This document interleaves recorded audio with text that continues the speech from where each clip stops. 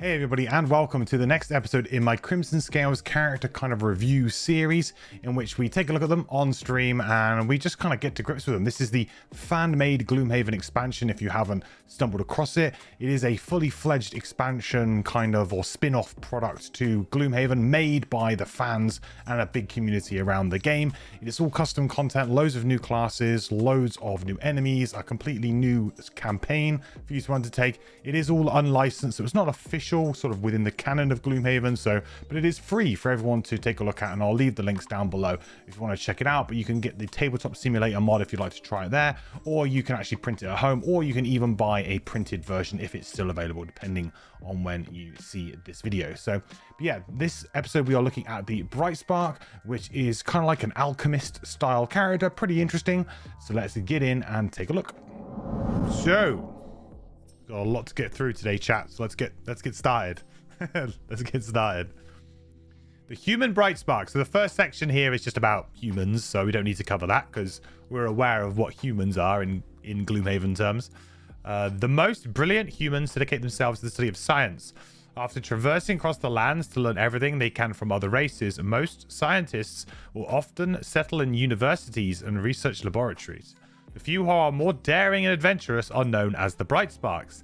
The Brightsparks apply their scientific knowledge in the battlefield, wielding powerful chemicals and amassing great fortunes to help further support those left behind.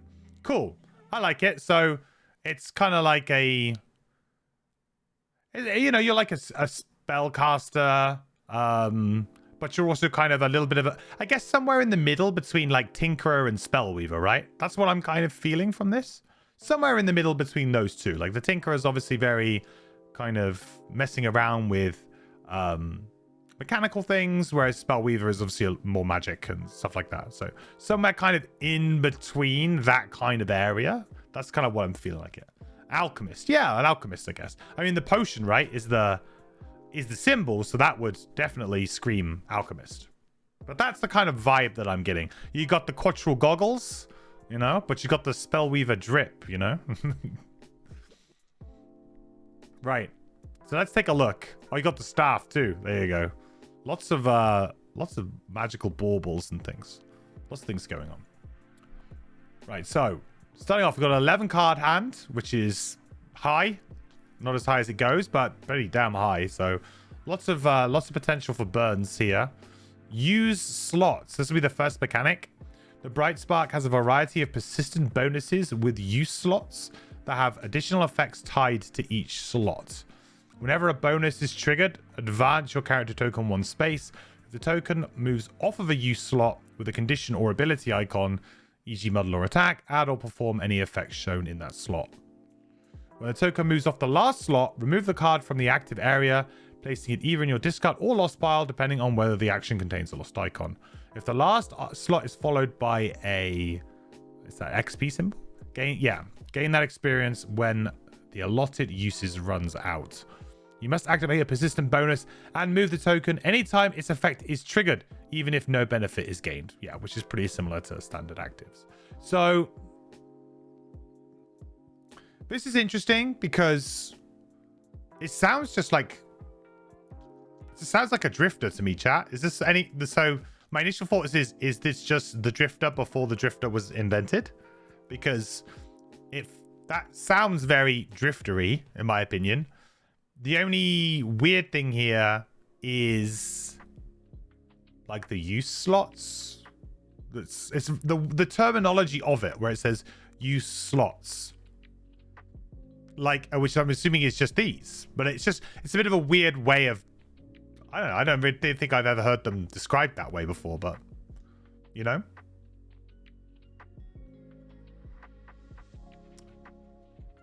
Feels like it. Nah. Yeah, the only new mechanic is the effects inside the circles. It's more short-term slot use rather than holding up long persistent ones. Gotcha. Okay, so we're going to see some funky things going on with these, but actually the mechanic itself is not too crazy. Okay, I mean, I like that. If it's lots of like interesting situational use stuff that could come in good use, I'm all for that. 8 health to start as well, pretty low. So we're obviously not somebody who's meant to be running around in the mix. Judging by our character style, I imagine we're more ranged than melee, but we'll guess we'll get into the cards and we'll find out. You were hoping him being a bit like the Drifter. Yeah, sounds very Driftery. Sounds very Driftery. Okay. Right, so let's go through the cards then. So, card number 1, acquire funding. Attack 3, range 3. If an enemy is killed from this attack, directly gain its loot. Ooh, okay. All right. Well, attack 3, range 3 is pretty much the benchmark for me for like what is a good attack. Like what is like an acceptable level of attack?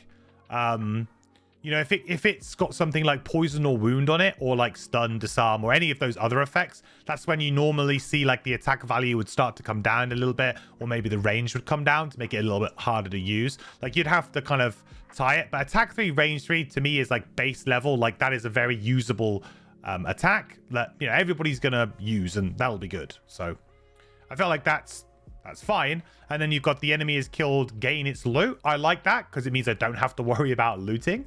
You can potentially get a bit of extra loot. Quite a nice card actually in terms of like directly looting. Obviously, as part of the theme of this character was about collecting loot, right? So that kind of makes sense.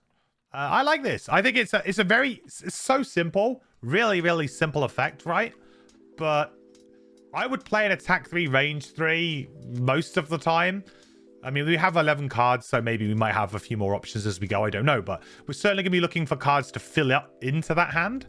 And attack 3, range 3 is very playable. So yeah, and it's got an upside to it that might come into play, it might not, but is it really going to matter? It's going to be cool when it happens, but yeah. Yeah, never unhappy with a spare dagger, level 1. Exactly. And it's got a little bit of upside. It's very subtle, and it probably isn't going to come into effect very much. But when it does, it's going to feel nice. 61 initiative is, you know, not really a good initiative for either trying to go early or trying to go late. So it's sort of, that's a bit meh. The next 3 times you end your turn, perform a move 1, loot 1. Okay. So I've got a question immediately about this. Does this happen after your end of turn loot action? I presume it does. Like, is this a meant to sequence? Like, we take our turn, we end our turn, we perform our end of turn loot because it's the end of our turn, and then this happens? Or is this something that's in addition? Like, it seems a bit... I'm not too sure of the sequencing of that. Without boots, will that matter? Well, yeah, because you could like end... I suppose it wouldn't, because you'd still get the one that you had, right? But you may be able to get one... You may be able to get loot that is 2 away or something. I don't know. Depending if you had more loot yourself. It's a fair point. Would it really matter? Probably not. Because you could just move away and loot the one that you would have ended up losing on your end of turn loot. But I don't know. It's just like an interesting one. I don't think this is particularly good, especially for a burn. It's only 3 charges as well. And it's also the next 3 times you end your turn. So once you play it, it is out and you have to do it.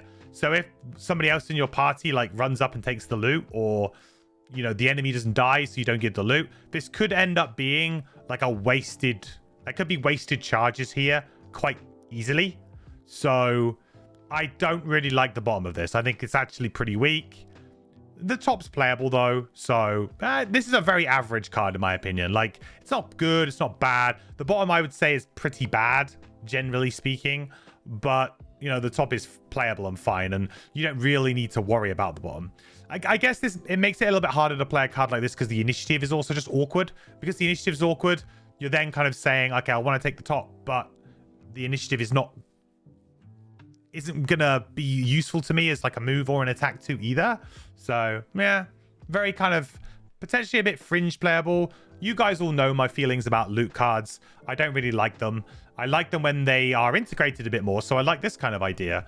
But yeah, this I don't know.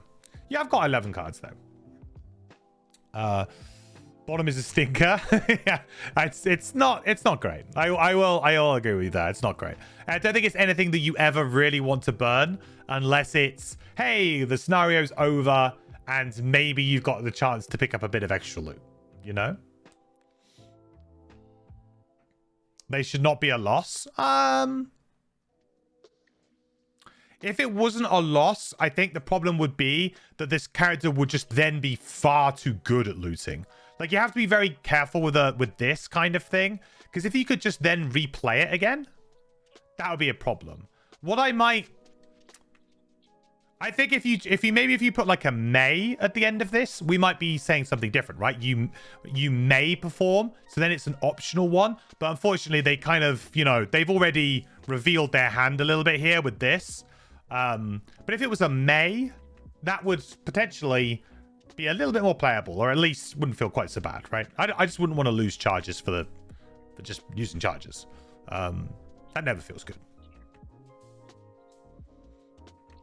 Yeah, base Gloomhaven rules make use slots mandatory. I mean, I don't think that's not the case. I don't know, is that the case in Frosthaven? I can't remember. But yeah, I feel like this is a good example of an ability that you'd either have to do it in two ways to improve it. You'd either have to change it to a may, so you have the option, or you would have to maybe increase the number of charges here to like 4 to then allow the player to a little bit more leeway, or maybe increase the amount of XP that you get through it. Maybe you get an XP here for a 2, like, so you can get up to 2 XP, and that might make it feel a little bit less bad. Yeah, not off to an amazing start, like solid top. All right. Okay. Blinding light waves. Stun. Target all enemies within range 2. Create light 2 XP burn. Pretty base effect there, right? Is Crimson Scales available anywhere, or would you have to go on eBay or something like that? If you want the physical copy, you would have to... I mean, I don't know if they're taking orders anymore through the website. But you can play Tabletop Simulator. You can get the Tabletop Simulator mod or files through there too, if you wanted to try it there. Okay, so stun, target all enemies within range 2. This to me doesn't feel like, this doesn't feel terrible. It's probably about what the power level of stun should be. Right? And there are many characters who do get stuff effects like this. There are a lot of cards that kind of do this effect already in the game. So this will just be a character at level 1 having an effect like it. Range 2 is pretty small, but you know, that's every enemy though. So in certain situations could be good. Stuns generally not great when it is a burn, especially this kind of thing. Like generally this is underwhelming, because of course you're burning a card to stop the enemies from acting when, you know, most scenarios it's a race against the clock and you're stalling the game out. Like you want to do something maybe a bit more proactive. You want to be doing damage, or you know, you want to be progressing rather than stalling. And burning a card to stall around in certain situations, really good, right? Certain scenarios, very good. You know, you just have to look at like the Altar mission with Hail, which is like a really good one to just stall for as much as possible. Like it just buys you a lot of time. A card like this would be great in a scenario like that. But in like general use, not so good, right? Stun on 68 isn't great either. Yeah, 68 initiative also then means that you probably need to pair this with something else, because the chances are you'll be playing it like proactively rather than like waiting for the end of a round to play it at the end for the next round. That doesn't make much sense. You'd probably want to go early and stop that round. Yeah, so yeah, I think this isn't an effect that I personally would play unless a scenario was like really born for it, you know, that kind of thing. But it's not something that I just generally would play. All adjacent enemies suffer 1 damage. Move 1. Became invisible self instead. Is that instead of the move 1? So instead of the move 1, we could go invisible.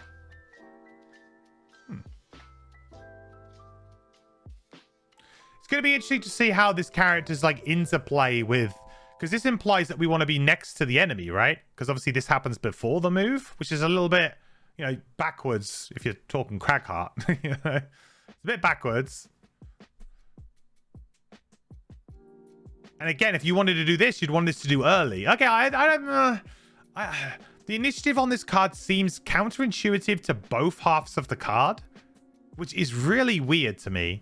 Unless, okay, I guess you're trying to invite enemies to come up to you. But, I don't know, this initiative just is really stinky for both halves of this card for me. Like, I'd want to play this early, I think. I don't know. Weird. Find this to be very weird. That's a meh from you? Yeah, I don't know. I mean, I love this effect. I love the crack card, right? This is our jam right here. But I don't really understand the initiative and how this is all going to kind of work out together. It just feels awkward. Maybe it will come into place a little bit later. I don't know. But this just feels awkward to me. Just odd. It'd be hard to play. But this is much more kind of at the power level that... This especially is at like Frosthaven power level, I would say. And this is maybe a little bit above. This definitely is probably above. But yeah. Maybe there's a good early to pair with it later. Yeah, I think so.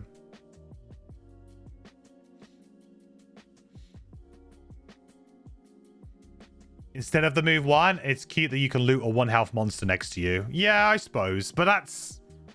I mean, like you said, cute. It's not like... It's not winning you a scenario or anything. You know what I mean? All right. Yeah, so far, I'm not... I mean, they're not bad cards, but they're just not anything kind of like exciting. So, Cell Regeneration, heal 3 self, consume light, also affect 1 adjacent ally, 1 XP. Oh, I don't mind that. I think it's an okay heal. As far as heals go, if you could do that reliably, that's really good value. You know, 6 health, 1 XP. I guess that it has to be yourself. I'm not so sure whether or not we're going to be taking damage that much at the moment. Although some of these cards are implying that we're going to get pretty close to enemies. So I don't know. We'll see. But I think this is okay for a heal, like a level 1 heal. It's pretty good. It's a top heal though. True. But I feel like you're not going to get something like this on the bottom of a card. It's very awkward. You're still going to mostly see heals on the top, and that is kind of like the traditional Gloomhaven balance, I think, is to have heals in the same slot as attacks. Treat them almost a little bit in that kind of same vein. And then you occasionally get the ones that kind of go in two, right? That's when you know they're good ones, when they're like on the other half of the card. Yeah, I mean, I agree. You're giving something up. But in terms of like at the end of a room, if you could heal yourself for 3 and your buddy for 3 before you long rest or something, before going into another room, it's not a bad heal.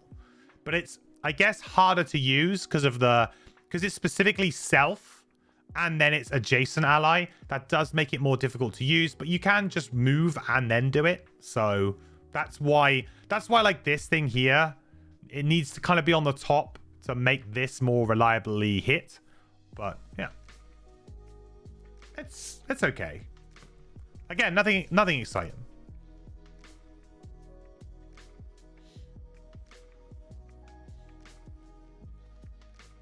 You think it's worse than Frosthaven? What, the previous card? Yeah, maybe. It has 11 cards exactly. Ruskus. This character has 11 cards exactly. So, 73 initiative. The thing with heals is that you want them early or you want them late. So, I mean, I guess this isn't terrible initiative for this kind of effect. But it's not... Yeah, it's not super late. It's not... I mean, it really depends when you want to do it. Like, do you need to do it early? Because your ally's going to die if you don't do something that turn. Do you need to react? Or do you want to do it late because your ally's going to take a hit and you're going to go up to them after? Or does it not even matter because you're doing it when the room's clear and you have a bit better... idea of your positioning, right? The next 3 times you end your turn, perform heal X self equal to the value shown. Oh, interesting. So So at the end of our turns, for the next 3 turns, we're going to get a heal 1, then a heal 1, then a heal 2. Then it's going to drop off when we get 1 XP.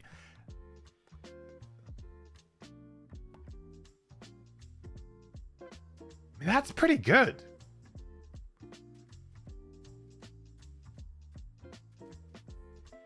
I guess the problem with a card like this is that it's not... Like, the turn that you're playing it is not particularly exciting. But if you could just do an attack, because you didn't have to move, right? Do a ranged attack, you don't have to move. You got free bottom action in a certain way. Dropping this as a bottom action and just leaving it there is pretty good. It makes you immune to wound and poison. Because it happens at the end of your turn too. So, you know... Actually, no, it doesn't make you immune to wound and poison. Because if you get wounded before... Yeah, okay, that's important. The timing is not quite as good. Because if you got wounded, then you would take the damage at the beginning of your turn, but then you would heal it off at the end of your turn. I mean, it's still good, but it's not as good as, say, Music Note. Because Music Note can do those things before. So you can stop that point of damage, right?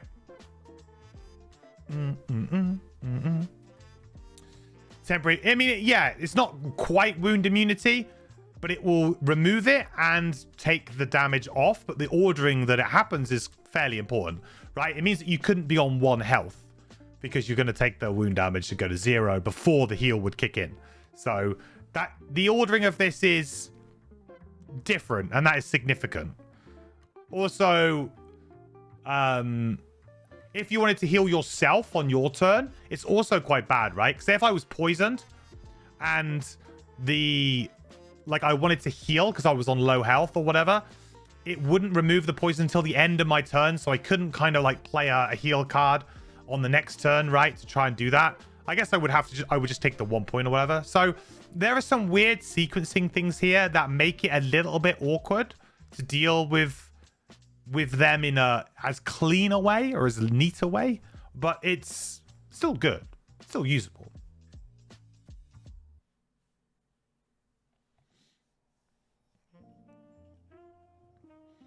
It's a nice way to overheal if you are healthy when you activate it mid-combat. The timing is not great against wound poison due to not being able to self-heal. Yeah, exactly.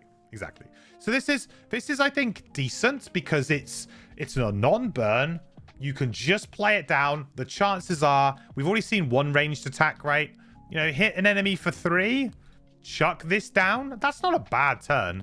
And yeah, I mean, you just let it do its thing and you're going to get 1 XP after 3 turns. If you've got 11 cards, you're going to have some filler cards.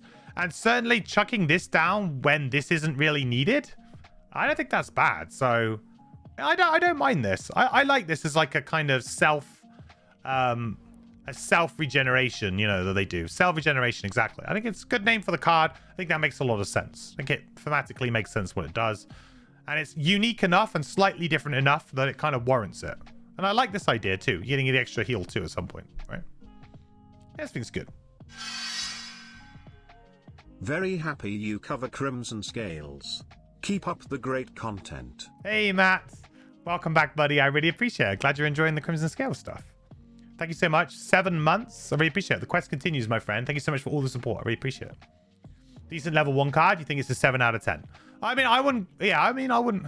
Personally, if for a card to get up to like 7 or 8 out of 10, like that kind of area for me, it has to be doing damage or pushing scenario objectives, which this is not, but it is a good role player card. And it also kind of, it kind of sneakily solves some of the problem with healing, right? Some of the problem with healing is that you're giving up attacks or you're not being proactive. This is like, yeah, you give up 1 turn, but you're going to get a little bit of trickle down value for the next 3 turns or the end of this turn and into that. So you will still get a heal 1 that turn as well. So you can play it, get a heal 1 that turn, and then you can kind of get this trickle down heal for the next couple of turns. I like that. I think it works. All right, 13 initiative. Right, come on. Give me something good. Contagious Malady.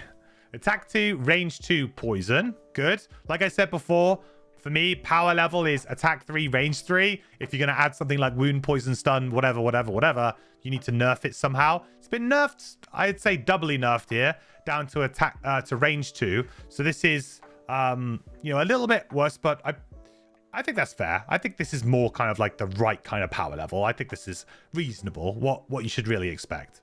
And then poison, one enemy adjacent to the target of the attack. Even better. Okay, this is fantastic. This is really good.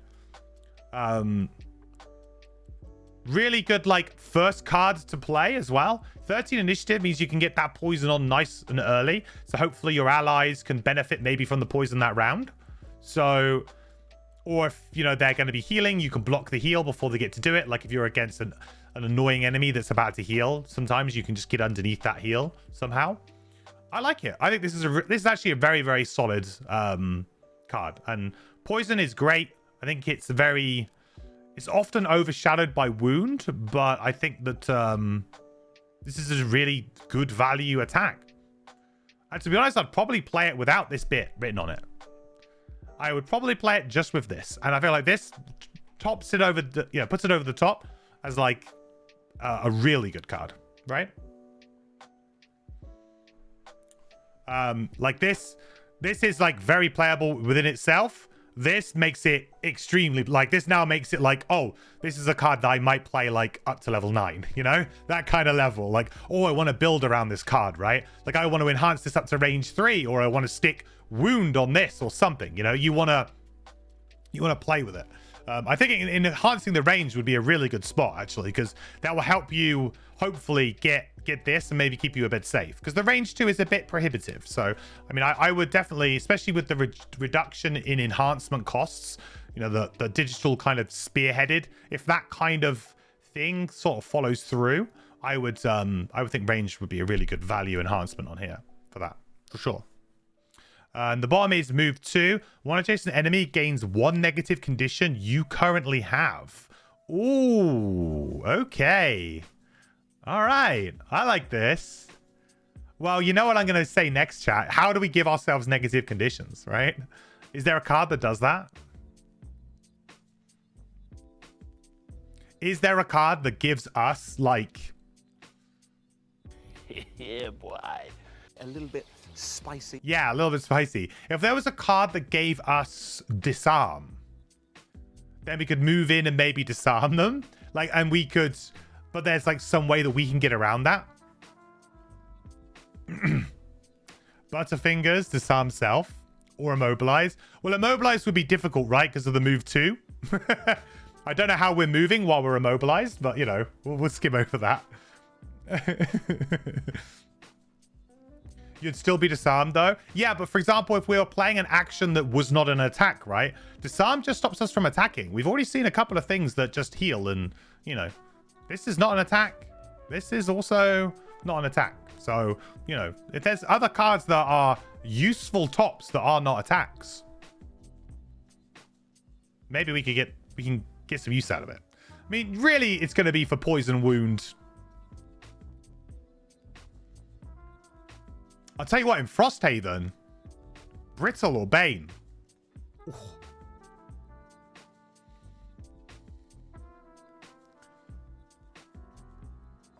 If you give the enemy the effect, do you lose the effect, or does it copy double the effect? Well, the fact it just says they gain it, it doesn't say that you lose it, so I would assume that it just copies it. You don't lose it, they just get a copy of it. Like, it doesn't imply here that you would lose it. There'd be another line of text here, I would think, if we lost it. Card title says it all. Contagious Malady. Sure. Yeah, it does. It's a very, very thematic name for this card. I think it fits really, really well with the effect.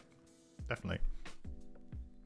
I like this. I guess we'll have to wait and see if we have something else that really plays into this. But you're probably looking at Poison Wound.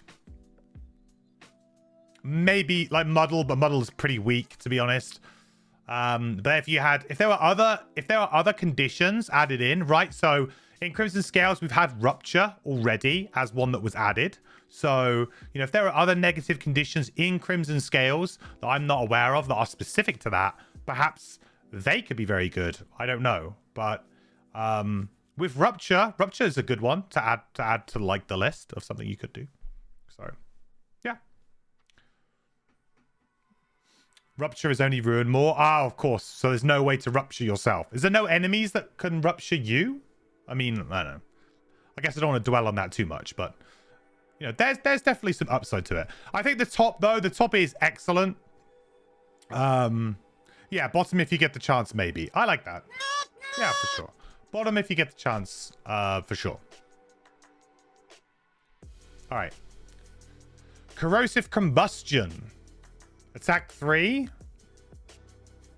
One little hex pattern there. Consume fire and make it an even bigger one. And that's a burn. I mean, this looks a lot like Flamethrower to me. Maybe a little bit easier to get than Flamethrower, because I think Flamethrower is like just this. I think this is okay. I'm a bit surprised this is a melee attack. I'm a bit surprised by this character being more melee than I would have assumed. I feel like this is pretty underwhelming, to be honest. Considering that you're only actually adding an extra 2 hexes for the fire. It doesn't like, so you're probably hitting with this, you're probably hitting 3 things, because I can't perceive myself ever burning this if I'm not hitting this. Like, it's really bad value to do an attack 3 target 2 burn. Like, that's really bad value. So I would only ever be playing the top of this if I could get all 3, right? Then that makes it a bit more similar to like a melee, like a melee net shooter or whatever. Well, not ink bomb's a bit better, but you know, net shooter, for example, or whatever. Then consuming the fire adds in lat, which might be 1 extra target, which seems kind of rough. I'm not sold on this one, chat.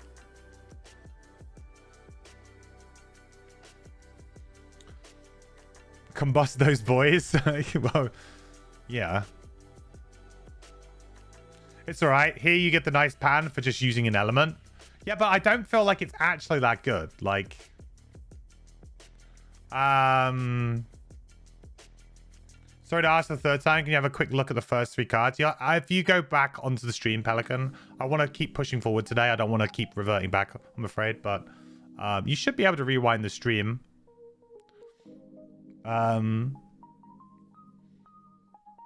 Or catch it on the VOD. Or you could just go to the PDF. If someone wants to link the PDF, should be able to link you that. If I link you this in chat, if you go there, you can check it out.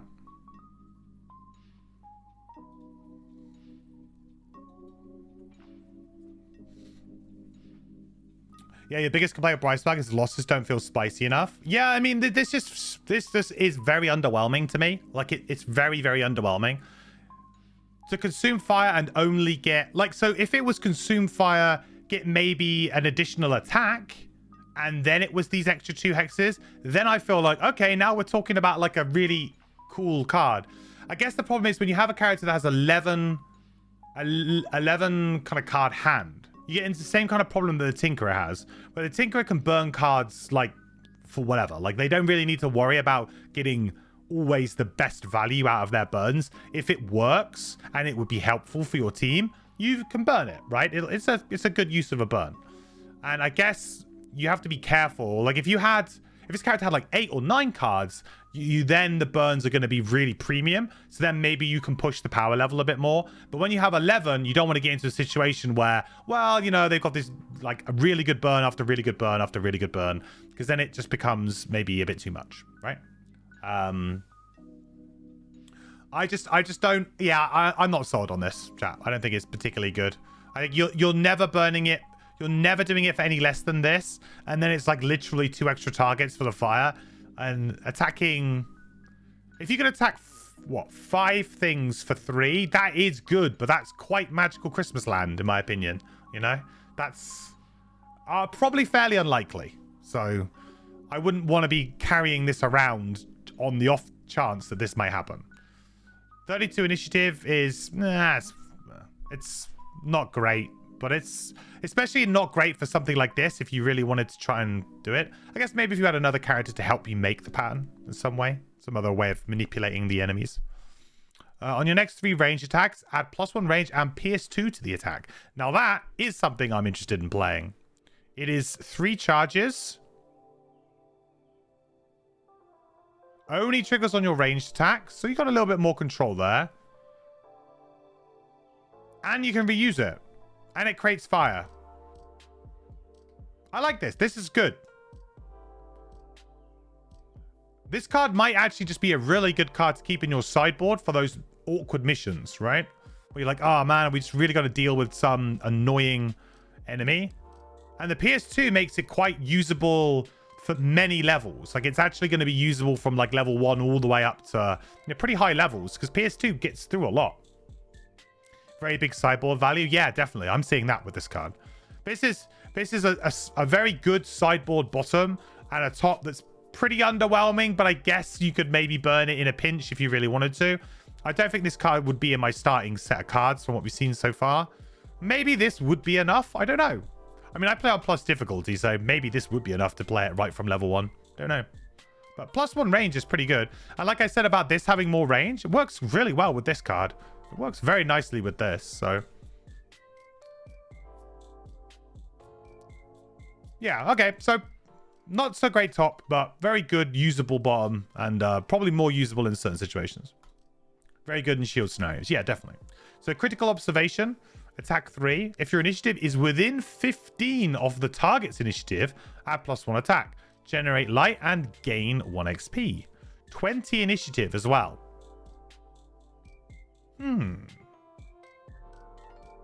Critical observation. This is very unique. Very, very unique. This is a melee attack too. Not a ranged attack. This is kind of an interesting one to try and make a judgment on, because certain enemies are a little bit more predictable than others. If you were to lead with 20, let's say, would you be able to get it? Is this a character that wears initiative boots too? Like, and you'd actually want to use them to try and get within the 15? I don't know. Oh, there's shoes in CS. Yeah, that's what I was thinking too. Like, if you had the boots to maybe make it happen, force it a little bit more. Yeah, make boost of speed worth more. Yeah, quite interesting. Yeah, I think it's a very interesting effect. Attack 4 is not a big attack though. Like, it's very that is almost. I would actually say that this is probably borderline underpowered. So if we consider that attack 3, range 3 is the baseline power level for a ranged attack, I generally go along the lines that a melee attack should be somewhere in the range of attack 3 with some upside, or attack 4 with maybe something a little bit hard to do, right? If you look at flanking strike, that's attack 5. I think that's probably maybe a bit too strong, but you're in that kind of range of, you know, the risk that a melee character has to put themselves in to get hit, to do their attacks. They have to be hitting a little bit harder because they don't have that safety of sitting behind other people. You know, they're going to be in somebody's face, and if they miss, oh, they're going to get cracked back, right? So I always find, like, it's harder for me to, like, judge what a good melee number is, but I always settle around 4. And I would say that you have to work for the 4 quite a bit, and when you do work for it, you just generate light, which is not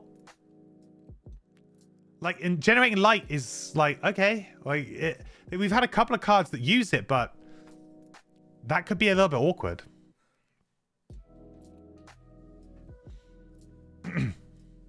Attack 4 Sun is a level 2 on Sun. Yeah, but I mean, I don't know what the power level, the intended power level of Crimson Scales is.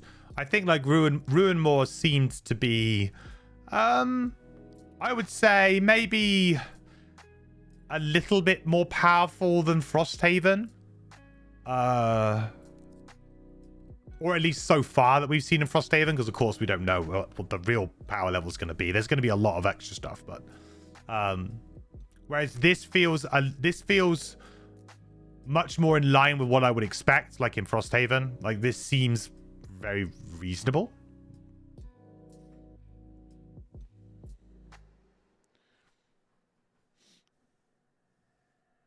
You'd say attack 4 plus M and plus XP is a premium? Really? I don't know. I just think that the fact that you have to have the 15 initiative In certain scenarios, that's going to be wildly inconsistent. In certain scenarios, that'll be wildly inconsistent, especially on 20. Yes, you could pair it with a different initiative to try and hit that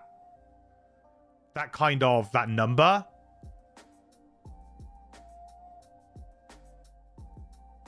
I don't know. I feel like this is okay. I guess I'd have to just play with it a bit more to see if I can reliably hit that 4, right?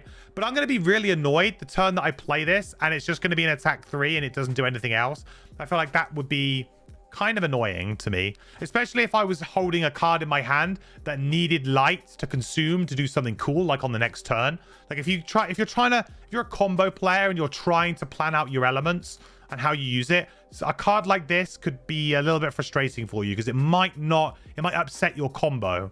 It's like when you play triangles. One of the things with triangles that I dislike is that you have to play a certain way, and if you don't, or something takes your element away, or something goes wrong, then you kind of fall apart a little bit. And I feel like it's maybe a little bit harsh. I don't know.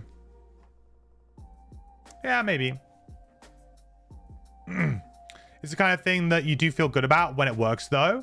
Yeah, that's true. But is it feel good RNG, or is it feel good I made a good play? And I feel like it's feel good RNG, not feel good I made a good play, which I like less, right? I really like, I figured that out. I came up with the right play to make it work. Whereas this feels a bit more like, oh no, they drew their 98 because they're doing nothing, or you're against a certain enemy. I don't know. Maybe. Like, it's very scenario dependent and monster dependent, so it's very hard to completely, analyze, I would say. 1 hour for 6 cards, just saying. Oh, well, we're probably ahead of schedule then. Bearing in mind that I also introed for about 20 minutes, so. So, on your next 3 attacks, add the condition shown to the attack. So we can add muddle, poison, and wound. Now that I don't mind. That I think that's pretty cool. On your next 3 attacks, add the condition shown to the attack. I like that. I think that's good. Quite unique. I like this. I quite like this sub-theme of this character. Well, let's say it's sub-theme. It is the theme. But I like this idea. So instead of it being that you're always relying on playing, like you're usually relying on playing one card, right? You kind of get like railroaded into playing something like this. And then the game's like, oh, you should stamina potion and play it again, or you should play it again. You just kind of, you identify your best card and you just want to play it again and again and again and again. Well, I like the idea of this because this kind of frees you up from having to play the attack 2, range 2 poison. It's like, no, do you know what? I can play my other card and I'm going to get poison for it just this one round, And that's quite cool. I think that puts a bit less pressure on the whole play your best card, or that incentive to do so. This is good. I think overall, this is a pretty good card. One of our better cards, but this is really hard for me to judge without playing with it. So I'm not going to say I'm completely convinced. I think it's maybe slightly weaker than I would like, but this probably makes up for it. So.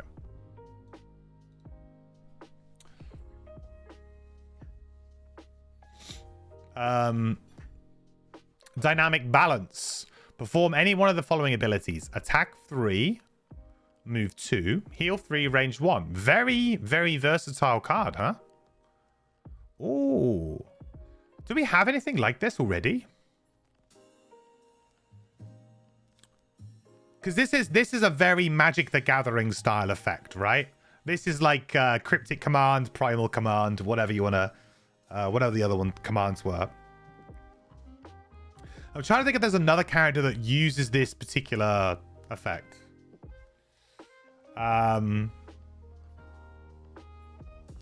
Interesting card, will cost a lot if you want to upgrade it. Well, upgrade all 3 abilities? Sure. Can we get a textless version of this card? Well, I mean, to be honest, you could just have or here. Really, right? Like, you could just have one word, which is or. and that probably would work. But this, I think this, you know, this is a good to clarify, just to give that extra bit. You got the space to use it. Why not use it?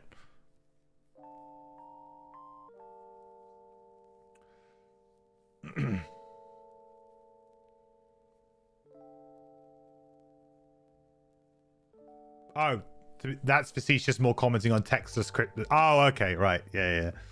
On full art commands. Yeah, okay, fair. Yeah, so I think this is good. Like, variety is the spice of life, right? And I feel like something like this is always going to come in use, because you're often just going to want to do a, like, even at the end of a room, you might want to do a double move, you know, move on the bottom and move on the top. You might want to, you know, heal, do a double heal, or heal somebody, move and heal, attack. I feel like it's just a very usable card. It's not particularly exciting, but I really like the variety that it gives you. I guess my only problem with this kind of thing is that it is on a character that has an 11 card hand, right? So, and we can use this as a default attack 2 already. So in a way, like, yeah, it's attack 3, but you know what I mean? There's some elements to this card that are maybe not quite as good as you'd think. And because we have 11 cards, we have the ability to carry extra cards that can kind of fill multiple roles. So do we really need a card that can do everything on an 11 card hand character? I don't know. We're more likely to need this kind of effect on a character that has a much smaller, tighter hand size, because then we can be a bit more flexible, right? So it's a cool idea, and I really love the idea, but I'm not sure whether or not it's as needed for this character. I don't know. It's really hard to say. The actions are definitely all underpowered. You think you're happy to cut it early, but it'd be nice little help until then. Yeah, maybe. I'll tell you what, if there was an upgraded version of this which was like choose 2 rather than 1, so you could choose to do, like, so for example, if they changed the stats a little bit on this, right?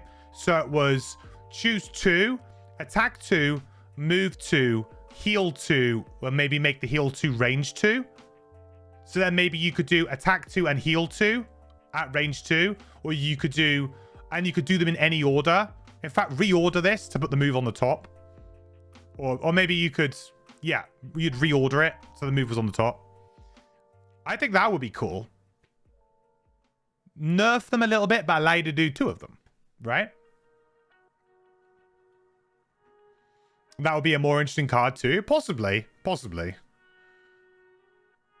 And that wouldn't even be high power. No, I don't think it would. I don't think it would be very high powered at all. I think it would be pretty balanced. I mean, many characters have move and attacks, right? Many characters have that on the top of their cards. So unless there's some way that it breaks with a combination of another card we don't know about, which it may well do, but that would be my initial, like, thought. It's a fun card. I really like the idea. I feel like it could be pushed a bit more. Like, the effect could be pushed. But we are still level 1. 22 initiative is good for this kind of thing, because you don't know what you want to do. So I would rather, on turns where you don't have a clear indication, it's always better to go early than late, in my opinion. Like, generally, because obviously you want to go before the enemy moves around too much. It's better to kill an enemy before they attack you than the other way around. Let them attack you, but then kill them, because you're taking damage unnecessarily, maybe. So, yeah, good initiative for this. Perform the following abilities in any order. Okay, so this is the big burn. Attack 3, move 3, heal 3. So you get all of them, and you get them in any order. Yeah, this is pretty good, though. The burn is actually... Ooh, is it worthy of a burn? It's tough. I mean, moving, attacking, healing, it's all pretty good. It's interesting that the values have only increased by like 1 on move, but you can do all of them. I guess the problem is that if this was the way that I was saying, that you could choose 2, this would be really underpowered in comparison to that. Like, you would never burn it. So this is kind of like the juxtaposition of the 2 abilities, right? It's like you can do the basic one, here you go, or you can do the supercharged version, and it's a burn, right? Great flexibility initiative, and the burn part is also nice if you're close to the end and want to gain some XP. Yeah, it's got 2 XP on it too. And you can burn cards freely with this character. Entwine? I guess it is kind of entwine, isn't it? Is it in tooth and nail as well? I think it's the same kind of thing. Does tooth and nail do the same kind of thing? 3 attack is just a little lackluster for the burn. Yeah, maybe. Maybe this could be an attack 4 and pushed a little bit more. I like this card. Interesting idea. And like dynamic balance. I think balance in general is a good way to summarize this card. Like trying to balance this kind of thing is quite difficult, I think. Exothermic Cocktail, attack 2. 1 XP. Fire. Interesting. So this is like a very specific pattern. So it's not the hex that's in front of you, but 3 around you. Like 3 from that hex. So it's like you're kind of throwing the cocktail there, and it's kind of going out from that. This is not a... I don't think we've seen this hex display before, have we? Actually used in a pattern before?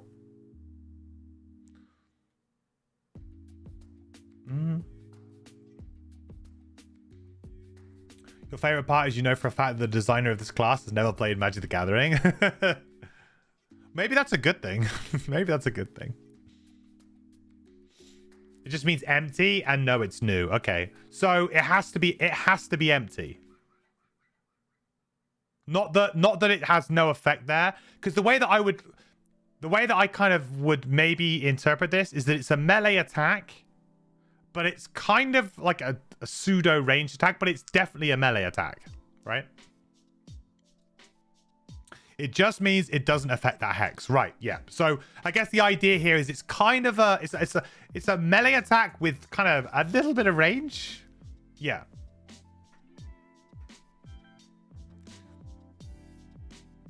Basically attack 2, range 2, target 3.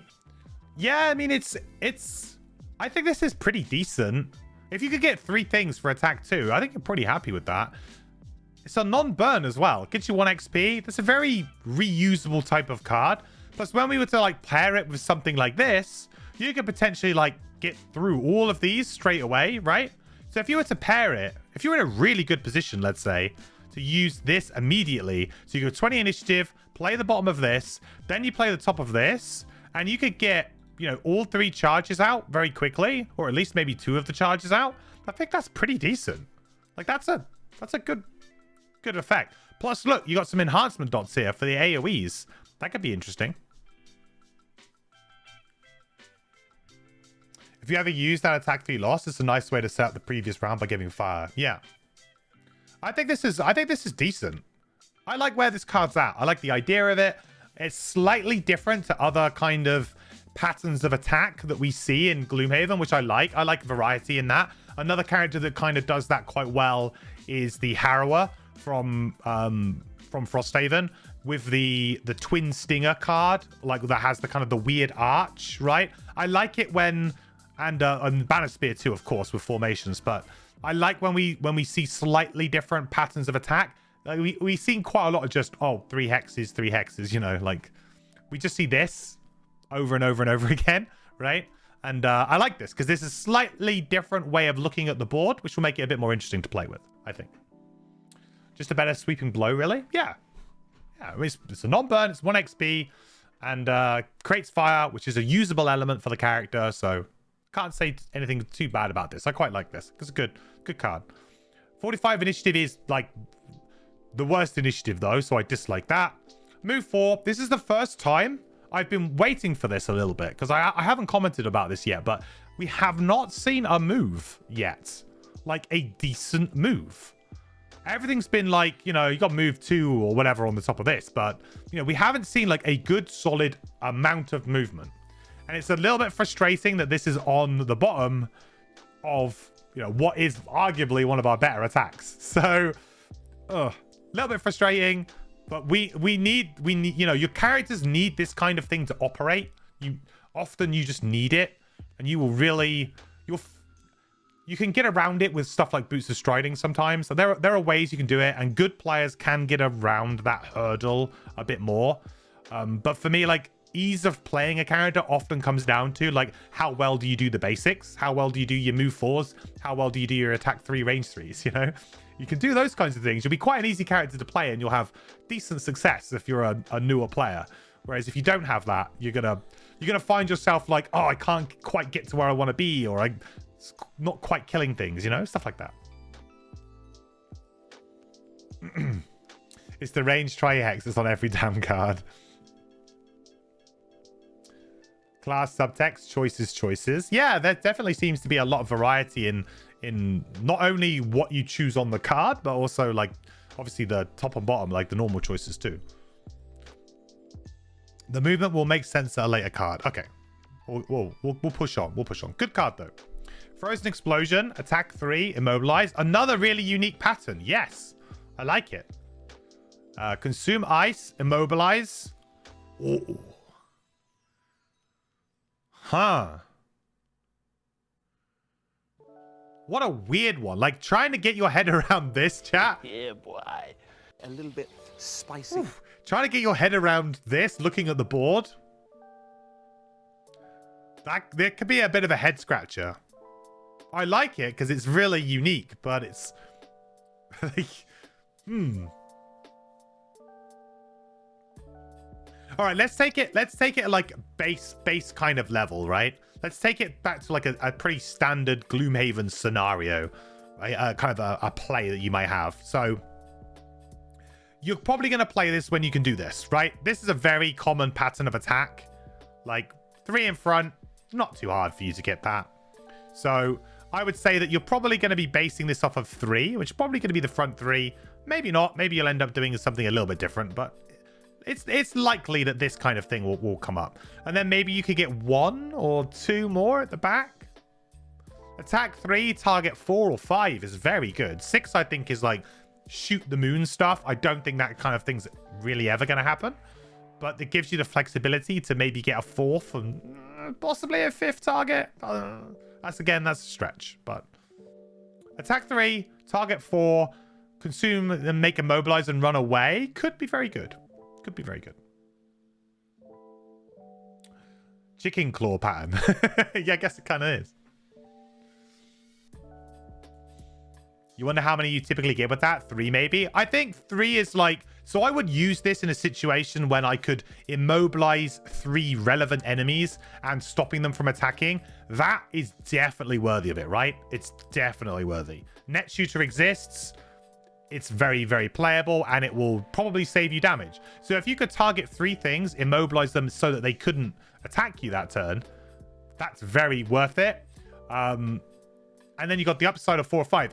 If immobilize wasn't maybe as relevant here, then you'd probably be maybe looking to get an extra target in there. But I think this is definitely a bit more powerful than maybe other cards that we could compare it to, like other level 1 cards that we could compare it to. It's probably a little bit more powerful. And, you know, we can... Hopefully we pair it with, like, a low initiative to move away. That's what I guess we'd have to do. But I like it. I think it's good. Yeah, 55, not ideal. Yeah, we definitely need to pair it with something better. Unless we were to try and move... I guess unless we were to try and go super late, move in, and then maybe go earlier the next turn. There's a bit of interplay there, but that's always very tricky to pull off, because then the enemy might just pull a ranged attack or, you know, do something unexpected. Okay, on your next 3 move abilities, add +1 move. Hey, I like that. I like that a lot. Okay, this card was already strong. I thought this burn was already good. Now it's definitely gone up. Just getting an extra +1 move. It's like a free pair of weathered shoes, chat. It's free weathered shoes.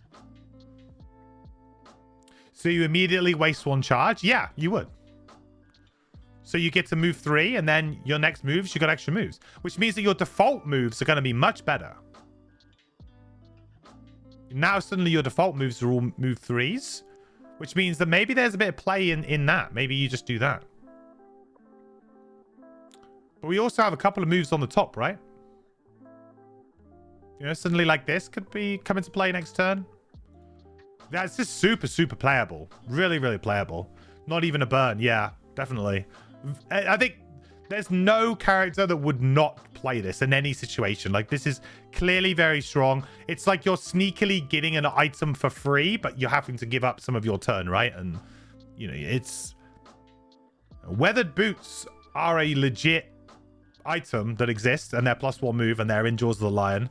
And, you know, boots of striding, in my opinion, are very, very strong. And in fact, this would actually give you more movement than boots of striding, technically, right? Because boots of striding, you can only use it once per rest, so you get +2 move. This technically gives you +3 move per rest, because you can get it back into your hand, play it again. Or you can use a stamina potion and get it back and play it again. It's easier to play this card probably multiple times than it is for you to be able to reset your boots multiple times. So it's better than a pair of boots of striding too.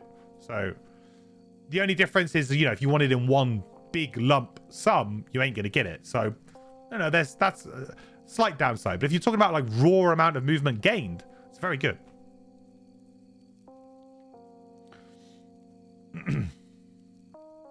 Liking initiative boots more and more for this character. Yeah. And that frees up that slot too. It's a really good, yeah, it's a really good point. Initiative boots would have worked well for this card that we were looking at earlier. Would work really well with this.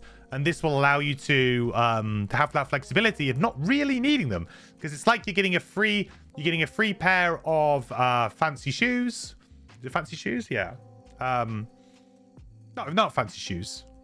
Comfortable shoes. Free pair of comfortable shoes, or, you know, basically the value of boots of striding as well, potentially. Like, it's good. It's really good. All right, love this card. Auto include, absolutely love it. Magnetic field. Perform one of the following abilities: pull to, range 3, target 2, or push to, target 2. Huh? Okay, I guess the template thing's a bit weird on here, but that's so that it fits on the card. I guess it would be really difficult to fit it on the card otherwise, right? So I guess that kind of makes sense the way they've done it. I understand it.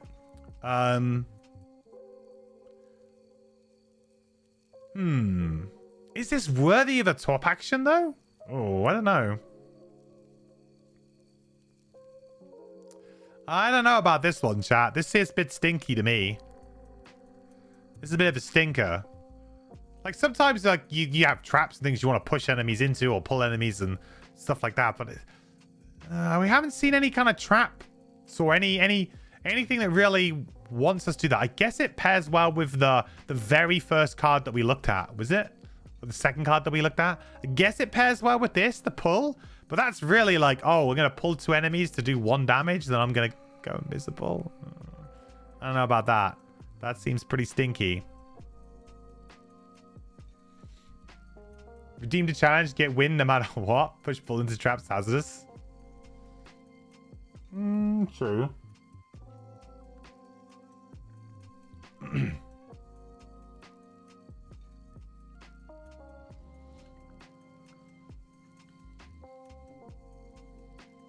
It's an error. It's supposed to be adjacent. Oh, you mean here? Because this doesn't really make much sense. Yeah, I mean, I don't think this top is particularly good. Like, I don't. You'd have to have some really good synergy somewhere with it, or really need the air for whatever reason. I don't think we've seen one that was like super air reliant yet. Maybe we haven't got to that card yet, but yeah. Or this, I guess, but this is obviously not good synergy, because then this is in your discard. What are you going to do? Are you going to short rest to get it back, or stamina potion to get it back to do this? Probably not. So the bottom is attack 2, range 2, consume 2, push 1. I mean, you'd play a bottom attack 2, range 2 anyway.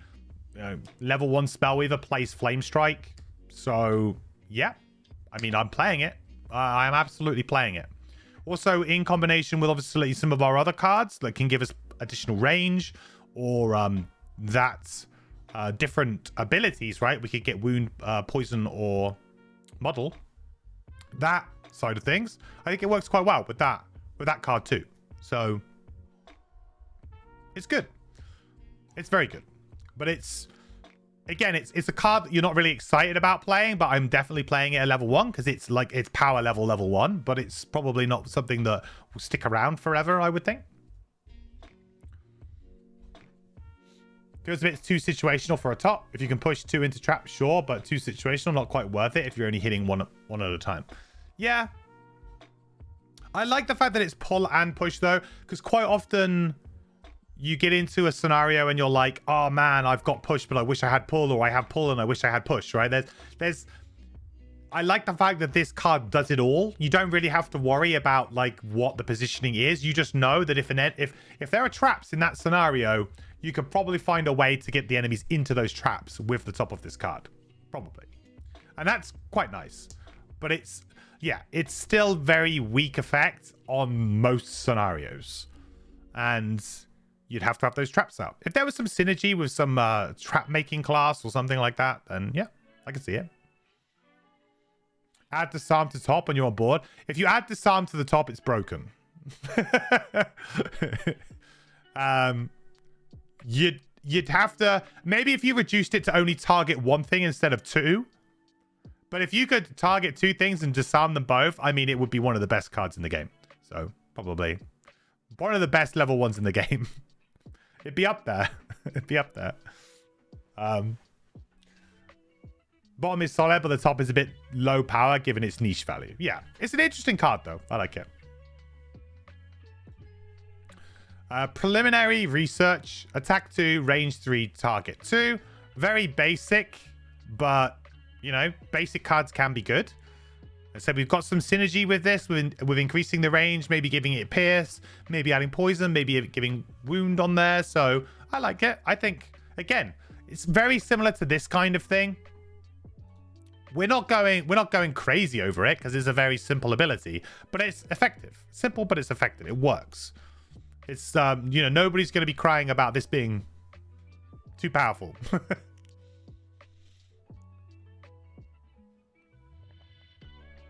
Hey, Token, will this be a YouTube video so you can watch later? I'm not sure. I mean, there'll be a VOD, so you'll be able to come back for up to 30 days onto Twitch to view it if you wanted to. But I'm very aware that I just seem to upload 4 5-hour videos to my YouTube at the moment, and that's maybe not best for the YouTube algorithm. So I might be trying to curate some better videos at the time. We'll see how we go. I am recording it, so I've been recording my streams just in case. This bottom. Okay, let's go to the bottom then. So top, nothing to write home about. Let's go to the bottom. 24 initiative. Recover up to 3 cards free of your discarded cards. Wait, recover up to 3 cards of your discarded cards. That's very. Is that a weird turn of phrase to me, chat? Feels like it's like almost like a double negative or something. Like the. Yeah, boy. A little bit spicy. Like there's 2. Like one of these cards does not need to be there. 1 card's too many. Well, if you want to talk about power level, maybe 2. 1 card's too many. When performing a short rest, choose which card is lost. This is permanent? Whoa. Okay. We found it. We found it, chat. We found it. This is the card. This is it. This is the one. It's a loss, but it's a permanent effect.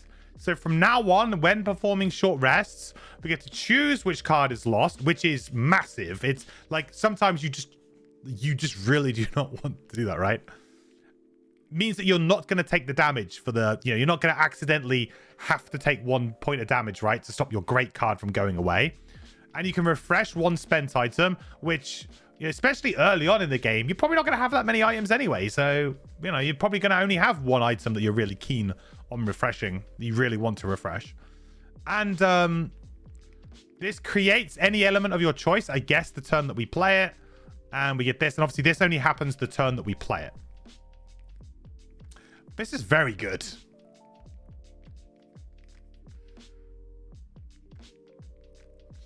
Personally, you've never found this particularly strong because you're just going to long rest.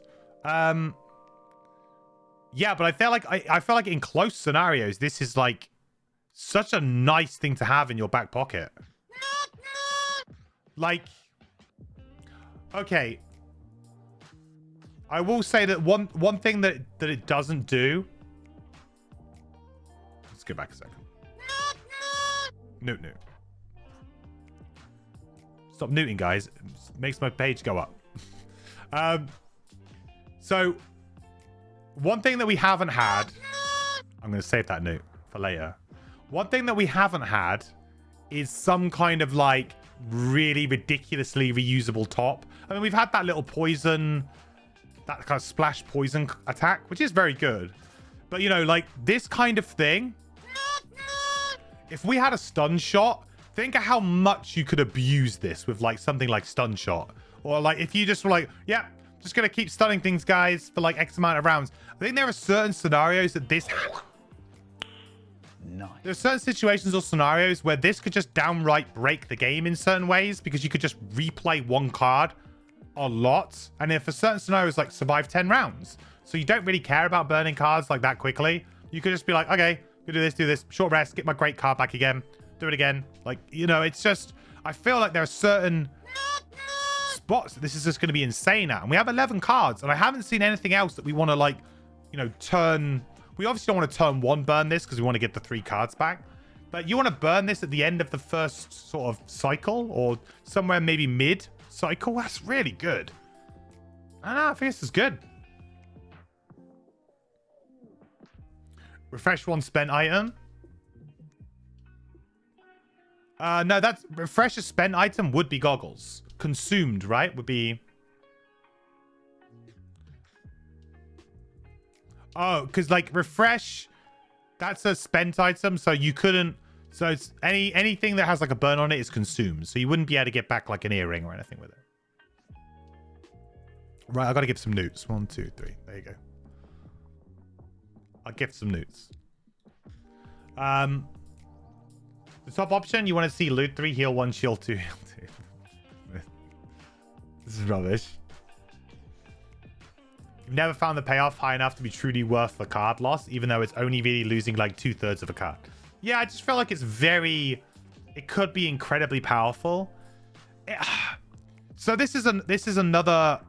So this is kind of similar in a way to...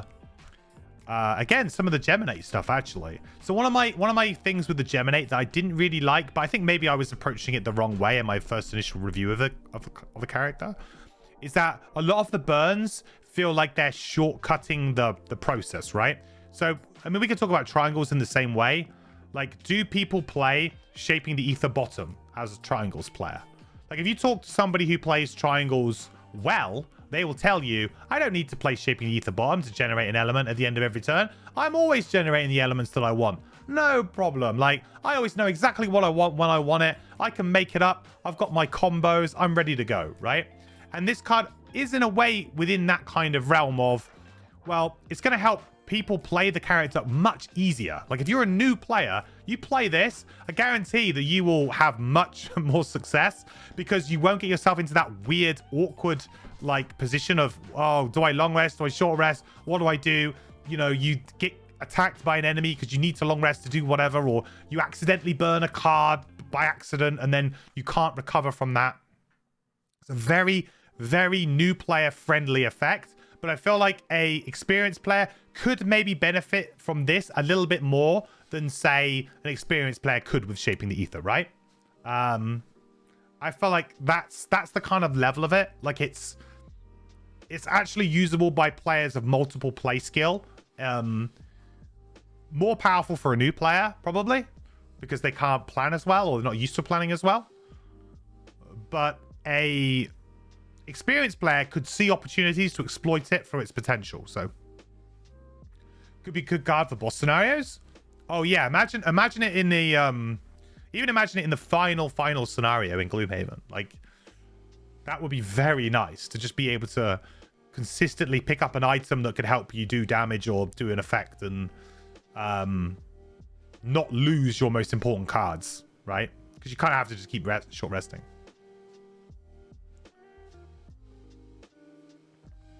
True, it's good design to have cards that are stronger for people playing at lower levels, give them more control. Yeah, I think so. I think that's a very good point.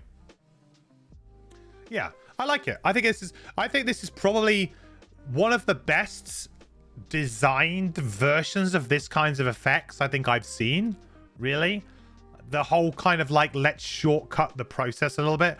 So Lightning Bolt also has, you know, a way to basically mitigate the problems of a short rest, but you have to play a card the previous round and then do it on the next. You do a short rest and you can get the benefits. And it's always felt a little bit awkward to do, and I don't think it's a high level card choice as well, whereas this is something you could start playing with right from level 1. You could start getting used to it. You could use it.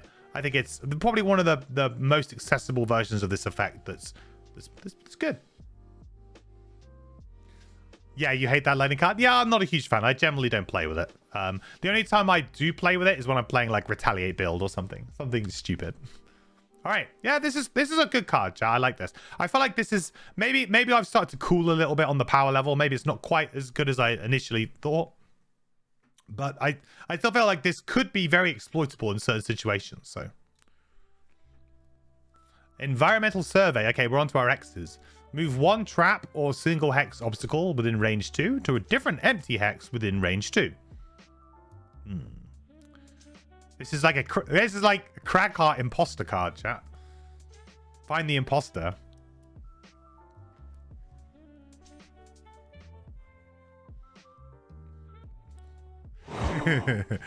Imposter card. I think it's... Well, it's move 1 trap or obstacle. So it's either or. Interesting that this isn't like on the bottom to combo in a clean 1-turn combo. Would have been cool. Maybe too good. Oh.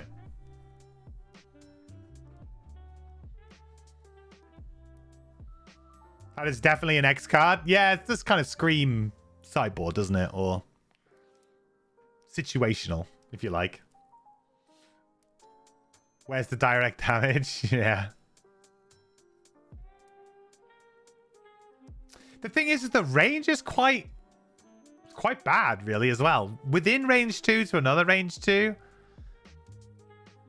The thing is that how different is this to something like a disarm effect? It's really not. Like, it's very kind of similar.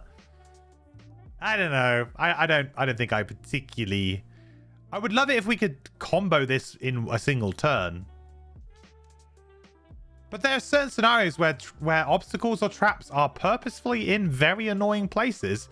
And just, you know, this card would allow you to maybe kind of deal with that quite cleanly. So, you know, we're trying to beat, at the moment, Rockslide Ridge on Deadly. Like, that was the last scenario, and we failed it. And there are some really annoying trap placements in that scenario. And obstacle placements. So, just being able to maybe cleanly move something out of the way, I don't mind it. Like, but it's certainly not a card that I'm going to be playing. Like in my regular rotation. 31 initiative is whatever for this kind of thing. I don't know if we wanted this early or late, really. It's kind of really situational when you would want something like that. The bottom is you and all allies within range 4 ignore penalties from difficult and hazardous terrain. That's permanent, right? It is. Within range 4.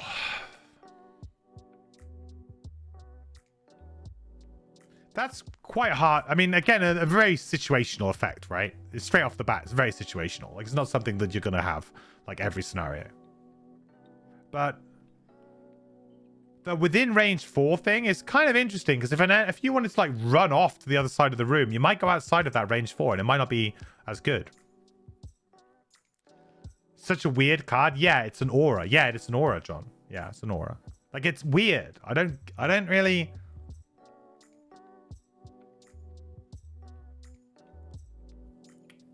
Plus, it's on the bottom. It is a permanent effect, though. So once you've got it, you got it.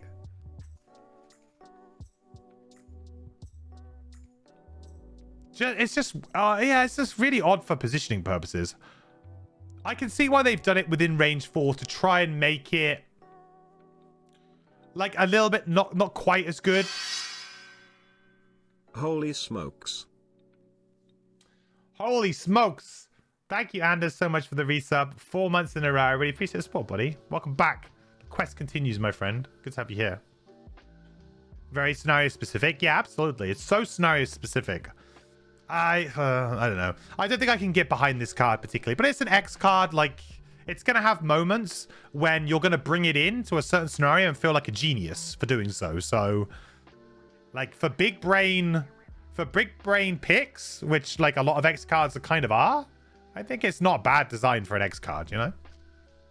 Just a bit weird, that's all. Leftover tonic. The next 3 times you end your turn without performing an attack ability, perform attack to range 2. Okay, so this is the anti heal top card, right? The anti heal top card.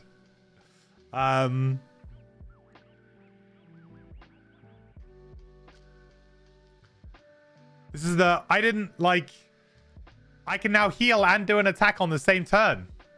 Feels good. Leftover tonic as well. I like the idea of that, the theme of it and the idea of it. I think it hangs very well. I mean, this is decent, but I mean, you probably could already do better or similar to attack 2, range 2 on your turn anyway. Yeah, it's kind of awkward. Like, how many usable non-attack tops do we have? I mean, it does turn certain things on.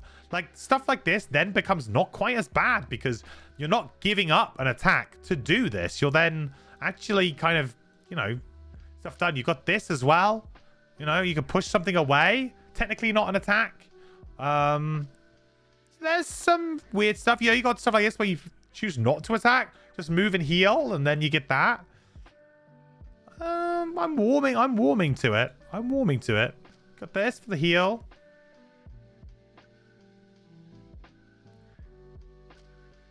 I'm warming to it, chat. So you play this, then follow with the more situational tops. Yeah, I think so. Like, that's... I like it that it doesn't punish you for playing, you know, quote-unquote bad cards, you know? Like something like this, you know, we're like, you know, I'm never really going to play that. But if you have something like this in play, it does mean that you can take some turns to do this while still kind of, you know, forwarding the goal of the scenario, which is, you know, typically kill everything. So you're still kind of doing that, which I like. So I think this is a really interesting effect, and I think it's a really kind of clever way to fix these cards, because it's hard, you know, you don't want to just put attack on everything, otherwise this game will be pretty boring. I've said it before. I really don't want the game to just turn into, you know, attack 3 range 3 or attack 2 range 2 or whatever you want, whatever it ends up being. I don't want it to be a game of move 3 attack 3, because that's like mathematically a really good number and it works and we can win scenarios by doing it. And this is a really interesting way of trying to solve that problem, and I like it. 70 initiative is whatever, right? The next 3 times you end your turn without performing a move ability, perform move 2. Free move. Now we don't necessarily have to do it, but this is end of our turn. So what does this work really well with? So the next 3 times you end your turn without performing a move before. So what kind of things would we play that would not necessarily give us a move ability? So this. We're definitely playing this. I guess you... well, no, it's got a move on it, technically.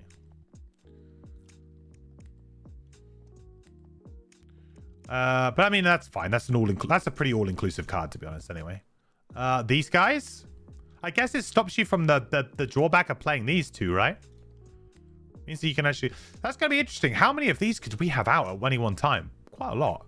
This has definitely got very Drifter vibes, but it's less punishing than the Drifter. This is like my first Drifter. That's the way that I'm seeing it. Because the Drifter, once they fall off, like, that's it. You're done. Whereas this character's like, doesn't matter. You can just race through your charges. You know, on most of them, it comes back. You can just play it again. Whereas the Drifter, you have to manage the charges. So it's a lot more spreadsheety. Whereas this is a bit more kind of like, just play, see what happens. You know, you can't do yourself too much of a mischief. Whereas I feel like the Drifter, you could, in theory, get yourself into a position where you burn through a lot of your charges and you just run out of stamina because you just burn through stuff too quick and you didn't manage it very well. I like it. top combined with the bottom of corrosive combustion seems interesting. What's corrosive combustion? Oh, the this thing? Oh, that was the cocktail. Corrosive combustion. What was that one? That one? Yeah. +1 range and PS. Yeah, it seems really good, right? I like this card, actually. I think this is a very, very flexible card, actually. I like both halves of this card. I really do. I think it's a very, very simple, elegant effect. You can play this probably on the first turn of the game and be pretty happy with, you know you're always going to be doing stuff. And yeah, you could play this at any point and be pretty happy. The only thing is the initiative, but I mean, these kinds of things generally have later initiatives, so I'm fine with it. I think it's pretty good. This is one of the most forgiving cards and a really great way to learn how to play this kind of like management game of your different active abilities and stuff. And this will be fun. I think a lot of people will really enjoy this because they'll remember that they have this and then they'll be able to do this. So when your friend like calls over like, oh man, I could really do with a heal. You know, if anyone could heal me this turn, I'd really appreciate it. Hint, hint, Brightspark player. You can go, cool. All right, yeah, no worries. I'll just run over there. I'll heal you. I'll get like an extra attack off anyway because of this, or perhaps you'd be able to move even closer to them or whatever. Like, or you could maybe take focus by doing this. There's some cool ideas here.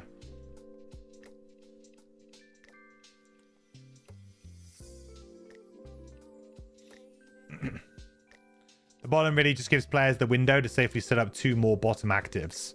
So you set up move 2, now you set up PS healing conditions bottom. Yeah, that's a really good point as well, actually. Because this means that when you play this and you play something else, you really don't have to worry about giving up a move to set something up, right? The end of your turn thing is a bit interesting to me because it's a little bit late, right? For this it doesn't really matter, but for move it's a little bit more interesting. Move sometimes that's going to be really good, but other times it's like Also, will this allow us to loot? Because when's the end of turn looting? I guess this happens before end of turn looting. Well, I don't want to get into minutiae of that again, but we'll see. Could be a good thing for that.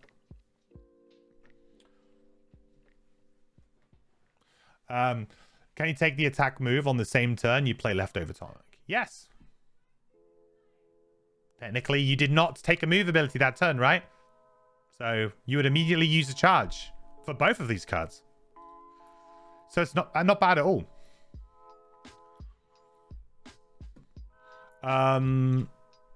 Elevated intake.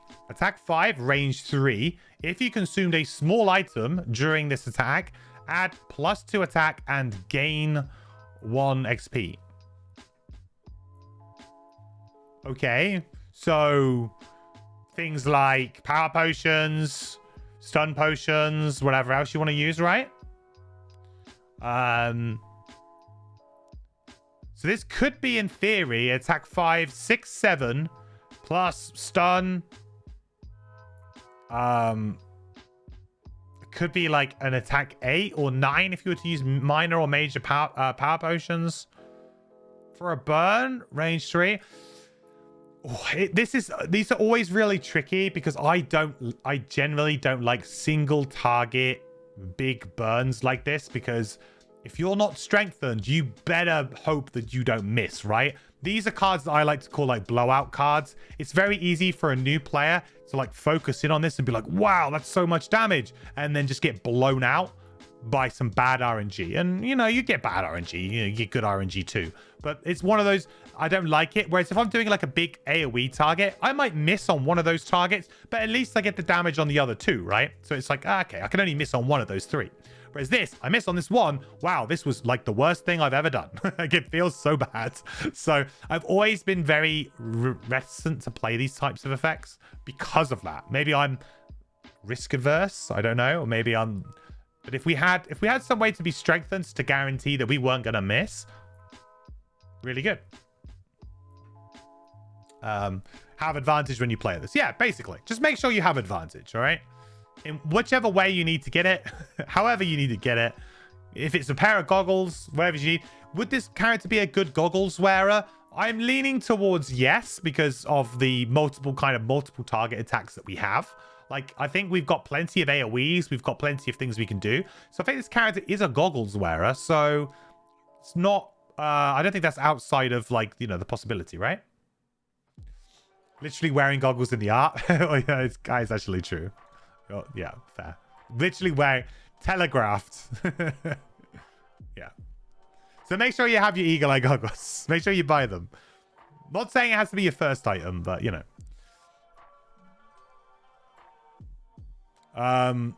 Move 3. The next time you consume a small item, this round generate an element. Interesting. Is there an advantage orb?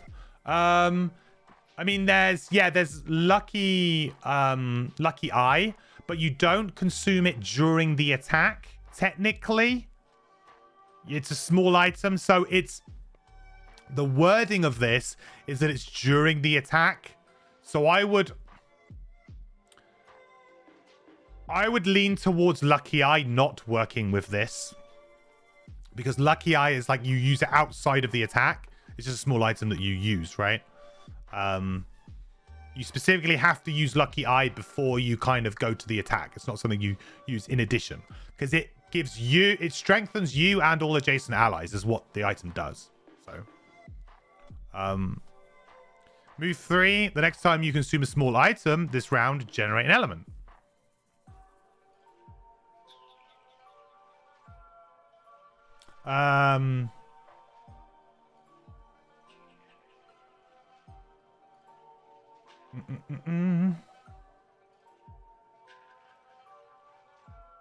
You mean the new 3 charge orbs? The what? Oh, is that a Crimson Scales thing? If there's a Crimson Scales item that's different, that'll be cool. For a second, you thought this could pair with Volatile Bomb. That could be too strong. Yeah. No, unfortunately, that is a hand item. Unfortunately. I feel like the bottom of this card is... I mean, it's... Move 3, generate an element is good. And if you were to use... You could always use your stamina potion back to get the card that you wanted the element for, right? This would be very, very clean way to go. Move 3, stamina potion back. Let's say your Frozen Explosion. Generate your ice. You're good to go, right?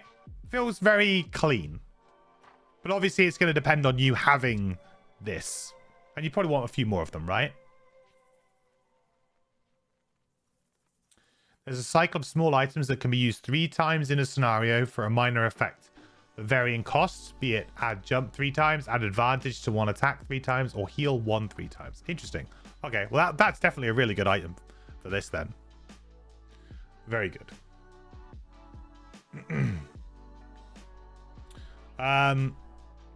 So I felt like this is pretty clean way of getting one of your best cards out and using it, right? You could still use Volatile Bomb, right? It just wouldn't trigger the +2. Yes, of course, yeah. Yeah, and you could do an attack 5, like, yeah, I mean, if you could attack something for 15, that's pretty value. There's nothing to say you couldn't use Volatile Bomb and a Power Potion. Then you're really off to the races, right? That's the wombo combo right there. Yeah, the wombo combo, definitely. And that could actually be really... Maybe that could be too powerful. This bomb is really good outside of it, but only if you time your small items out once a cycle. Because move 3 element is a bit above par. I mean, yeah, I think being able to generate any element is very good. You pay a lot of money for that kind of effect as an enhancement, or you'd have to wait a very long time to get it, right? Like it's a higher level effect. So I like this card. Is this a card that I'm going to play all the time? If the initiative was below 50, so I could play this maybe as just a move 3 a lot and not really care, I feel like this card would be a lot more interesting to me. But because it's on 50, the top is a big burn. It's a very good burn, though. Like, it's a crazy amount of damage. We do have 11 cards, so maybe we can shoulder, you know, having a bit of a passenger maybe we can have that. But it's one of those ones where it's like, it's just slightly outside of like being really, really good. And I mean, that's fine. Like if this was too repeatable and easy to use, then you would absolutely always be playing this as well. And then, so maybe it's more to make it a concerted effort to take the card, which is what X cards should be, right? There should be cards where you actually physically, you're like, oh yeah, this is going to be a good scenario for this. Like this is a boss mission, or I have these items that combos really well with this, or whatever that you need, you can maybe bring them in. So, and this is going to be good, by the way, for many, many levels. Just because you don't want to maybe use it at level 1 because maybe you don't have the right combination of items, or for this too, you don't. This is definitely one of those cards that just sort of waits in the background, and then maybe you get some good things that work really well, and then boom, you're away, right? If you really need elements, this can help a lot with the mana pots, and then lose it to the next one. True. You could use a minor mana potion to get 2 elements if you want. Help a buddy out, maybe. Okay. Level 2s. We're on to level 2s, chat. Nutrient Overdose. Attack 3. You may forego the bottom action of your turn to add +3 attack. Chef's Kiss. Mwah. Mwah. Love it. This is like the perfect design for this character. Perfect design for this character. Like, you just gonna use the moves or whatever you already have, right? It's like you've got stuff like this. I mean, I'll do nothing. I'll just get a free move 2 anyway, right? This is a great design for this character. And it's attack 6 as well. That's above the curve. That's definitely above the curve. It's a very real drawback, but it's a drawback that's very easily mitigated, right? Really. It even has good initiative. Yeah, 17 initiative too. You just kill something before it even gets to act. Really strong.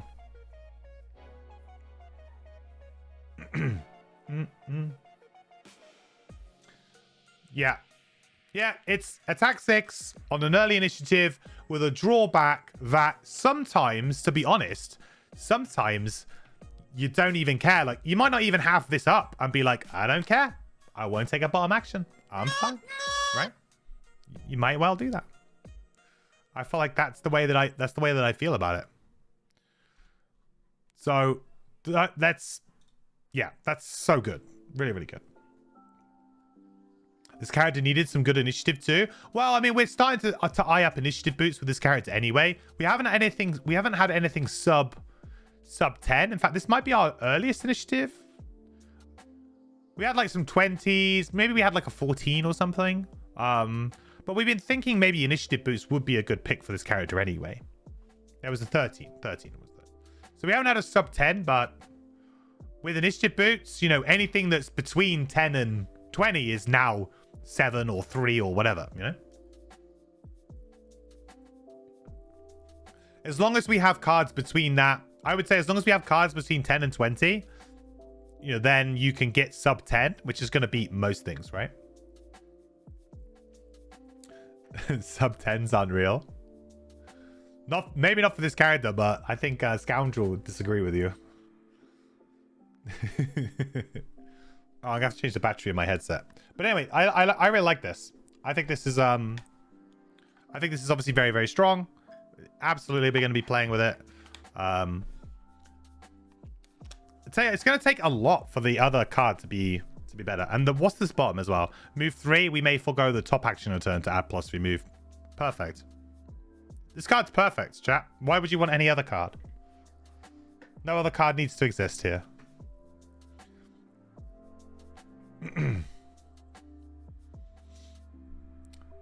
Right. Transformation libation? Libation? Libation. That's not a word you hear every day. Transformation libation. Place your character token on one normal enemy within 4 or less with 4 or less hit points remaining. This enemy is now an ally to you and an enemy to all other monsters. Suffers 1 damage at the start of each of its turns and cannot be healed. Loses card when the enemy dies. What? Oh, wow. This is a lot of effects.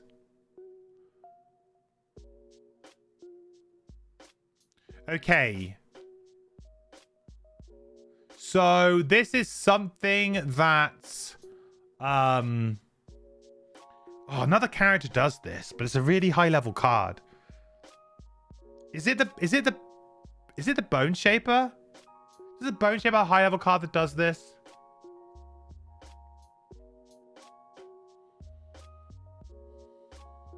This seems like a new player trap. Bling Blade level 9. Thank you. I was trying to think who it was. I know that one character has a very similar effect, and I thought it was rubbish then, and I still think it's rubbish now. I'll be honest, this is even worse. I mean, it's level 2 at least. It's not like level 9, right? But this is not good.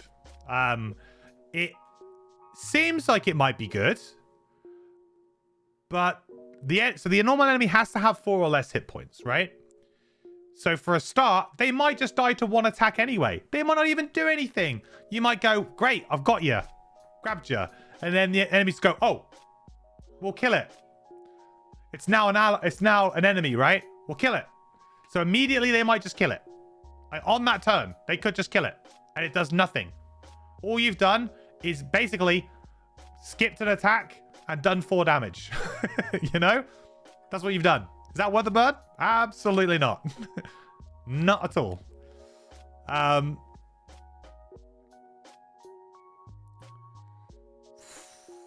The other problem, and the problem that I had with the Blink Blade one, is that I was most excited about putting this on a summoning enemy to try and get them to summon allies for me, and that doesn't work. So, as far as the Frosthaven rules are concerned, I'm pretty sure that was clarified somewhere, or even on the card itself. I don't know. I can't remember, but I remember being excited about the prospect of that, and that is not true.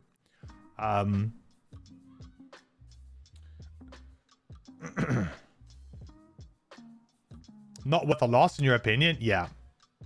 This is really not very good. And although sounds really cool, it's just not great. What I would have preferred here is take away the 4 or less hit points remaining thing, right? Take that away. Don't care about that. 4 or less hit points, get out of here. Don't care. Then just have it that it lasts. Give it 4 charges. This card loses a charge at the end of every round or whatever. At that point in time, once it falls off, you discard the card. The enemy is no longer an ally, and it dies. You can even put on there the enemy dies, whatever, when it falls off, right? If your intention is to kill something, which this does, you want to kill something, I don't know. I mean, maybe if you took away the 4 or less hit points thing, you shouldn't have the kill, because then it's too strong. Because then essentially you're killing an enemy and you're gaining some use out of it for 4 rounds. Maybe that's too strong. But I don't know. I just feel like you can work this effect in a different way, and I think it will be way more useful. Way more useful. This will strongly depend on what enemies are in the scenario. Like this on a Flame Demon, it just lets friends retaliate themselves to death. It's like the best case. Crimson Scale might have some others, but you don't know. Yeah, that's fair. Maybe there are more enemies where this will be really good. But I'm less of a fan of designing characters for one particular... Especially, I think that would be especially true of like community classes. I think you have to accept the wider canon of Gloomhaven, like in general. Like... I think you get into a dangerous place when you design a character specifically for an expansion. You know, case in point, Diviner and also Demolitionist. I feel like both of those characters, you know, are now... Demolitionist is having to be reworked for the Jaws of the Lion DLC because of the fact that it's not strong enough in general Gloomhaven. And I feel like you can get yourself into a bit of a problem with that kind of stuff. So yeah, I mean, it's just not very good. There is a version of this effect somewhere, somehow. Someone might be able to come up with it being cool. And I do like the idea of the effect of taking an enemy and letting it become an ally. I really like that idea, but I have not seen a version of this effect where I've been like, yes, that's the one. That's going to do it, you know? I don't know the perfect way of doing it, but I can tell it's not this. So it's something different, I think. We'll know it when we see it. 27 initiative as well is probably not great. You'd want to do this immediately, maybe. Or maybe you'd want to do it late. I don't know. It depends. I guess there's a bit of flexibility there. First one enemy within range 3 to perform move 2 with you controlling the ability. This is quite nice, right? Because this isn't you performing a move action as well. Works very well with your X. Leftover tonic works very well with this because it just gives you something else to do. Again, giving a little bit more use of the utility things. Unfortunately, you know, I feel like we are passing up an incredibly strong card here to get a situational, but still maybe probably bad even in those situations. Like, is it really going to be that good in those two? Kind of top and a bottom as well. That, yeah, it's cute, but it's potentially a bit marginal. As well as we've got ways of pushing and pulling the enemy anyway. And if your idea of movement is more to, you know, make people move into traps or hazardous terrain and things, we've got push and pull already available to us at level 1. So do we really need to do that? I don't know. There is a ring that basically does the bottom action. Yeah, I mean, if you're talking about like Doomed Compass, yeah, I mean, like that's a thing, right? Feels like the flashy card that ultimately loses to the far more practical, boring card. Yeah, I mean, that's a very good argument. That's a very good point.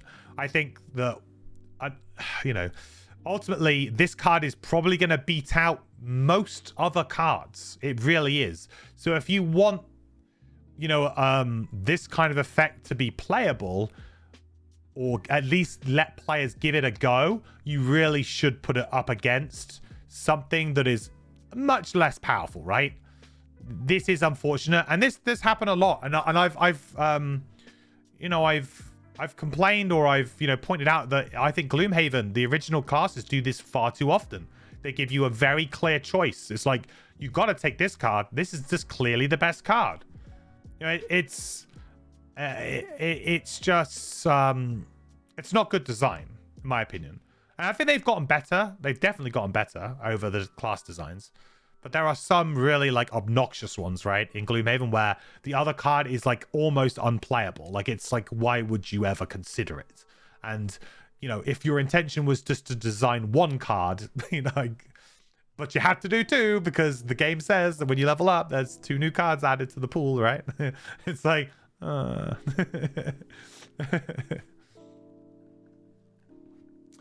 Dig Pit. Oh, well, Dig Pit's obviously always the natural choice. Weather forecast. Attack 3, range 3. Create any element. Nice enabling card here. Very, very simple, but just gets you an element and you can use it. I will say that this character doesn't seem to have, apart from, I think we had what,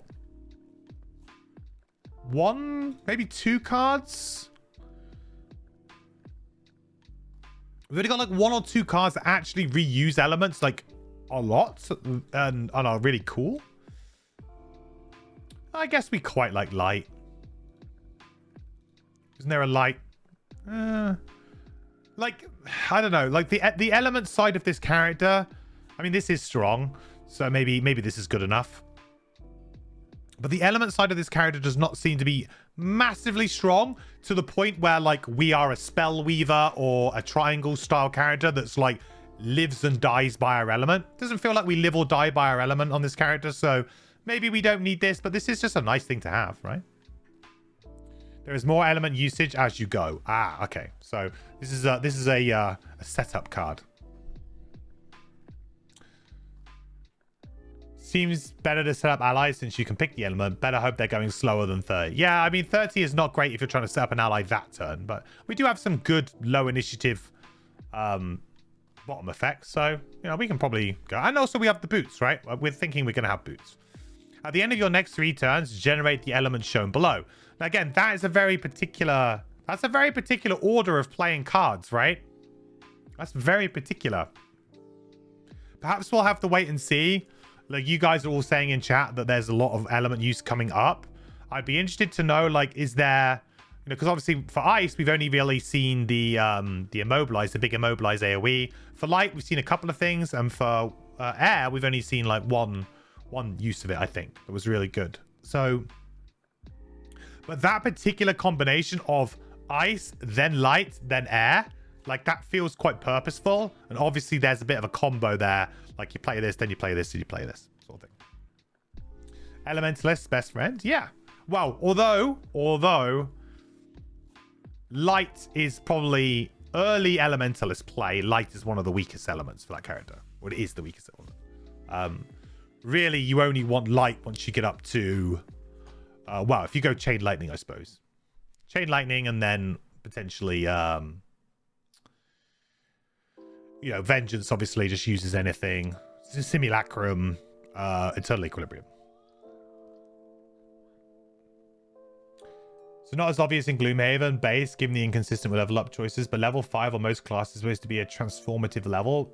So often you'll see a payoff for a change to your playstyle in some way at 5. Interesting. I mean, I've always seen 4 is often the watershed moment for characters in Gloomhaven. You get Rock Slide on the Crack Heart. You get Disorienting Dirge on the Music Note. You get Flurry at 4. You get Flurry of Axes at 4. I've always thought that 4. Maybe that's just because of the characters that I play.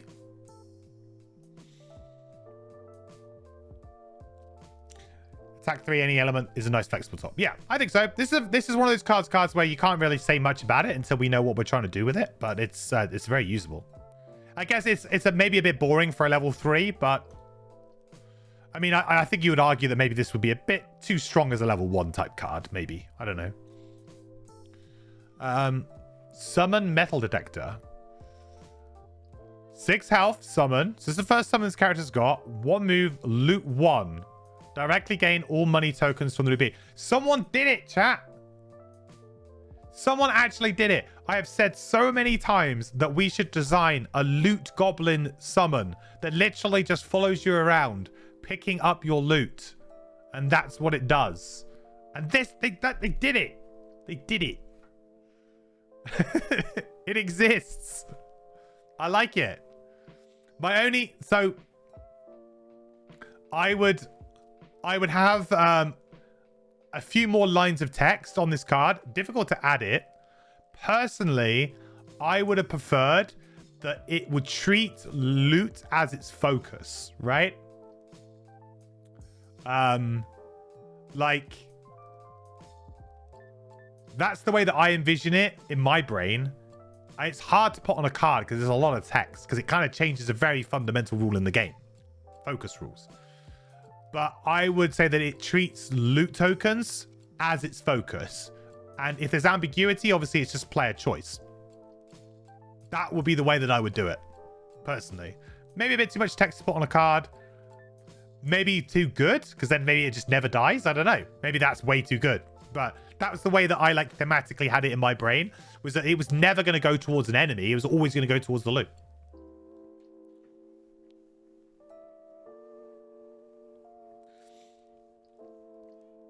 There's a smaller version of this as an item. Ooh, okay. Interesting. Move 1 will hurt and AI will rush it if it's in melee range. That's true. Yeah, I mean, like, it's I like thematically, I love this. Like, I think it's great. I think it's something that I want. Like, I want the loot goblin type card. I've always wanted it. Not saying it's playable though. It's really not very playable, right? You're giving up quite a powerful top action to play a summon. Really doesn't do anything. Really. Or at least it doesn't do anything that you couldn't do yourself if you were kind of good with your planning and your movement and your looting, right? You got ways you could do this. So yeah, it's pretty underwhelming. But I'm just happy to see that it exists and that someone actually kind of absolute mad lad actually made it into a card.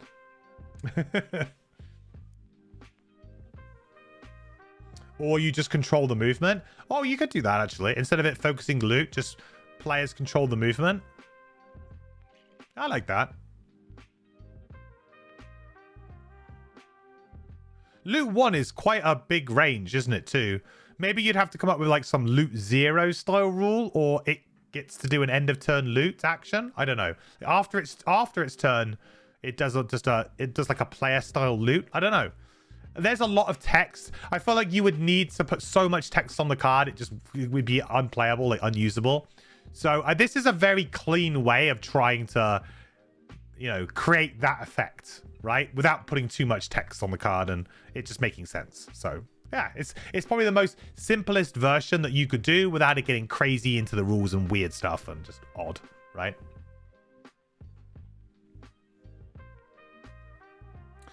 What if we took the loot away, give it one more move, then give it at level 1? Well, then it would be the Tinkerer's, what do you call that, wouldn't it? Right? It would be decoy. It would be decoy. 84 initiative. Yeah, it's a summon. They always have late initiatives generally. Pull 2, range 3. Consume air. So there's another air consumption there. +1 range. +1 pull. That's pretty good. That could be nice. And it's a melee attack with push 1 afterwards. Nice. Okay. Pull something really close to you. Then you get to attack it. I'll tell you what. This has amazing synergy with the Ruin Maw, right? Yeah. Rupture synergy. Yeah, for sure. This is insane. You get to activate Rupture twice. Very, very strong Ruin Maw synergy. Very, very strong. I like this a lot. Pull something into a trap. Pull something through a trap next to you. You get the attack. You push it away. Then you can just hit it with a ranged attack if you want to with your top action. So the initiative does make this kind of thing a bit awkward. Obviously 84, it's kind of hard. But I really like the synergy that this has with the other cards the character has. It's a very difficult choice at 3. I feel like this is just like good, right? This is just good. And if you take this, you're not going to be unhappy. And if this has a bit more of a future synergy setup, then maybe it's a necessary pick. But this just feels like the most fun. Yeah, these cards, this is the most fun card. But this might be the necessary card. And it's probably the stronger card, like in general. But this I really like the idea of this.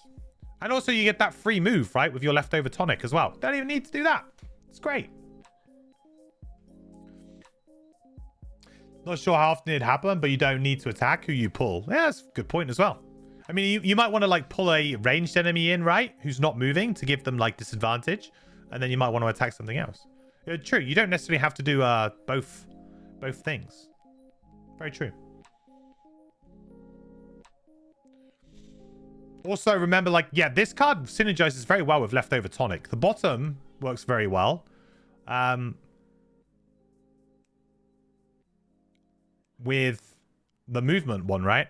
And it doesn't work very well with the attack one, because that would be performing an attack. Yeah. But it works very well, leftover tonic.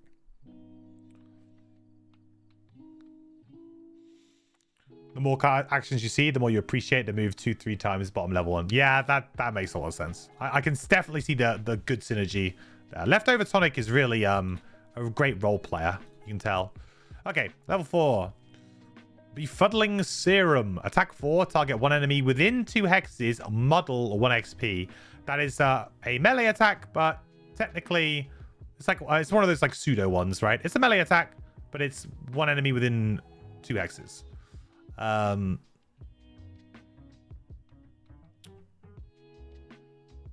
this is decent. I guess it feels a little bit underwhelming for like level 4, but I mean it's on curve. It's pretty much on curve in terms of value wise. It's very flexible, allows you to get around stuff like retaliate 1 at least, right? Or normal retaliate. Muddle is, yeah, my least favorite effect, so it's fine, right? Why is it level X though? New players will have struggle. Well, I mean, we also have to consider, this, you know, pretty plain and simple fact. No new player is probably playing Crimson Scales. Like, I mean, I think it's good to have easier characters, but I think it's much more unlikely that anybody is playing Crimson Scales who has not played base Gloomhaven, right? I mean, it's a community expansion. You really have to be in on Gloomhaven to consider getting Crimson Scales, you know? I can even like justify fronting the printed costs. So like I think that's a clear element, right?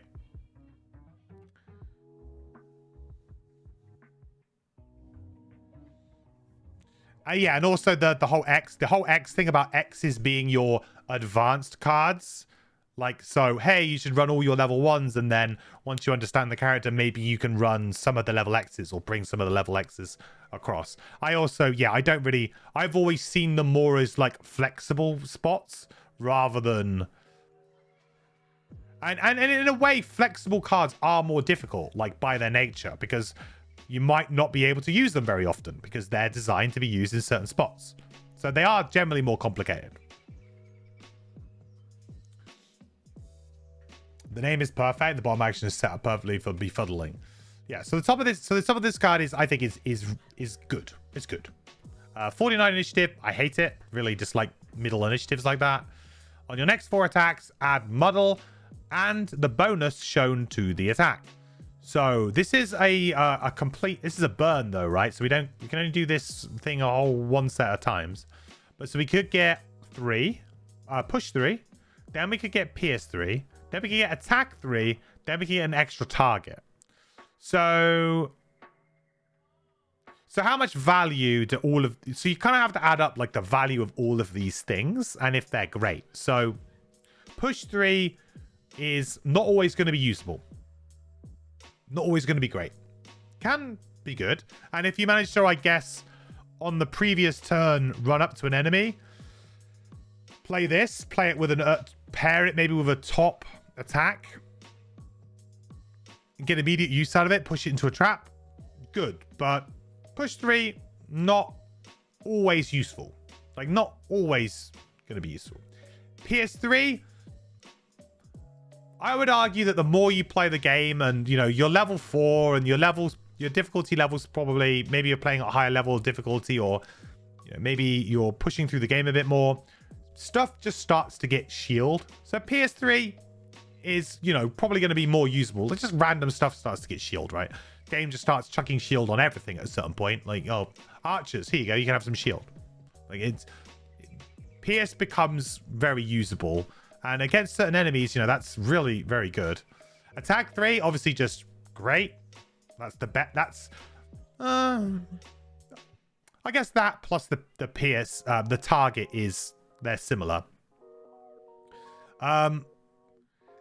This is also your next 4 attacks. So on multiple target attacks, this would not like, so you wouldn't get like PS3 on everything.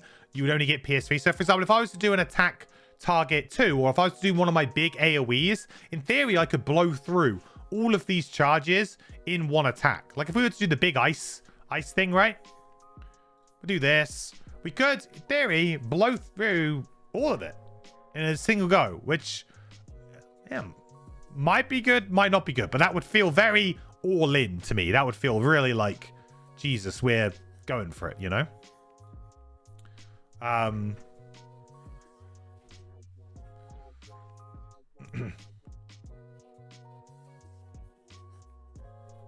You're not sold on the PS, considering you have to plan on the next turn and not this turn. The rest can be set up pretty useful. If you have an exactly 3 target, you can get some good value straight away.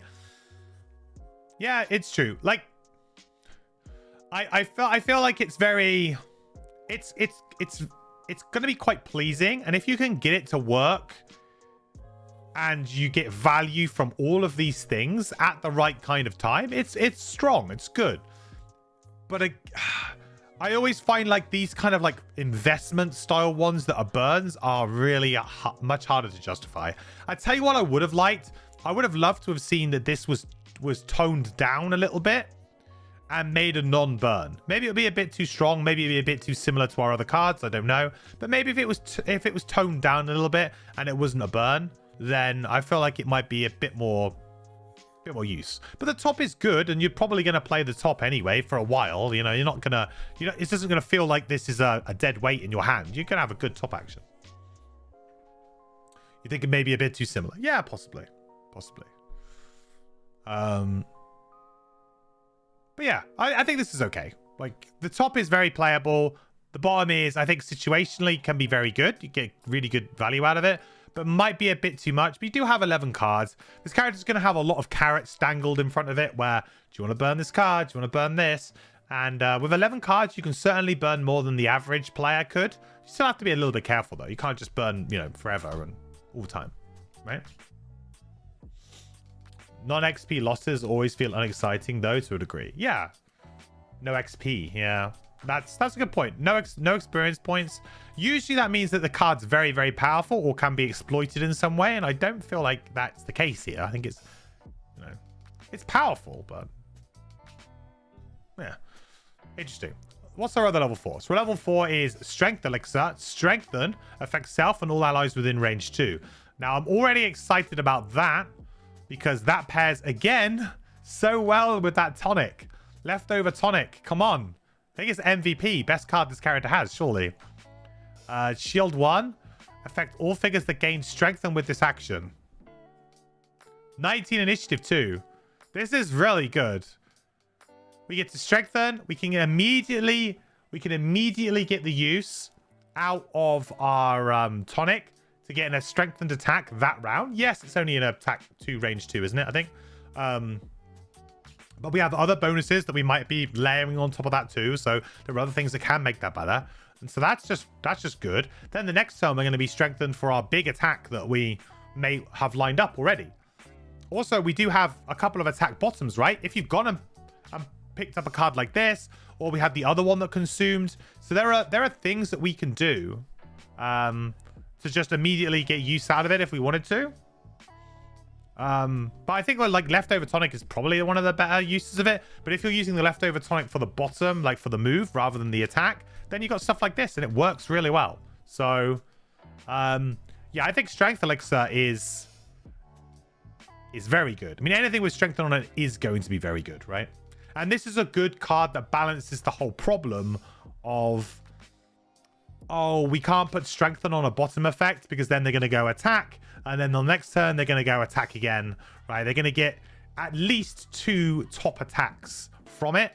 So you put strengthen on the top. That means, we can stop the shenanigans, or at least, hamper the shenanigans a little bit. But this character has a sneaky way around that, which just makes you feel quite clever and cool. And I like that. I mean, this is good. We'll have to check out the perks on this character too, because I'll be really interested to see what the kind of perks are like and how strong we can get. We do a lot of attacking, so I presume this character's got some fairly decent perks. So we'll see. The worst part of the tonic is that you can't have both halves active at once. True. Very true. The next 3 times an enemy targets you with an attack action, gain shield 1 for the entire attack action.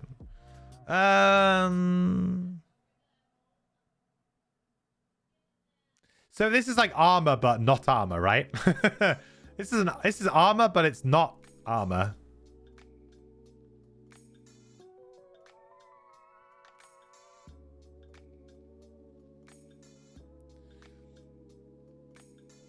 This is a super weird worded ability because of how attack actions work with monster abilities. Is this because, yeah, it says the entire attack action, right?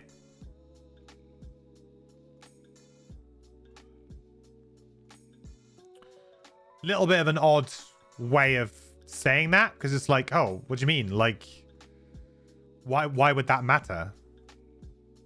But presumably it's because of the sequencing of multiple targets. Probably. Oh, is it because of like the whole like living bones thing? Is that why? It's because of living bones, right? Living bones screwing everything up with their all of our attacks target one thing this round type abilities, right?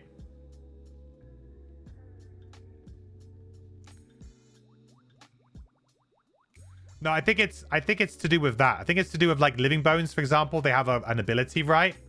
So Living Bones have an ability where it says all of your attacks target, like, so they have like innate target 2, right?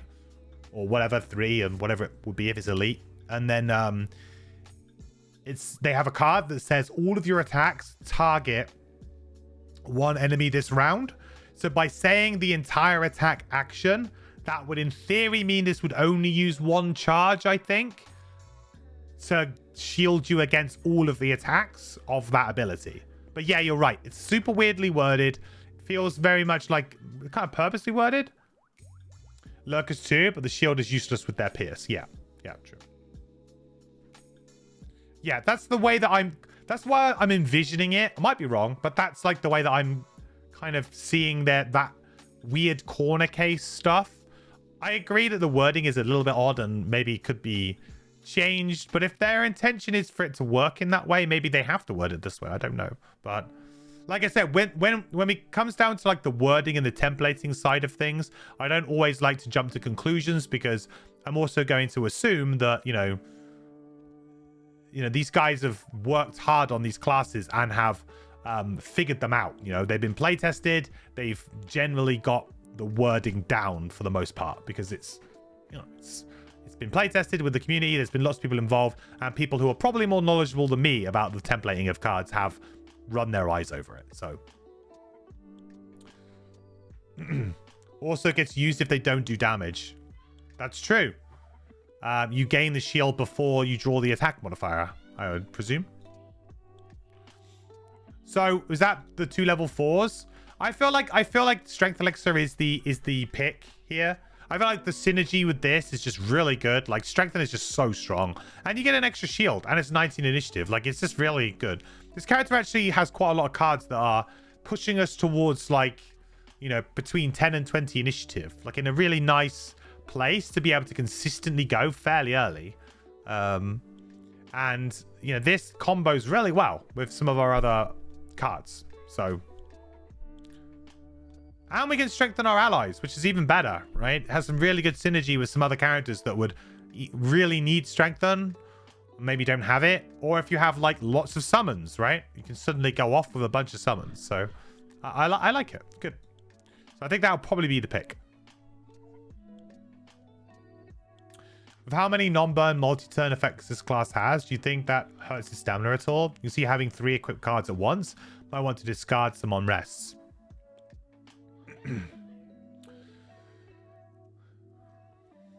That's fair. A lot of them happen at the end of your turn, though. And it's like 3 charges. It's like at the end of your turn, do this. So as long as you're playing them like fairly early on, they should. I mean, you got 11 cards, right? That means you're going to get 5 turns. I guess as long as you play them within the first couple of turns, you should kind of be okay in that respect. Plus the 11 cards means that you're going to be kind of an odd size anyway to begin with. So you could, in theory, burn a card on, you know, very early on, and it wouldn't be too much of a problem.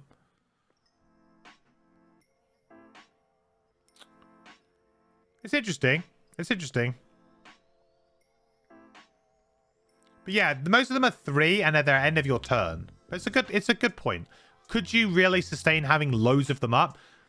I feel like the fact that they drop off at the end of your turn means they're naturally falling off anyway. But yeah, you may have to make some difficult decisions and discard some, you know, off from your active area to give yourself more stamina for the next few rounds. Okay, advanced research. You or one ally within range 3 may recover 1 discarded card. Consume any element, refresh 1 spent item. Consume any element, affect 1 additional ally. Consume 2 elements, 2 discarded cards instead. In theory, if you had so many elements, this could be crazy. So this is kind of like the synergy, right, with some of the other cards that we've had. So this is when we're looking at stuff like this. You know, we got potential to have 1 element, and we could maybe generate another element some other way. So we could potentially get 2. The real power level of this is this, I would say. This, I think, is a bit overcosted. Maybe. Feels overcosted, really. Because you're getting back, like, I mean, you're only getting 1 discarded card back. Which I know getting cards back is very strong. We're all aware of that. But, like, being able to get one card back, refresh an item, and do that target too, that's really strong, right? Excel spreadsheet the card. Maybe.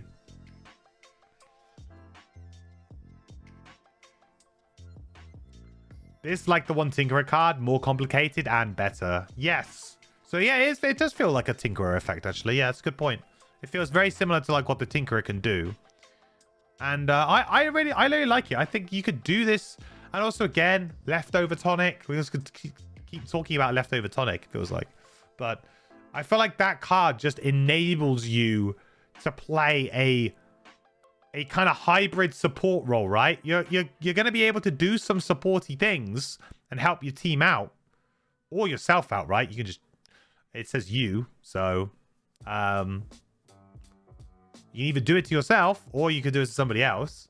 And I think if you're doing it to yourself, then maybe it would be the 2 discarded cards you might be more interested in. But I feel like if you're doing it to an ally, getting them to get, you know, a pair of boots or goggles or whatever it is that they have back, some armor maybe if you've got a tank, midway through a round, hey, it's good, right? This class is leftover tonic. Change your mind. It pretty much, it really is. I can definitely see that. It just enables so much. And it means that abilities like this don't just fall by the wayside to attack abilities because, well, attack abilities help you win. Whereas stuff like this is a bit more, you know, it can help you win, but it's a bit more situational and a bit, you know, it can be a bit of a trap for new players because they think they're doing a really good job, but then they just exhaust because they run out of cards or whatever. 3 elements and it is 2 stamina pots. Sounds strong. Yeah, I guess if you, I guess if you were going to do this, then the additional ally thing is really good. I don't know. Like, it's difficult to say. If I only had 2 elements, right? I think I would activate probably these 2. But then I guess if they don't have any items, then maybe you do just go for this. Don't know. If you only had 2 elements, which ones would you go for? And I feel like 1 additional ally and a spent item is really good value. But if you had 3, yeah, you're probably right. You probably just go for these and sack the item thing off. You taste very easy looping possibilities with the red card. Huh.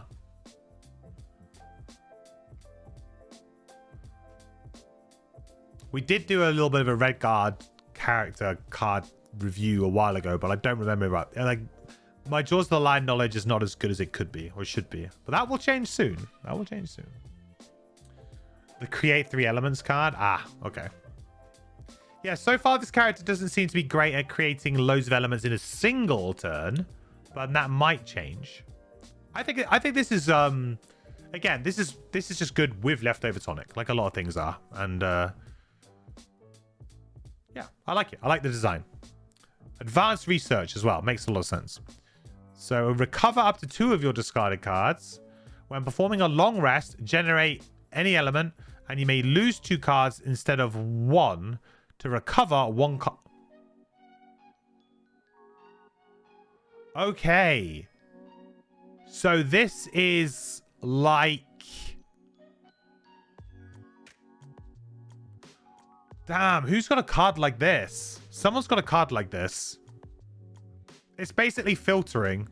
But I've never really liked it that much. Well, but I've never really tried it properly.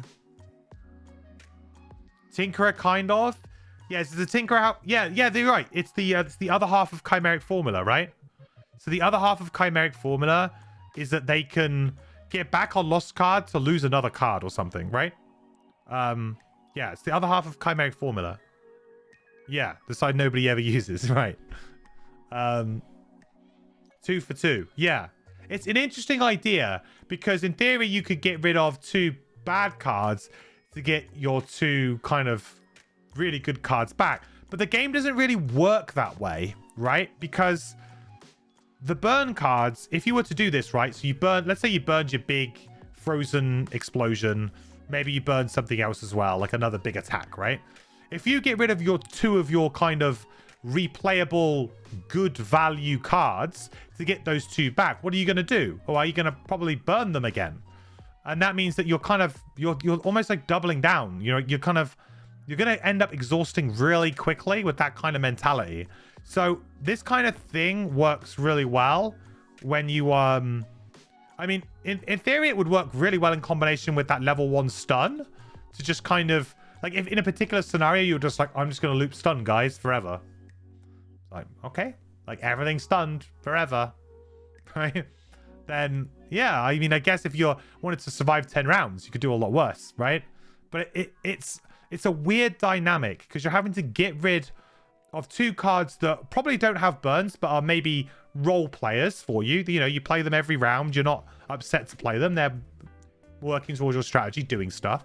To get maybe back some bigger lost cards that were good, that when you played them, to play them again, but then they're burned again. So it feels like a very last room type, last ditch effort type thing. You do think adding the element to the long rest makes it kind of usable?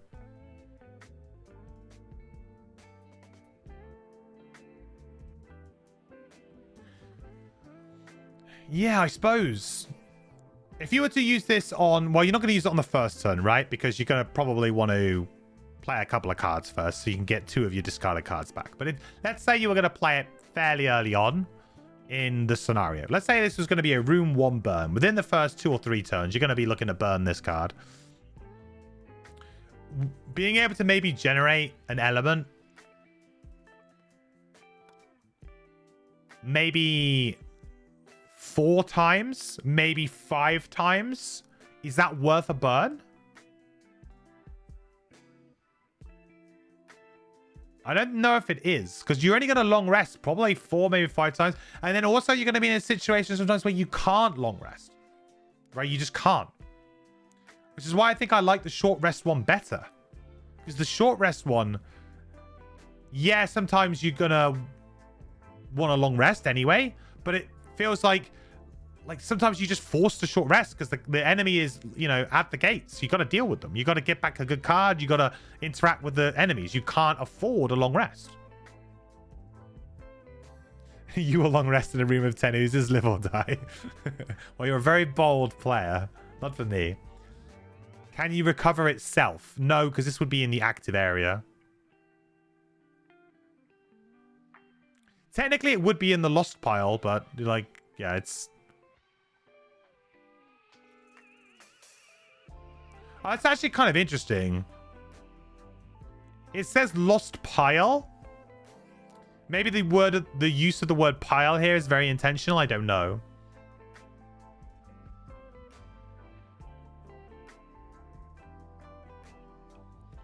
Not joking, your entire Pioneer campaign literally did this. Because technically a card like this, although it is in your active area, it is actually included as a lost card. It is determined to be a lost card for the purposes of other card effects. So, yeah, this card is lost. So, could you just get it back?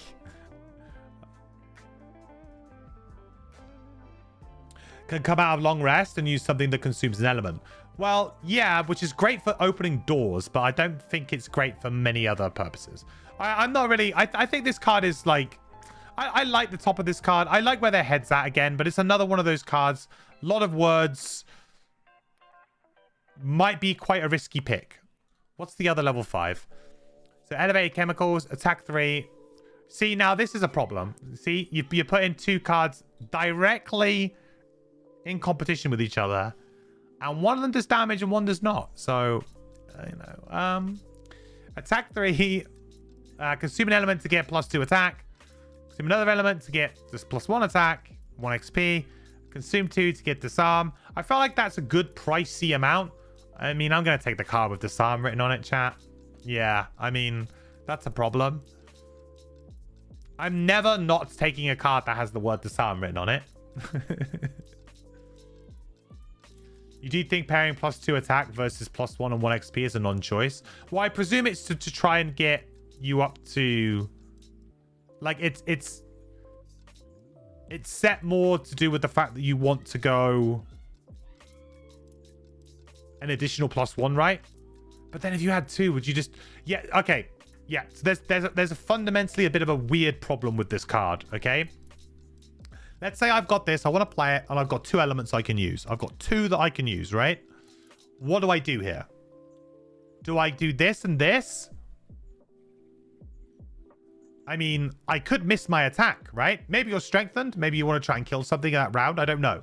There is situations when you might want to do it. But the safe play here, most of the time, right? Some enemies, not so much, because maybe Disarm doesn't... You know, it's cultists or whatever is summoning. So there are situations where Disarm doesn't always solve it. But if I had 2 elements here, I am probably using the Disarm and nothing else, right? Attack 3, Disarm. It's the safe play. If I miss, doesn't matter. The enemy is still disarmed. Don't have to worry about it. Can just sit there and go, okay, I'll get you next time, dude. No worries. Or maybe your buddies can deal with it. Whatever. If I've got 1 element, I'm always going for the +2 attack because there's no reason why I would do this. So I think that Units made quite a good point there that this +1 attack is almost redundant because when you're in a situation when you have 2 elements, you're probably going to use the Disarm unless for some other reason it's not in a good place, right? Then you got these. If you have 1 element, you're going to go for the +2 attack. So it's, yeah. If you're strengthened and you don't miss, you've got advantage, then yeah, maybe you do go for the big attack. But I feel like, or if you're against the boss, of course, bosses, you don't want to do it. But there's, yeah, I just feel like it's a very weird dynamic for how you would spend your elements here, right? You don't have to choose an order. No. You can choose any of these, but that's the point. There is no... I feel like the average player is going to be activating Disarm. Nice. A lot. And it's unlikely that you're going to be able to activate all of it or have 3 elements to use. I don't know. Like, this character seems to generate like elements that are fairly consistent but slow pace, right? We're not generating 2 elements a turn. We generally seem to be generating 1 element a turn, maybe the occasional one we generate 2. So it feels like we need some other generation, right? I guess this could potentially do it.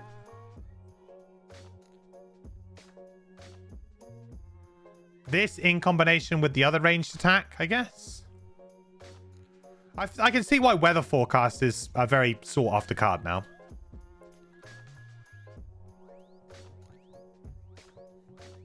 Four elements for attack 6 disarm, 2 XP non-burn is cool to get off. Yeah, that's a good point. Yeah, I agree with that. Depending on perks, maybe it's an option if you need to kill a low health enemy and you can have plenty of attack. And even a -1 will let you kill it. Free XP. Possibly, but maybe this is just a good testament to the way that I approach the game. Like, I approach the game that, killing something is obviously preferable, but the risk of trying to kill something is often not worth the trade-off if you can also deal damage, right? One of the reasons why this is so good on certain cards and why stun is so good on certain cards is when it's paired with attack, because you're basically getting you're double dipping on the effect. Not only am I getting the enemy closer to death, I'm also preventing them from taking a turn. So then you can easily and methodically eliminate enemies in that fashion without ever having to even take an attack yourself. You can come out of a room completely unscathed, right? Take no risk and just methodically play the game. So I always say it's very, very hard to pair any of these top tier control effects with attacks in any way, in any capacity, because then suddenly, the player is basically just, you're giving the player just a free go at it, right? And that's whatever. 44 initiative is terrible though, so at least it's not got a good initiative pairing. At least you're gonna have to pair it with something. Move 4, consume an element to get +2 move, nice. Consume an element to get jump, nice. Consume any element to make any other element.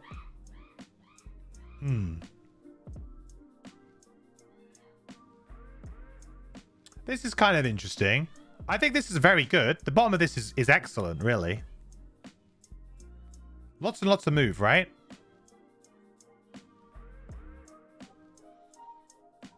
Yeah, really strong. Bottom. Yeah, I agree. I think this is very good.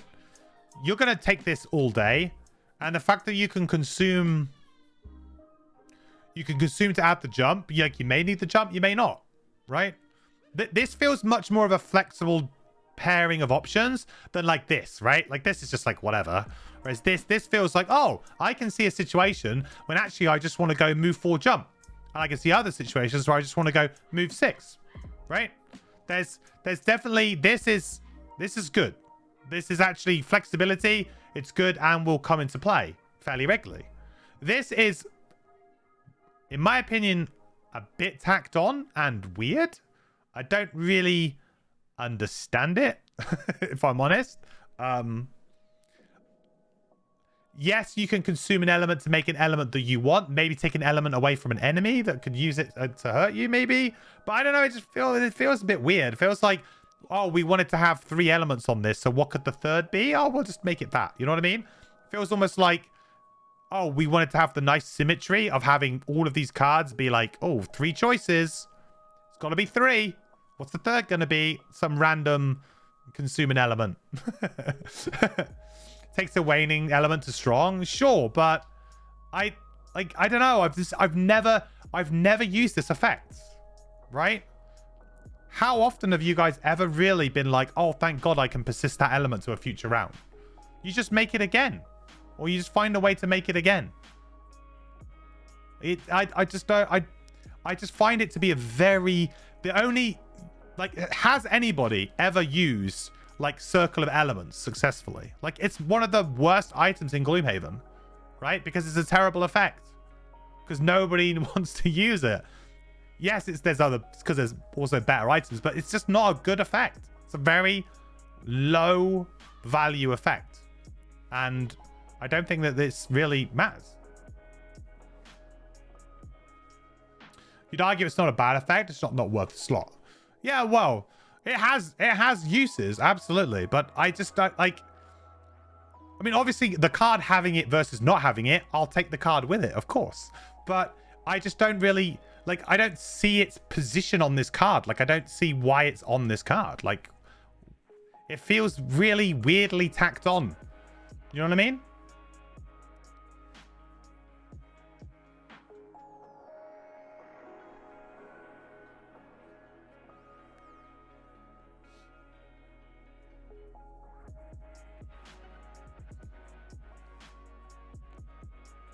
Yeah, well, the thing is, Sabatoto, like, stuff like that, yes, it can have situational use like that. But honestly, you just learn to roll with the punches, right? I think that, yeah, sometimes being able to take away certain elements from certain enemies does have its upside. But is it something that I'm going to have over, say, running Eagle Eye Goggles to have permanent advantage and stuff like that, right? I know maybe that's an unfair comparison, but... You know, I just find that this effect is very marginal in the game in general. And on this particular card, it feels very tacked on. Like, it just feels like we wanted to put 3 things on here, and this just ended up being the 3rd thing. I'll take it because it's free, and maybe on the odd scenario, it might come in use. But it's just not something that I'm like, wow, you know, it just confuses me. Right, everything else is like consume, and then there's this. I feel like almost like maybe they could have made it. What could they have made it?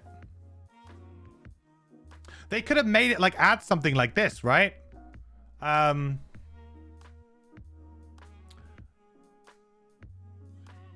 why could they could not have like added? Oh, well, I suppose it would be really difficult to add that. But they could have added like some kind of like effect to it. Muddle enemies or something when moved through. Muddle enemies move through, or like, I don't know, immobilize all enemies move through. Maybe too strong, I don't know, but I don't know, it's just something more thematic to the card and the way that like it works. Loot 1, yeah, loot. Maybe even loot. I mean, it's nice to have an effect like this in your back pocket for the odd time it might come in use, but it's just really hard to play with. It's just, yeah. Should be consumed 2 elements to start himself for 1 XP per symmetry. Yeah, maybe.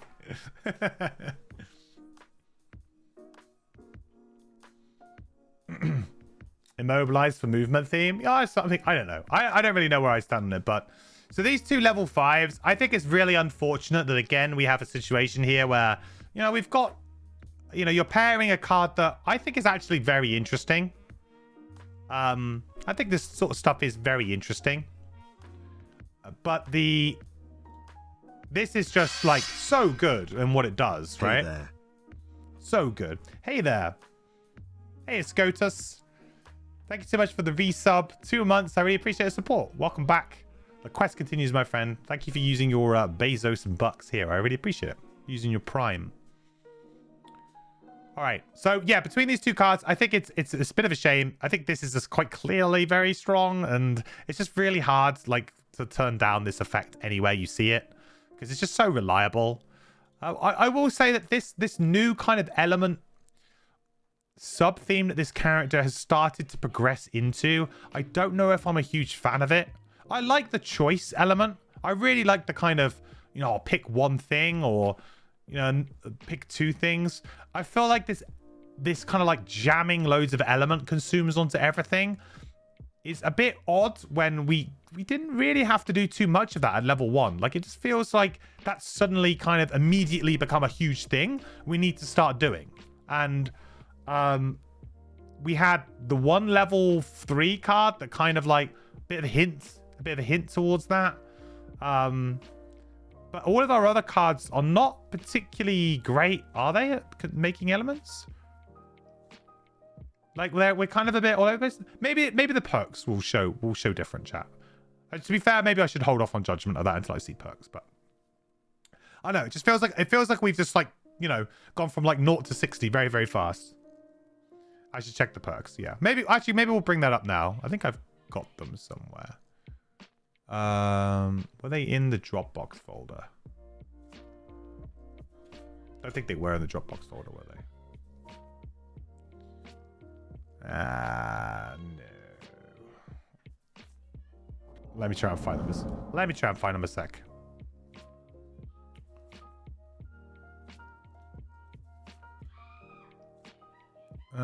Perks.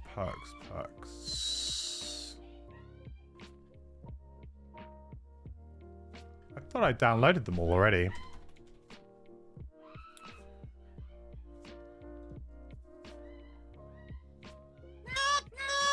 Newt.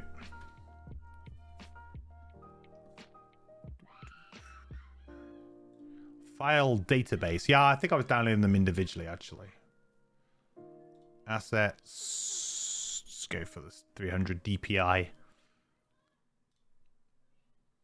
All right, here we go. Okay. So the perks. Replace 1/1 with 1+0. Consume an element to add +2 attacks. That doesn't solve that problem. Replace 1/2 card with 1/2. Recover 1 random card from your discard pile. That's interesting. I quite like that. That's kind of fun. It's a bit different. Replace 2+0 cards with 1+1 heal. Affect 1 ally within range 2. That's okay. That's pretty good. Replace 2+0 cards with 1+1 shield. 1 affect 1 ally within range 2 card. That's quite cool. Place 1+1 card with 1+2 create element card. Okay, there you go. There's a good one. That's definitely a good one. Add 1+1 strengthen. Affect any 1 ally within range 2. Also very nice. Add 1 push. Pull. Add 1 push. 1 or pull 1. Create win card. And 1. Oh, so the card is push or pull. 1. Create air. And 1 rolling immobilize ice card. Okay. Alright, that's pretty good. This is good. Gives you wind and ice. Okay. Add 1 heal, 1 range 3 create light card. And 1 range 2 pierce to create fire card. Add 3 consume to make any. See, again, like, the thing with this is I like the idea of this a bit more, but like when the character just consumes anything anyway, Like, you're immediately taking the choice away, except from the fact that you're trying to maybe take it away from an enemy. Like, I don't know. Feels like, oh, we need to try and get to an element, but we don't really care what the element was, or I don't know. It feels like there's gonna be so many times where you're just like, oh, waning, strong waning, or oh, we'll do the same one from there to there, you know?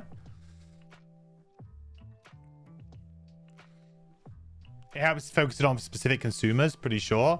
Yeah, I guess the flip side benefit is that if you are in a scenario, let's say, so if you're playing like Eclipse, for example, and you're in a scenario with Night Demons, you can often just be locked down a little bit because you can't use your element because they're using it, pinching it away from you or whatever. You know, there are certain situations when if the enemy that you're facing is taking the element that you want and that you use constantly, then it can be difficult for you. So at least with this kind of thing, that gives you the flexibility to just switch into a different element for that particular scenario. Like, okay, I'm not going to be consuming that one. I'm not going to be using that one because I know that they can take that away from me, right? Stuff like that. A character is never alone in a party. True, but I feel like most characters are designed to be, I mean, more self-sufficient than not with like elements.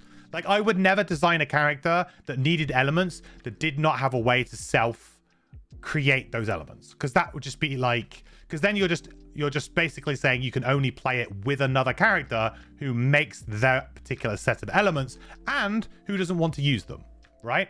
There needs to be some fairness there.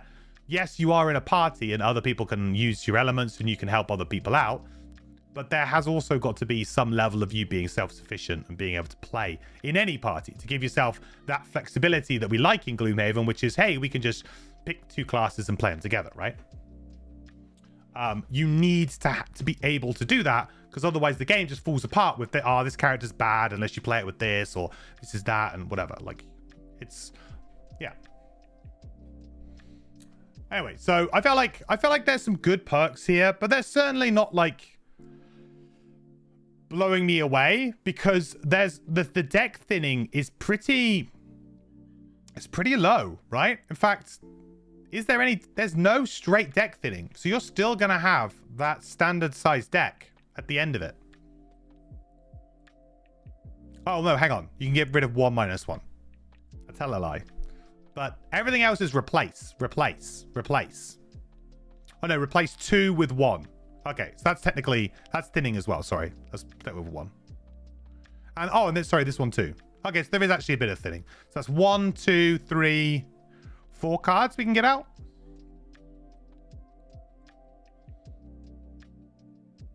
It's like 4 cards we can get out.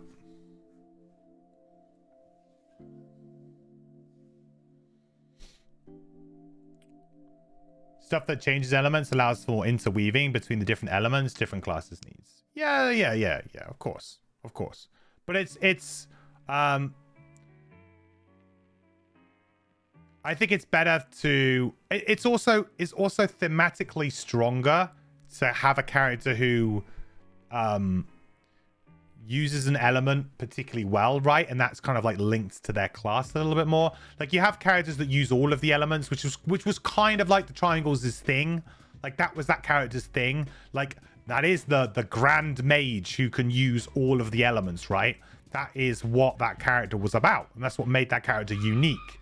So I think you have to be like, you know, having another character that just uses loads. Like, you've basically got a character here who's got 2 simulacrums. Like, what's going on, you know? It's like it's a bit like, huh?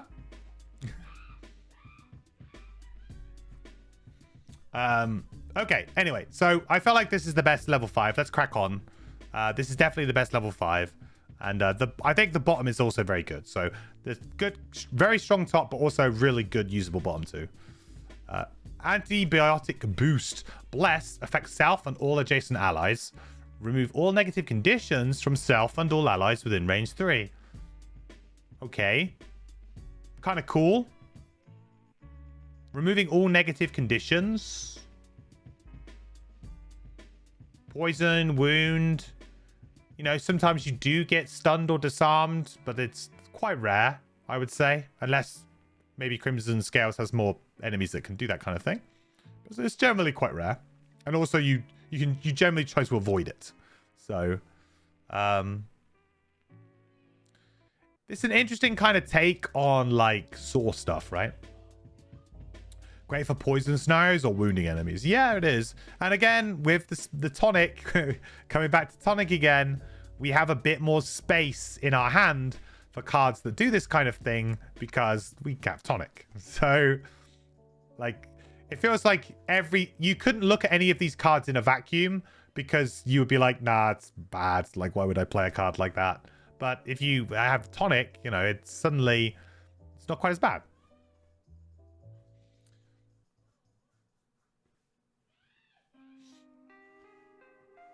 Okay, so the next 3 times you end your turn, perform the ability shown. Strengthen self, heal 3 self, bless self, 1 XP. Ooh.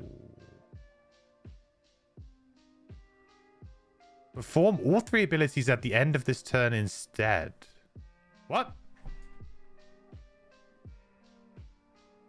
This is a bit weird. This is worded a bit strange to me. Oh, no, hang on. No, it's okay. It says perform the ability.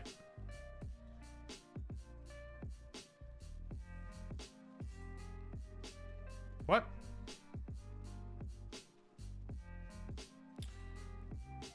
You just go through it straight away? It is a bit weird. Okay. Because I was going to say there's a few ways that you could read this.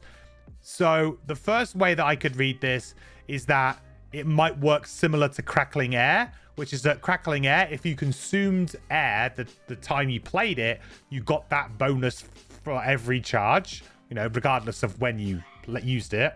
So that was like one way that I was looking at it a little bit to begin with. But then it says perform the ability shown. Then, you know, the question arises, do you use all 3 charges or do I just use 1 charge, but I get all 3 effects? It's a very odd card. Like, it's worded in a very odd way that I think is not necessarily clear. Crackling Air is one of the least intuitive cards in Blaze Gloomhaven. Yeah, I mean, it's true. It is, but it's like, it's cards like that make me double think on cards like this, right? Play as a ticking persistent or play all at once. So the thing is that if we had air and light up, right, as available elements to us at this point in time, would we be consuming them for something like this? Or would we be consuming them for something like this, maybe if you'd gone this way with it instead? I think that's interesting. I don't know whether or not you would. Yeah, 2 elements is a big cost to speed through this. I agree. I think it's... And also, like, there's just going to be so much more stuff you could do with them, technically. Or hopefully. I mean, it would work really well at the end of a room, maybe. I don't think, like... If the rule is that you would speed through all 3 charges, I really don't think it's worth it. I really don't think it's worth it. But I also think that this is kind of broken to be able to get strengthened so readily and easily. Then heal and then bless. Like this feels really very strong. It's subtly very strong because, you know, this is going to strengthen you. So that on the next turn, you're going to be strengthened. The turn after, you're going to heal 3. Then you're going to bless. Once you start running this back to back, right? This could be a very good turn 1 play. Turn 1, play this. Play some other top or whatever, then you're gonna start going off for a period of time, right? You get the blessing. You've already maybe taken a card that strengthens. I guess you could argue, do you really need more strengthen once you've got strength elixir? I don't really know. You know, how much strengthen is too much strengthen, right? Probably never enough. You can never have enough. But it does feel very good, I think.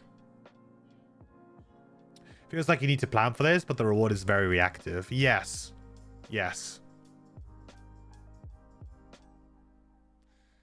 It's subtle, but it's if you play this over and over and over again, it really does start to become kind of obnoxious, because you're just going to get, maybe if you get 4 or 5 blesses in a scenario through this, which I think is fairly reasonable to think.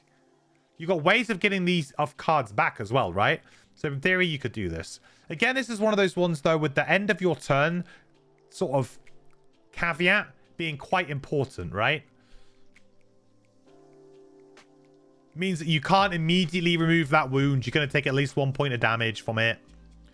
It means that you're not going to be able to heal the poison off that round, potentially, you know. I mean, I think that it's a very side problem, but yeah.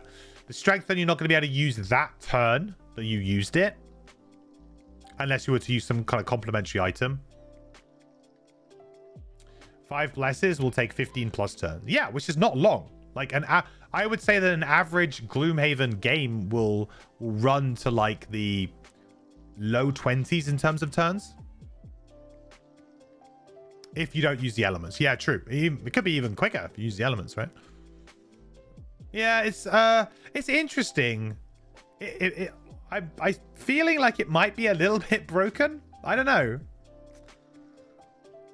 It's hard to say, but it feels like it's on the verge of being maybe a bit too good or abusable in some way that would be kind of obnoxious. But I don't know. Either way, I don't know if I really love the top. I think the top is fine. You know, interesting. And like I said, we've got tonic, so these things are a little bit more interesting. But this bottom has got me kind of intrigued.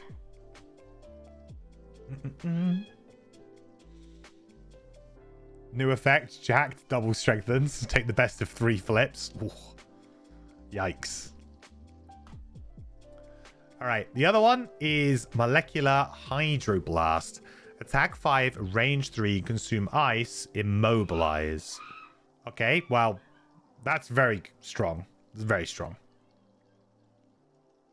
Just as an attack 5, range 3, replayable. It's very strong. Add the immobilize on there. Yeah, very, very good. This is the best use of ice, I guess, outside of obviously the really big explosion, but the best use of just ice, I think we've seen, right?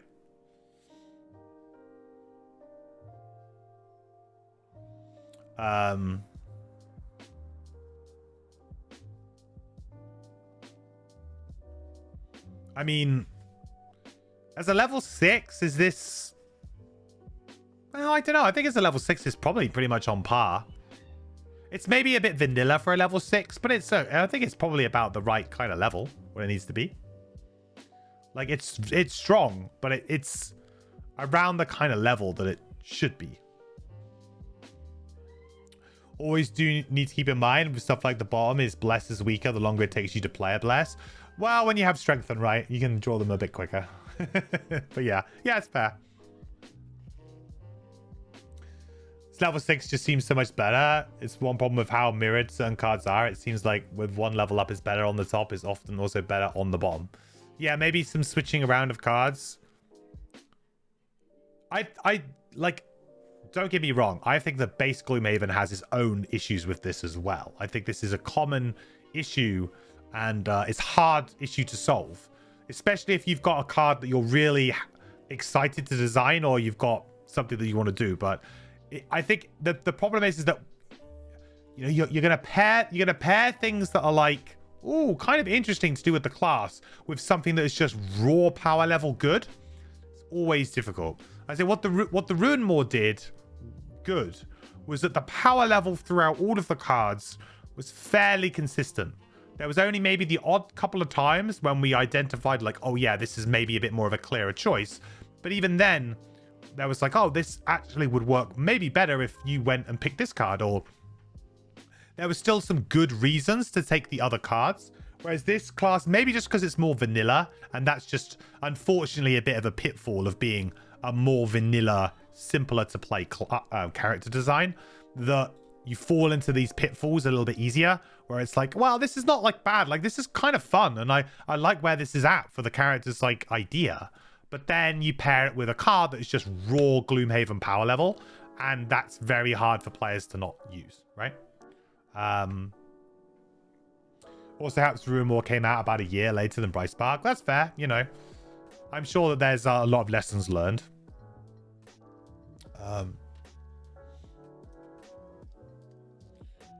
And this is range 4 with 2 PS with that other card. Yeah, that's true. You can power this up nicely as well. Yeah, I mean, Molecular Hydroblast is just so strong. Really usable, good utility card on a fairly decent initiative. So, move 5 jump. Here 2. Also just really good. -1 move. To immobilize target. Okay, so this is kind of similar to what I was alluding to with the other one. An effect like this. So that might be why. Because they already had that effect on another card coming up.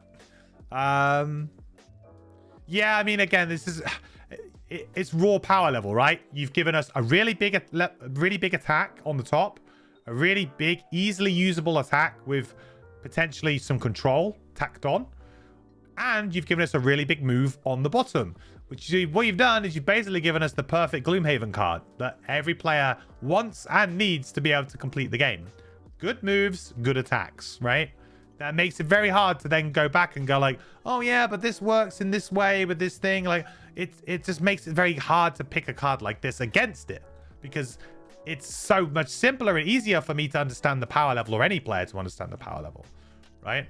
Now, I do feel like this is more fun and interesting, and it's good design, but maybe it's just because, you know, they needed to put in more simpler cards, or that was their intention. It just, yeah, it's hard.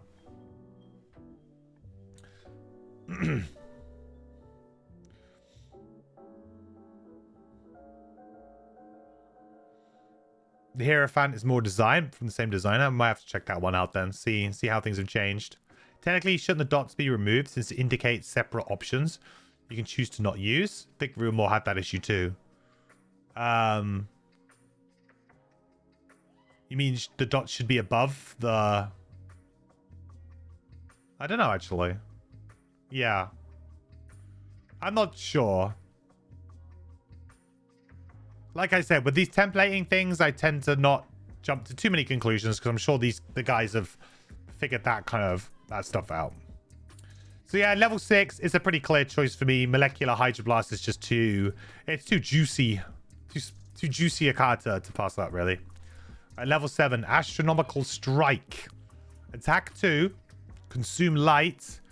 It's an additional +1 attack. So we get attack 3. Really nice big AoE there. Melee AoE in front of us. Reusable. I mean, this is obviously designed to use a lot of charges up of some of our other cards. Like, that's the intention here. Use some of those extra charges up. Right? If we had that one that I was...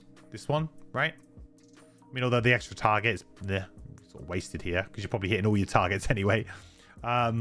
But, you know, this is obviously designed to be paired with other things. And I think that's okay. Just maybe slightly boring for a level 7.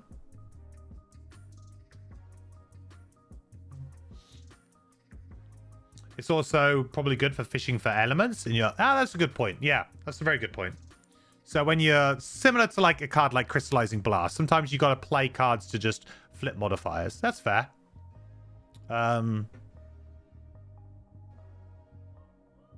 Yeah, I don't mind it. I think it's okay, but it's maybe a little bit underwhelming, like I said, at this point in time. Maybe just a little bit underwhelming. But it's not bad. And you've got some extra value you can add to it.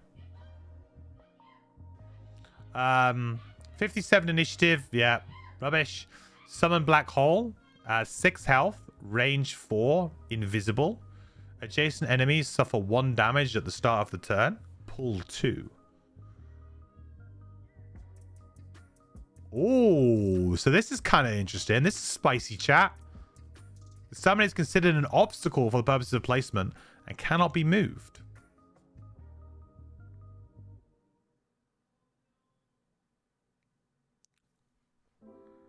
So all of the enemies are moving towards it.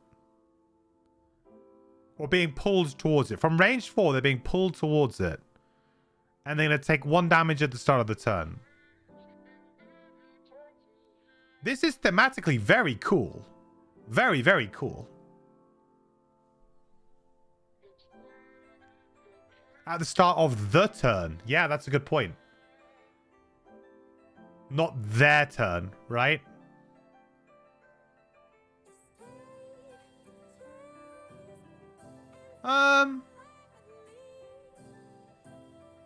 Yeah, I guess it would be better if it was their turn. I don't know.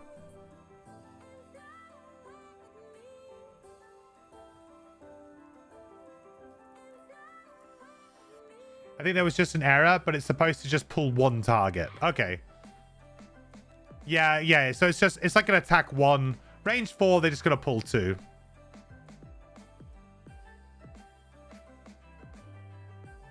This is really interesting.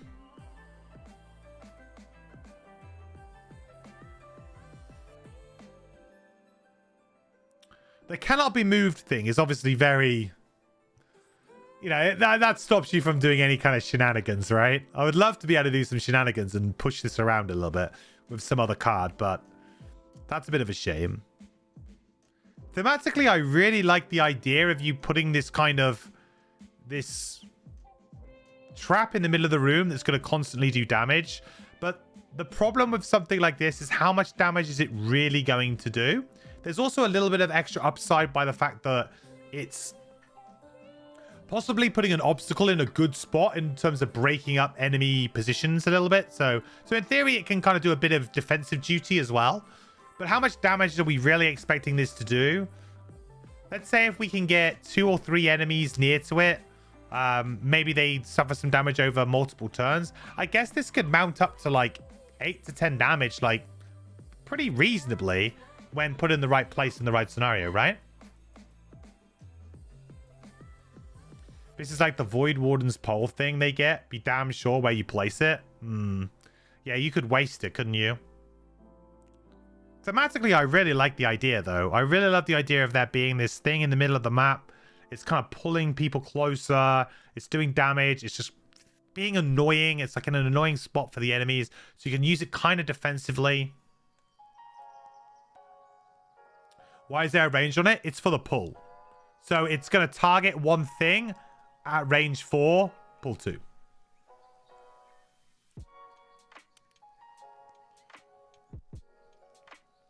Yeah, although 8 chip damage is much less than 8 damage when you need it. If your 10 chip damage is worth like 6-7 damage you want. Yeah, because it's a slow drain, right? Which can be good, but certain scenarios don't call for that. Like this is like the perfect pairing, right, of Cthulhu Music Note. My favorite pairing. I would love to introduce this card into that rotation to play like Cthulhu Music Note and this, and just go for the full like slow drain of enemies. That would be kind of fun. I like the idea of that. But it's a very specific strategy that I don't think this character's really demonstrated being great at up to this point in particular. Like, we've got one other card that does damage to adjacent enemies, like all adjacent enemies sort of thing. It's interesting.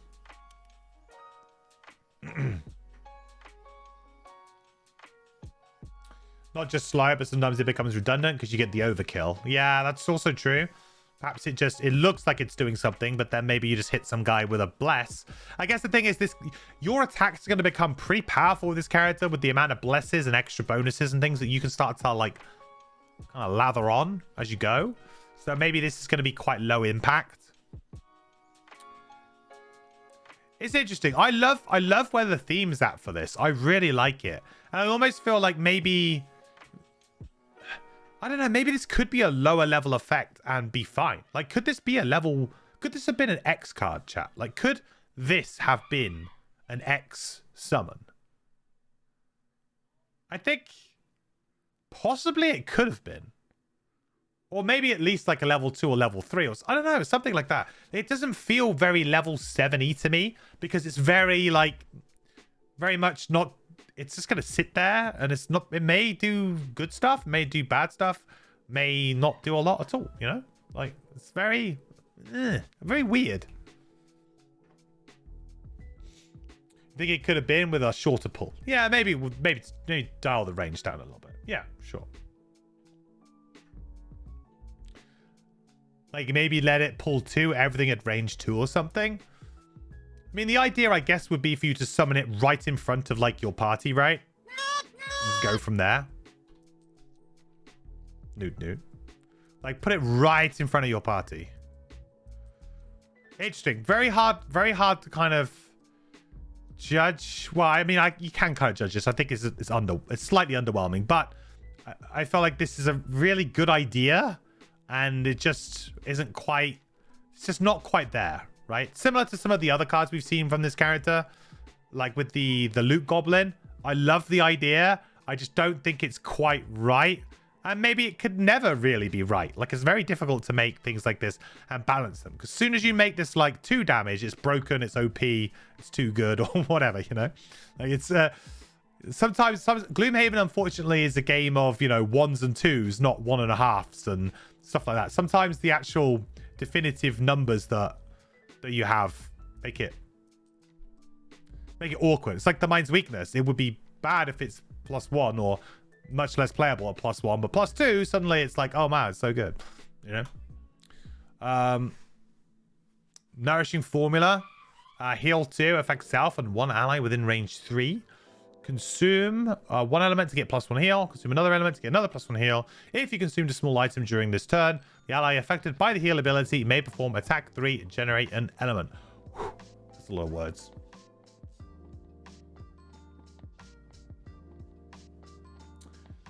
Can we enchant this card? Do you mean the black hole? Black hole has no enchantments on it. This has an enhancement dot there, but you know, it's not gonna happen. So this is potentially going to be like 6 points of heal because it's affects self and 1 ally. So you know it's gonna be, you're gonna be doing stuff.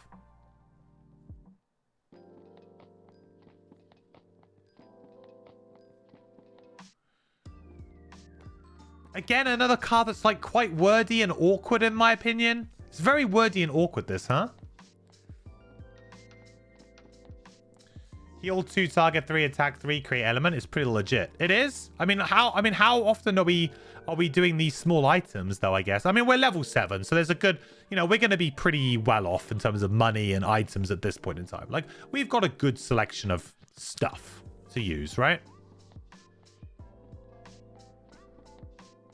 Also, technically, we're not performing an attack action, so, you know, that tonic, baby. The tonic.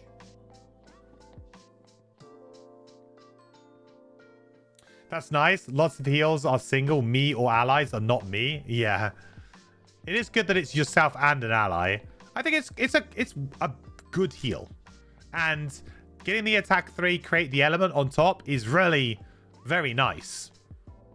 It's Eye of the Hurricane, right? Eye of the Hurricane's very similar to this, but it's attack everything and it's a bit weaker and it's a burn.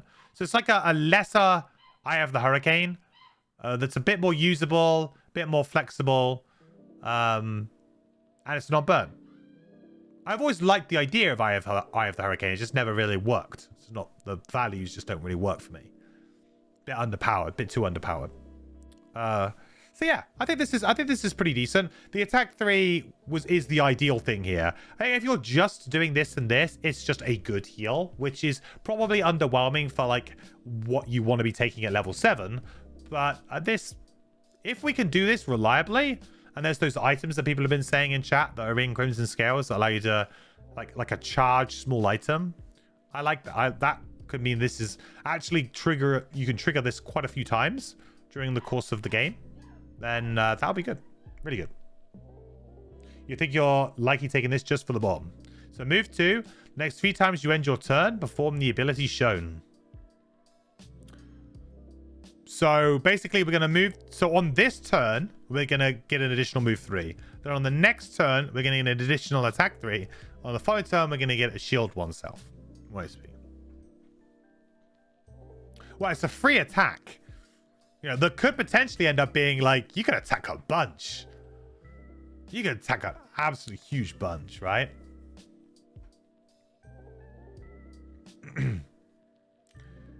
These Brightspark abilities say consumed though, so it would only work on the final charge of the 3 charge. Oh, okay. All right, I slightly misunderstood that earlier then. Sorry, I thought it was I thought it worked slightly differently. So yeah, it's not. So I mean, small items are the best items in the game, right? Most of them. So you are going to use a lot of them. You're going to use stamina potions a lot. You're going to use mana potions a lot on this character, I expect. So yeah, it just encourages you. I mean, maybe this character could be a good Cloak of Pockets wearer, huh? I mean, this character's starting to look like a good Cloak of Pockets type wearer. Which would thematically work with the character idea, right? Getting all of these little potions and things. Like, I think that works quite well with, like, the theme of the character.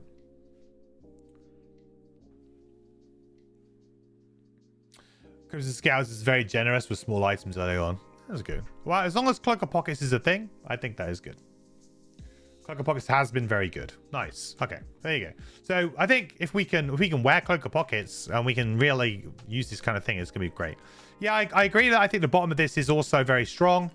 The good thing is that you don't necessarily always want this, but you probably always want this. So this is quite a versatile card in that respect. Like, it's got a very good bottom that you're always going to be happy to use.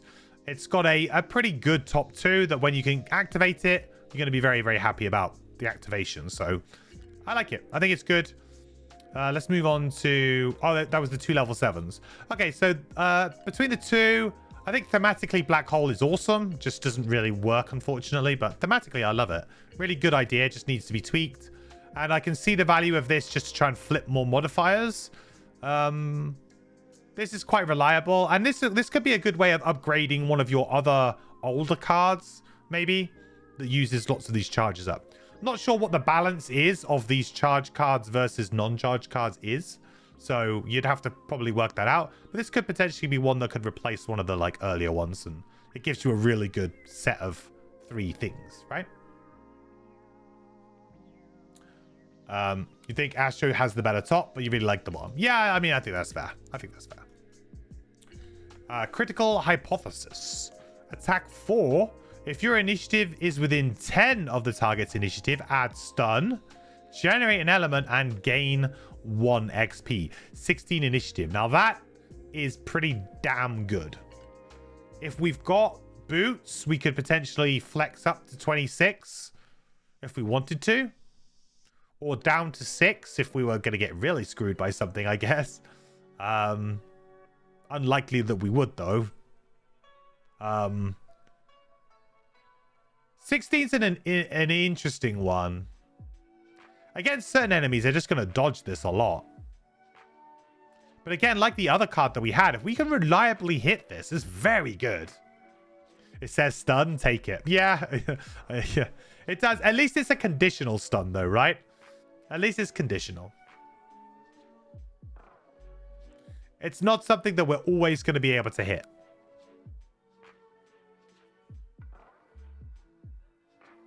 The bottom is nuts also. On your next 3 attacks, add the conditions shown to the attack. Wound, disarm, stun. Okay, yeah. Sold. Done. Is there any other level 8 cards? I don't think we need to see them. Yeah, this is super powerful. To be honest, I'd probably just play with this most of the time. Because this is really reliable. I guess the annoying thing about it is that the wound is first. That's quite clever, the way that they've ordered it. Because if this wound was like, I don't know, down here. Because then you could basically just immediately disarm the enemy with a top attack if you were next to them. Which is quite brutal. But if you use the target too, right? If you use something like, what do we have? I swear we got a couple early on, didn't we? Where are you? Where are you? Some early level 2 cards. I swear we got some like this, right? Oh, wound you, disarm you. Oh, next turn we'll stun you. That's really good. Really good. Yeah, I feel like the charge gameplay on this character is where it's at. Really. I'm not such a big fan of the element stuff, I'll be honest. Because to me it feels cluttered compared to this stuff, which is more like elegant kind of design. It just feels like the element stuff. I mean, maybe it's just because I've used elements so much and I don't find them to be particularly, you know, really engaging as a new mechanic. Whereas I feel like this kind of stuff is kind of interesting. Target 2 poison at level 1. Yeah, it's not a single target. It was just like a splash poison. But still, being able to like poison and wound something is very good. You know, get the double effect on them. Why not? Yeah, this is really good. Really, really good. The other card will have to be... The other card's got to be a knockout, right? To be able to beat this. Okay, versatile concoction. Attack 4. Consume air to get +1 attack, push 2. Consume ice to get +1 attack and mobilize. Consume fire to get +1 attack and wound. Okay. So if you managed to pair the wind and the ice together, that's really good.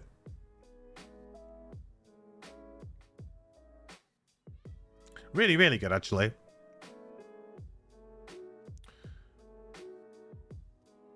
Doesn't have the word stun written on it, though. 58 initiative. The next 5 times you end your turn, generate an element.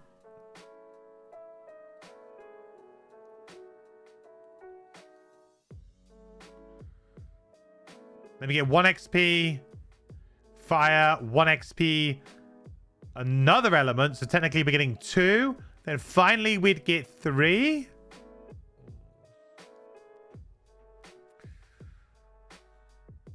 Oh, I don't know. This is kind of gross. I don't know. This feels really gross to me. What is that bottom?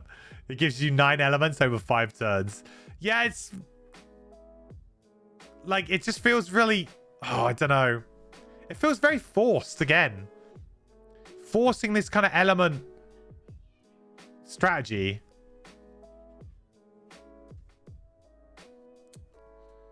Yeah, I just don't think it's very... I don't think it's very, like, elegant design. And I think that's pretty much true of most of these consume element ones that I've seen for this character. It's functional, and I'm sure it works fine, but it's, like, not very elegant in terms of, like, the mechanic, I think. Like you said, this was your main gripe with the Brightspark. Much later in the class, there's some issues scaling in the last few levels. Triangles would love you. Yeah, but then do you not just want to use the elements for yourself? Because this is the card that you take, right? If you were going all in on this sort of stuff. Like, this is what you want. You want these guys. You want the big boys. Also, like, you lose your top action on this, which would have worked very well with this card. I just think this is really odd. And without playing, like, I'm not super... And I don't know how in-depth into the maths and stuff that you go. Because I feel like when you create a character class that is based heavily on elements, there is an element of, like, how much generation is too much. You know, what's the perfect balance? Like, when do you reach that kind of critical point where you can reliably flip them, you have some good choices, you can do your more powerful effects? Like, when is enough enough? And at this point in time, I feel like, you know, this is like really like dumping a bunch on you. You know, is the rolling modifiers not enough? They're not rolling, but some of them might be rolling, but the modifiers, there's other cards that generate elements that we've had already. Like, when is enough enough? Like, when do we just say, do you know what? This is just like way too much. I don't know.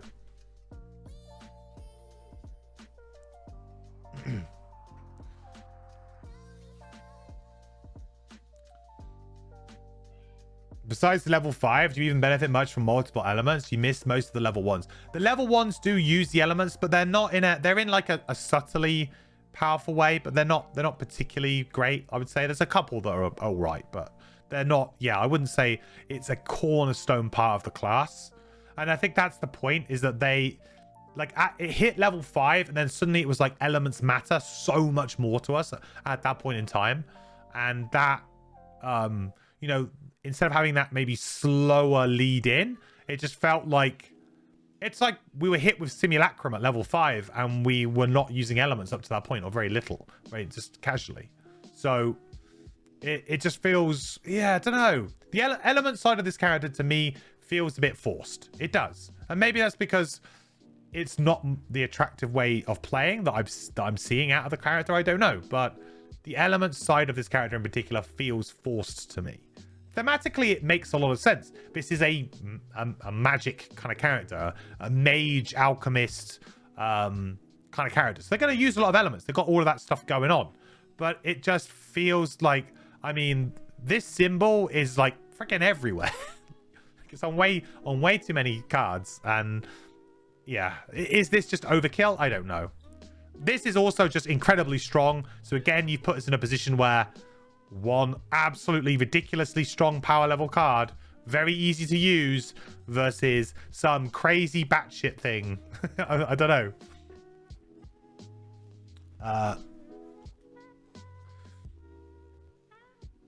You're not here for the start, but you found... Okay, I already read that one.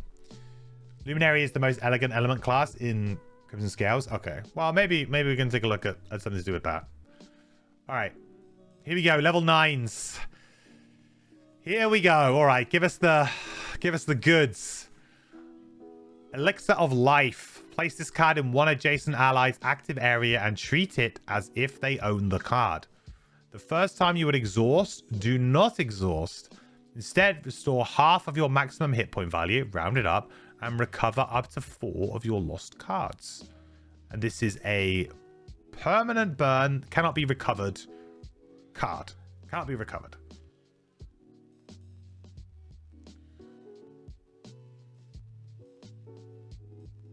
I mean, 4 cards is like what? 3 rounds?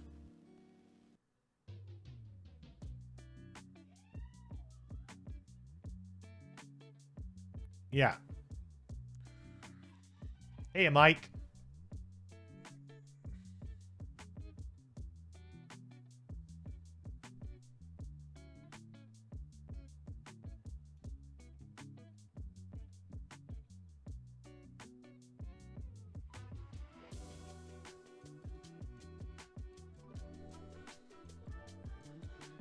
Belly of the Beast mid scenario? Yeah. Lost cards is what exactly? Burned?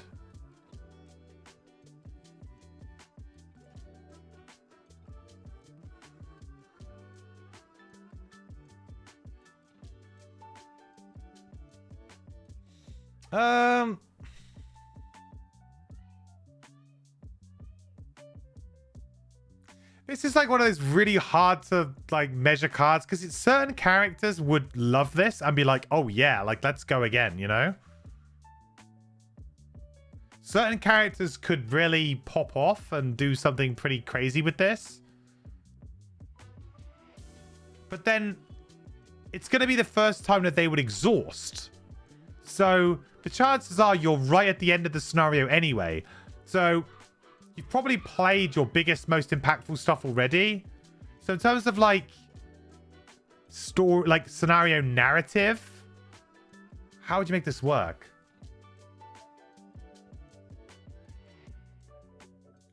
You can actually Belly of the Beast, room 2, and have 11 cards in your hand, technically. You thought God this card was the thing. You think someone can abuse this by intentionally taking lethal to get 4 cards back? Oh, I see what you mean. Because it's actually, it doesn't say... Yes, I see what you mean, because it just says recover up to 4 of your lost cards. So you could, in theory, just take lethal and just recover 4 cards. And then you would restore half of your maximum hit point value. Oh, this is actually broken. This is worded in a really bad way. Oh, yeah. Yeah, no, the way this is worded is super relevant. Unless it's meant to be something else, but the way it's worded...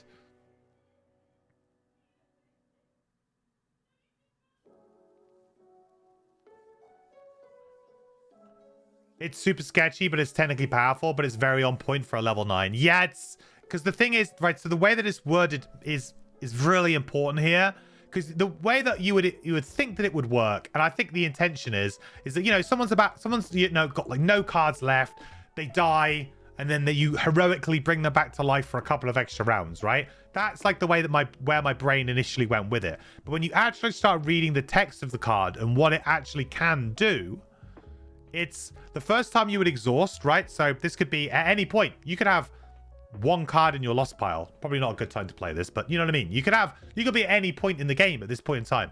You could be, you know, the enemy flips the ×2 against you, you would die. For whatever reason, you would maybe die. You can just choose to do this, get 4 lost cards back, and then restore half of your health, right? Round it up. It doesn't say restore to half of your maximum health. It says restore half of your maximum hit point value, rounded up. So again, you could be on like 8 out of 10 health, right? You would heal 5. It seems very janky.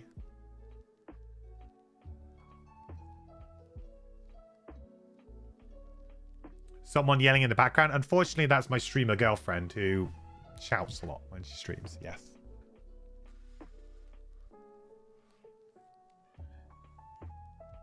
You would have to say exhaust due to card loss. What you are thinking?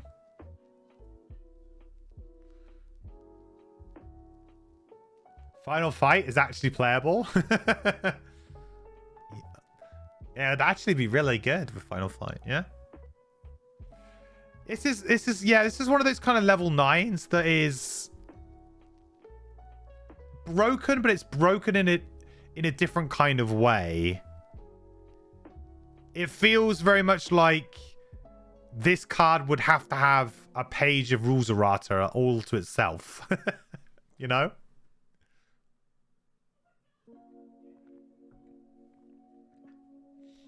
If nothing else, this card literally made Final Fight playable, which is a feat in of itself. True. It's brought that card back to life. Literally, elixir of life, right? I mean, I like where this is going. It's a very weird, interesting card that has some niche use.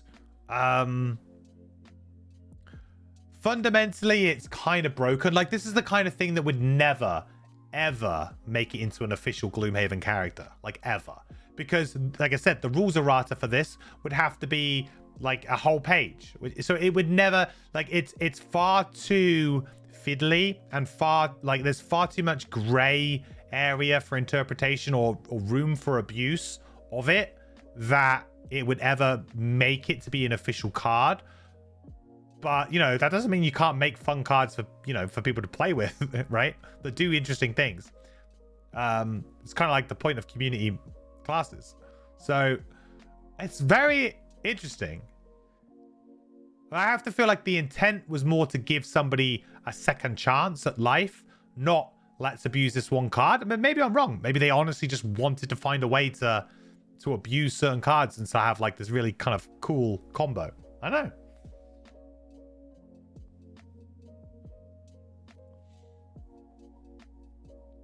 Yeah, at the end of the day, since it doesn't really do much other card recovery, it's overly strong, but it's only so broken. Yeah. Would never go in digital? No. No. Well, I don't know, actually. This could actually be pretty... This could be much easier to implement than Chimeric Formula.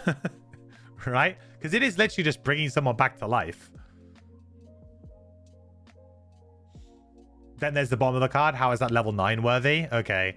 Heal 3, range 3, but we have to consume light to get that. Okay, so that's already a requirement. The next 3 times you end your turn, perform a move 1, heal 1 self, and add the bonus shown. So technically it would be move 2, heal 1, then move 1, heal 2, then move 2, heal 2 self. Yeah, that's really not very good, is it?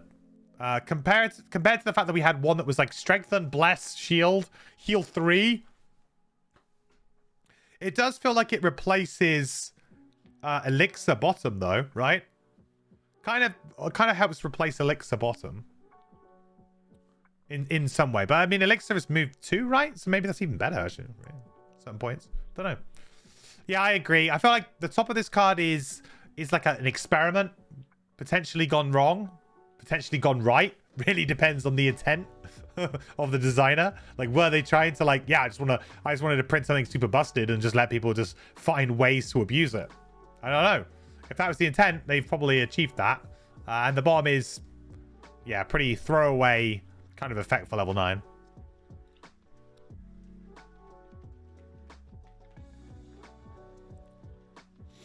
Chimeric Formula was an issue in digital due to animations. Yeah, well, the problem with Chimeric Formula is they would have to have an animation for every character for every card, which they didn't want to do, or some way of doing that. But yeah, like that, I think like that's pretty usable because all that is just, I mean, I guess the thing is, so you'd use it as damage mitigation, right? So you would use it as, so there is, so you'd use the bottom of Defiance of Death code, because that is whenever you're about to die, right? There might be, you might have to do some messing around, but bottom of Defiance of Death on Lightning Bolt, you've got, you know, card recovery from lost card recovery. You've got, you know, circles, you've got Spellweaver, both do that. Recovering health is just heal. So, and, you know, you got plenty of half health heals as well. You know, you've got Spellweaver, you know, Spirit of Doom, Bomb. So, yeah, it's just like a combination of about 3 different things. It's fine. You can do it. You think it was just a case of someone missing how you can just go, what if I just go unreasonably risky? Yeah. It's fun. I mean, I like the idea. Like, if, to be honest, at level 9, that is where you can really just experiment and just, you know, take the training wheels off and just do something really crazy. Because, like, my feeling with the game is that people should not really, you know, worry about level 9s. Like, this is why when I do my characters rankings and things like that, I try not to take level 9s too seriously, because the amount of the game that you will probably end up playing at level 9 is fairly low. Because most of the time, you know, you play your character up to level 9, you have some fun playing with the cool, powerful thing you get at level 9, and then you kind of want to move on to something else. Like, it should be just your opportunity to kind of really just have fun and just do silly things for a little while, and then you can just retire and go and start a new character, right? Like, if your intention is to win the game by just finding one cheesy mechanic and breaking it, you can do that a lot easier in much simpler places, right? Ultraviolet rays, then. During each of your single target attack abilities, you may consume one element to get +2 attack, another element to get Pierce 3, another element to get poison, another element to get push 2. That is 3, and that is a permanent effect, people. So for the rest of the game, we can just consume any element to get +2 attack, or Pierce 3, or push 2, or poison. Whew. That's a lot of words. That's a lot of words. Enna, thank you so much. Ennie, I hope I pronounced that right. Thank you so much for the resub. Using your Prime Gaming sub, I really appreciate it. Welcome back. The quest continues, my friend. Do note it's not single attack, but attack abilities. During each of your single target attack abilities. Oh, why is that specified?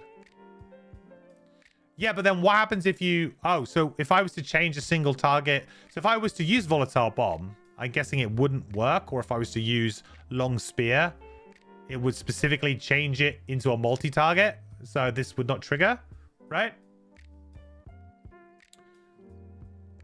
Yeah. Very powerful? Yeah. This is like having a few of the triangles cards be persistent. Yeah, so this is just this is the evolution of Formless Power, right? So Formless Power is just consume an element to add +1 to your entire attack action, which for that character is obviously a bit better because they have a lot of multi-targets. But for this character, you do have, I'd say, a decent amount of single target. And that's definitely kind of like a bit of a build. You are kind of, you have some good AoEs, but you also have quite a lot of single targets. And you would probably use your AoEs to try and flip a load of attack modifiers, right? To get some elements going. And then you could follow up on a big single target attack. And you could maybe use a lot of those elements to kill something or put a lot of pressure. Very, very versatile card. Like, I think in terms of the... it's just difficult between the two of the tops, though. Because I feel like this is, like, obviously fun to try and figure out a way to break this. And this is just really good value again. Like, it's pretty boring, but it's just really good value.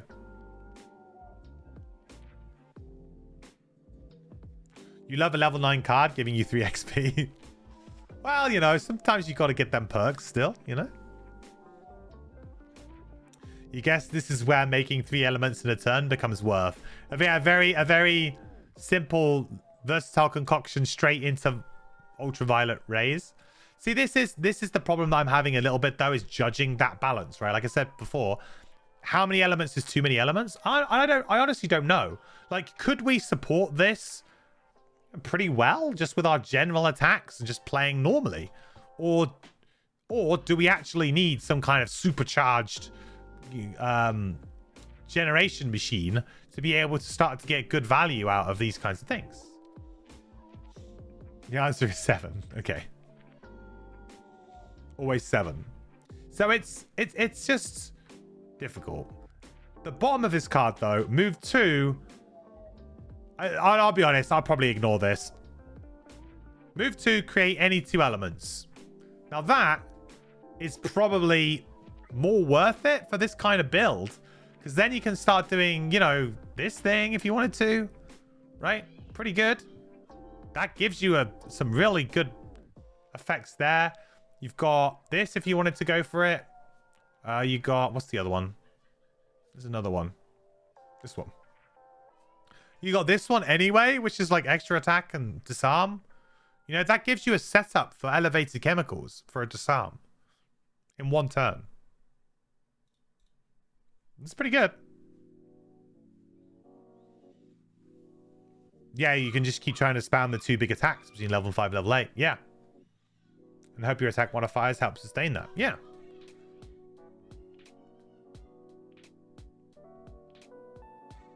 Because this is, you know, you burn this.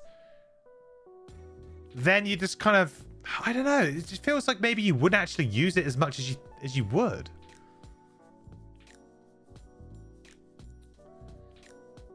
The problem that I'm having with this element stuff is it's almost too much choice, right?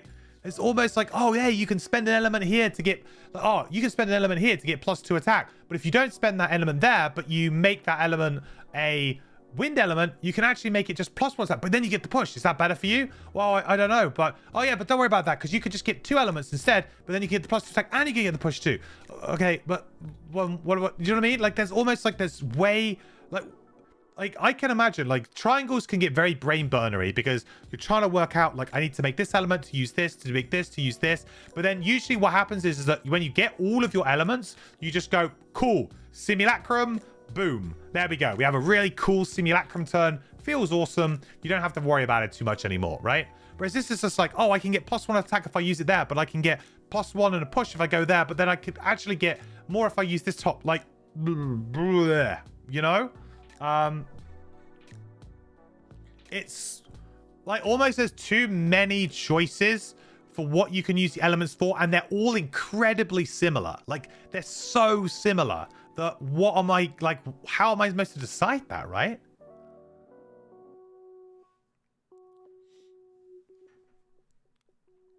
You think more often than not it's going to be spend an element to get +2 attack, and then it is worse than the mind's weakness. Yeah, but then, like, pretty much most cards in Gloomhaven are worse than the mind's weakness. You know, that's not a fair measuring stick. It's really not. You think the issue is Brightspark is okay by themselves, but in a group, the elements feel slightly more fluid. By looking at a vacuum, the elements don't look as rewarding. Possibly, but I'm really worried about the analysis paralysis. Yeah, like, I feel like you would be put into a position where you're going to be making so many elements and trying to figure out which ones to use. I can imagine this character taking quite a long time to play, like, in general, like, just taking your turn. Like, I've got a couple of buddies that I would like, if they were to pick up this character, we're like, oh, this looks interesting. I would be like, no. Like, because they take quite a long time on their turns.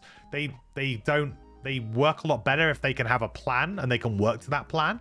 Whereas I feel like this character is going to be like a boom. Let's see what happens. Okay, we made all of these elements. How many elements did I make? Oh, I made 3. Okay, so I should probably be looking at a card where I can consume 3 elements. Oh, but no, this time I only made 1. So let's look at these cards because these consume 1. Like, there's going to be so much flicking backwards and forwards. And not to mention the cards themselves have got so much text on them that you're going to be looking at them like, okay, that's just that, and then oh, that's got all of this text. Like, some of these late level cards have got so much text on them, like so many icons, so many like added small benefits, like just little things. Not to mention once you've decided, right? So maybe I've decided like, oh, okay, I'm gonna use the top of this card. Then I need to look at my active cards and see, okay, that's gonna trigger, that's gonna trigger, that's gonna trigger.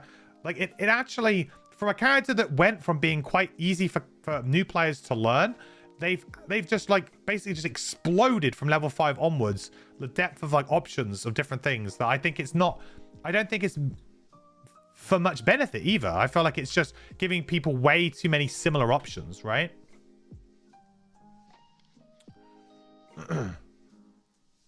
You often found the opposite, where the elements aren't too slow because most of their turns is just set up charges, and hopefully your elements line up at later levels. Definitely starts to suffer from the text creep. Easy solution, just retire at level 5. Yeah, I mean, maybe. I felt like this character didn't, in my opinion, get much more interesting after that. I think like some of the more interesting cards that we had after level 5. Let's have a quick look. So I felt like Strength Elixir was pretty interesting. I think that was on brand, if you like. I felt like Antibiotic Boost was kind of interesting. I think it's like an interesting design. Obviously this was an interesting summon, but just didn't really work. But yeah, maybe from that point onwards, it was really not. Maybe it was just, there's quite a lot of power creep as well. Like a lot of like really good, powerful stuff just generally creeping in there. Getting very good. So maybe, yeah. Maybe you're right. Yeah, it just became a lot of make element, use element type stuff. Kind of feels like they wanted a class that used elements that wasn't restrictive, but maybe went too far in giving you options. Possibly. And then I felt like that makes the character's identity weaker in general, like in terms of theme. Like some of my most like favorite classes in Gloomhaven, I love them because not only are they like got, you know, good mix of abilities, like so they're satisfying to play, but they're also just really thematic and they just like it just makes sense what they're doing.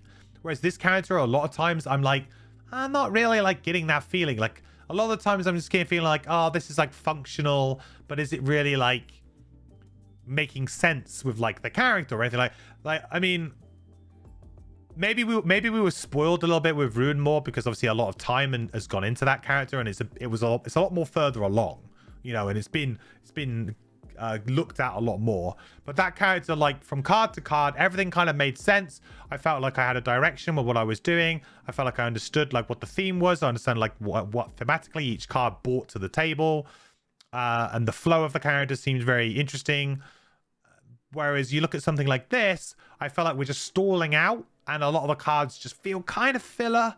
Like, oh, well, we need to stick stuff in there, and oh, we need a card that works with that build, and oh, let's just do that because it makes the game easier. And that's one of my big things why I don't like the Berserker after level 5. It does exactly the same thing.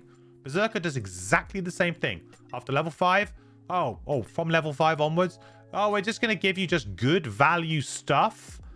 You know, that just supersedes any of the earlier mechanics that were interesting.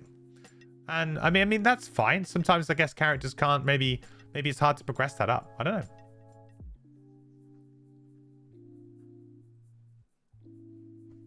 Don't get you wrong, all of the classes had a ton of time before Ruinmaw, just benefited from being able to learn from everyone else's experiences before. Yeah, that's fair. And like I said, a lot has changed in the rules and like the way we view characters, right? I imagine that when this class was made, I mean, Frosthaven wasn't really a thing. I can see you guys have adopted the new frame, but Or at least I think it's mostly the new kind of frame. I think this is the new detailing, isn't it? Or edges at least, with the image at the back. But a lot of the other stuff is old Gloomhaven, like the positioning of things, of course. So it feels like it's somewhere like a halfway house. Maybe I'm imagining things, but there's been a lot of changes anyway. You think the consuming item theme got a bit forgotten at the end? Yeah, there was a couple of cards, wasn't there? Like this one towards the end. No, this wasn't consume. Where are you?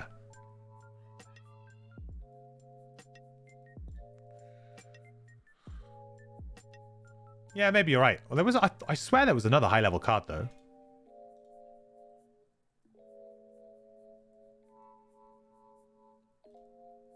Yeah, there you go. Nourishing formula. That was the one. Yeah, this is pretty good.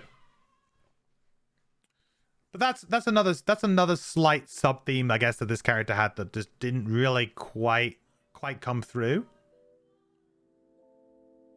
And I think this character is in general, I like the ideas that were at play here. You can directly draw parallels between this and the Drifter. You really can. This, in my opinion, is like Drifter. Not like Drifter 1.0. It's different enough, but it definitely has that. Like the Drifter basically doubles down on one element of this character, simplifies it, and then obviously works in a slightly different mechanic, which is moving the tokens backwards and forwards. So it's a little bit more spreadsheety, a little bit more. You got to work this thing out. You got to work that thing out. You know, move this thing forward to move this thing back or whatever. Right? There's a bit more of a play with that. Whereas this character is a lot more like just play them. They drop off, play another one, drop off, play it again. You know, you just kind of keep going. A lot of you just get these little bits of value as you go along, which is really cool. And I really like that idea. I think that's a lot more player friendly than the Drifter. And ultimately maybe a slightly better way of doing it. I don't know. And I really like the idea of you getting different bonuses on like different charges, right? I think that's actually a really smart idea. Simple, but it changes the game quite a lot, because now you're thinking, you know, another turn ahead. So you're like, okay, at the end of the next turn, I need to be in a position to be able to do an attack 3. Okay, cool. Like I know where I want to be or what I want to do. I think that's also really, really neat.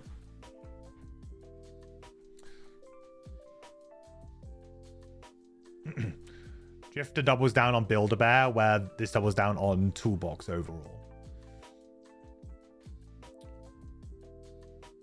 Yeah, I think that's fair. Although, I mean, I do feel like this character is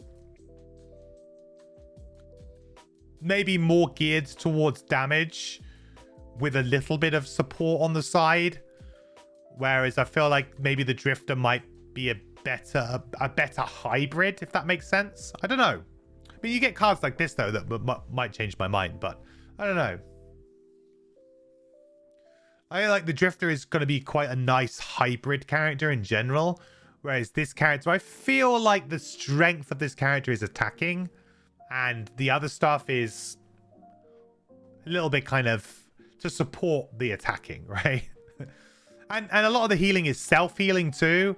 Which, you know, as a character that probably doesn't wear armor and doesn't do like tanking stuff, is maybe not as useful as it would be on somebody else or something. Drift Elementalist Hybrid, the Drift Mentalist, the Elemifter. Elemifter.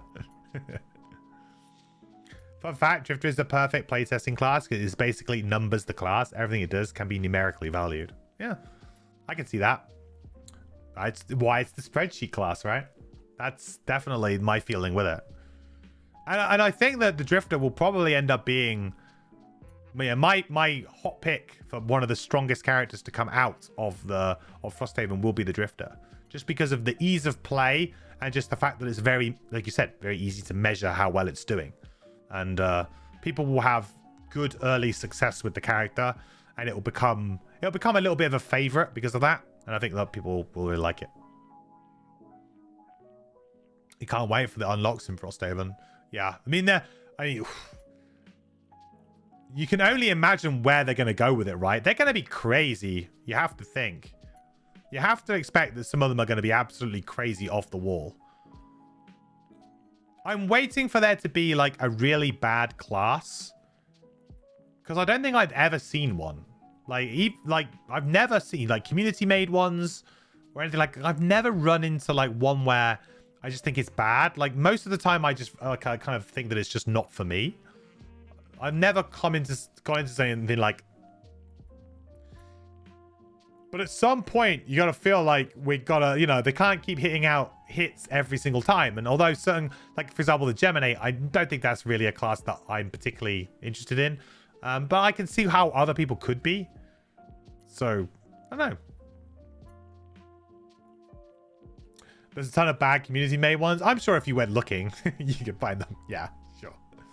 But not in like, you know, Crimson Scales. Obviously, there was a bar that had to be met, and like I said, like this character to me is just a little bit less polished and a bit muddled. It seems like a little bit confused. It's a little bit wordy.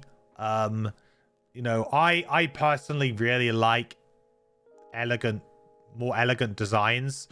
I don't like, as I said before, I don't like designs that work a lot in the gray area of Gloomhaven. I like ones that follow the rules quite clearly, and it's very easy to understand how things work at glance value, and understand how everything's going to work together. Whereas, you know, this one, I feel like you really have to dig deep into the maths of like, oh, how many elements do I need? When do I need to flip them? You know, how many do I need in my deck? When's a good time to take this card? When's a good time to do that? You know, what's the mathematical advantage of attacking this with this versus this with that? And all of those kinds of things. Like, it feels a game that's very much in the a class is very much in the numbers. And I prefer to play a bit more like, you know, a little bit more like just off the cuff, like a little bit more like understanding what the value is and playing a bit quicker and stuff.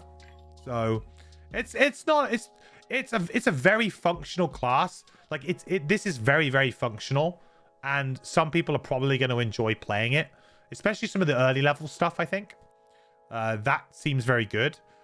I mean, in Crimson Scales, is there like starter classes, or how does that work? Like, what are the, like, how do they really do that?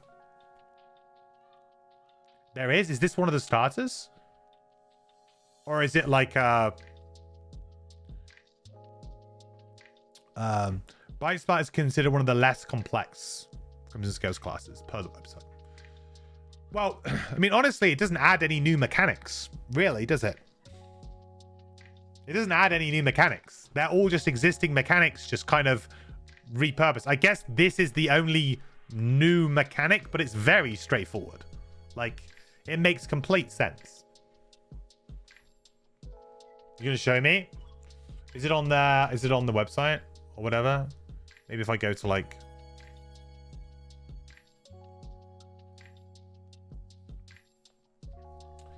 the effects per tick are new, but otherwise base Gloomhaven. Yeah, yeah. And that's the trick, I think, with the starter classes. And there's only so much room to design that too. You know, there's only so much design room for that kind of thing. At some point, they're going to run out of using the basic abilities in some way. Like the Drifter, I think, is a good example of that, because it's basically using a very, you know, it's a very basic mechanic, but it's just using it in a slightly different way. But they've had characters in Gloomhaven that use poison a lot. They've had ones that use curse a lot. You know, you've had ones that use advantage, disadvantage. You know, you've had like, how much can you play around with like what are the base rules before you have to, like, you know, now we have to add in a new rule or something. You sent it in Discord. Awesome.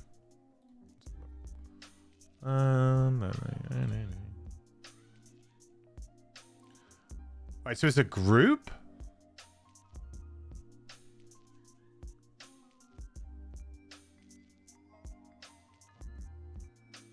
Oh, interesting. So you actually start with like 4 in particular?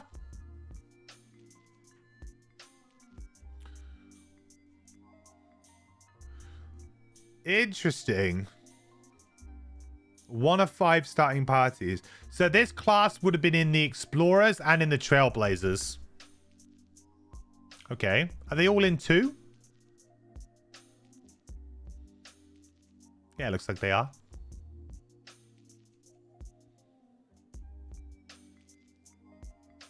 Interesting. So this is in the Explorers, which is elements. Let's zoom in on this.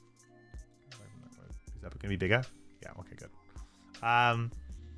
So this would be elements, area of effect, monster manipulation, obstacle creation, healing, and mobility.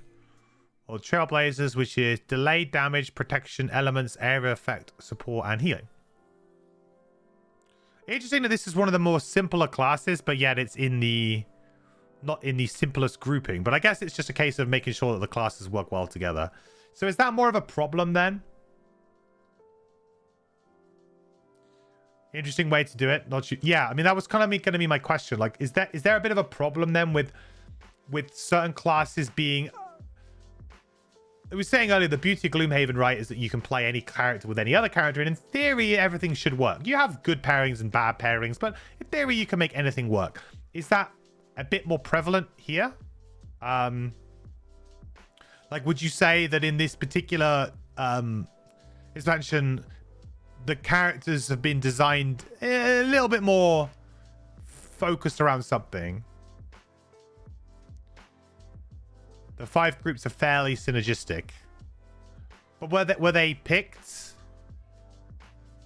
like specifically for that reason, or I'm just intrigued as to why it couldn't have been like. I guess the only other reason why it might not have been done this way is maybe it's unfair for you guys who have developed the classes to then be like, okay, well, there's only going to be 5 starting classes, and you know these guys are going to be unlockables, and you're not going to have them or something.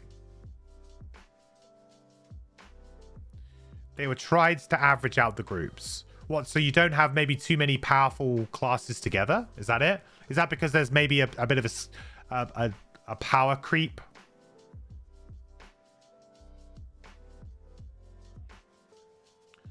How many classes do Crimson Scales have? 17. I think it's. Is that yes with the bonuses maybe?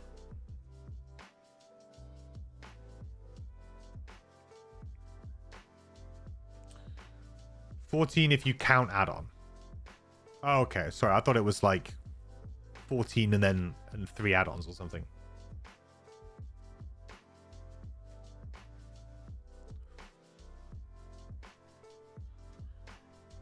So 11 and then 4 add-ons.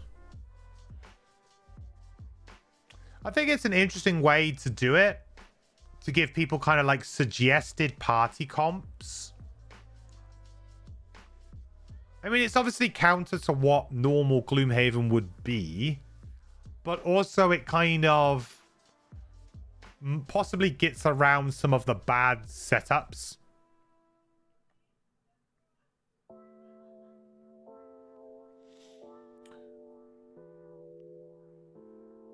You'd likely only have 3 instead of 4 of those, so one group wouldn't vastly outperform the others. Okay. So in terms of like having a very sort of even difficulty spread, I guess, as not difficulty spread, but well, maybe making sure that there's at least one character that's simpler in each party as well. I don't know. I mean, you've got the complexity rating here, right? But if we're saying that this is one of the simpler classes, like maybe you just chuck 3 like harder classes along with one easier one or something. I don't know. I don't know what the difficulty level of these other ones are.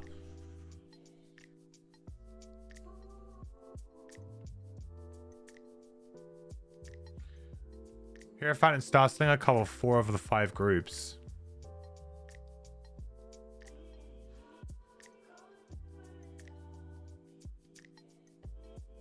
What? I only see each one only being in it twice.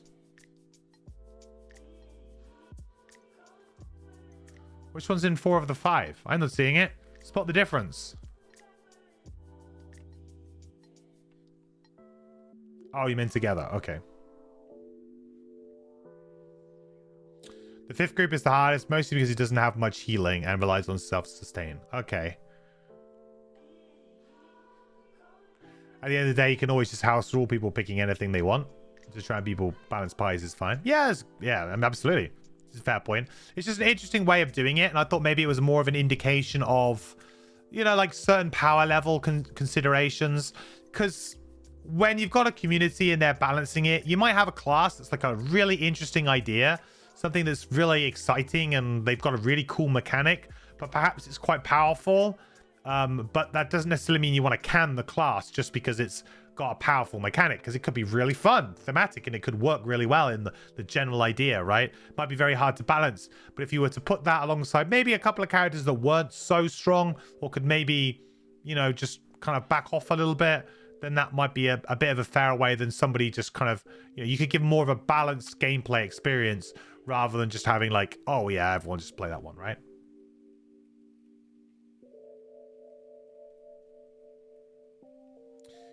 You think it's power level, although indirectly, because the power level will be just, are these classes too strong together?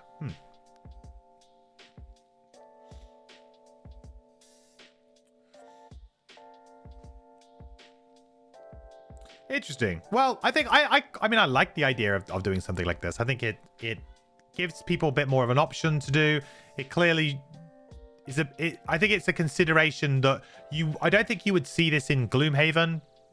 You might see this in, I guess, no, I don't think you would, because I feel like the idea of Frosthaven and Gloomhaven has always been pick one of the starters, but you're in a bit of a unique position here because you have so many unlockables straight from the beginning, so you just have more characters available, right? So it's yeah.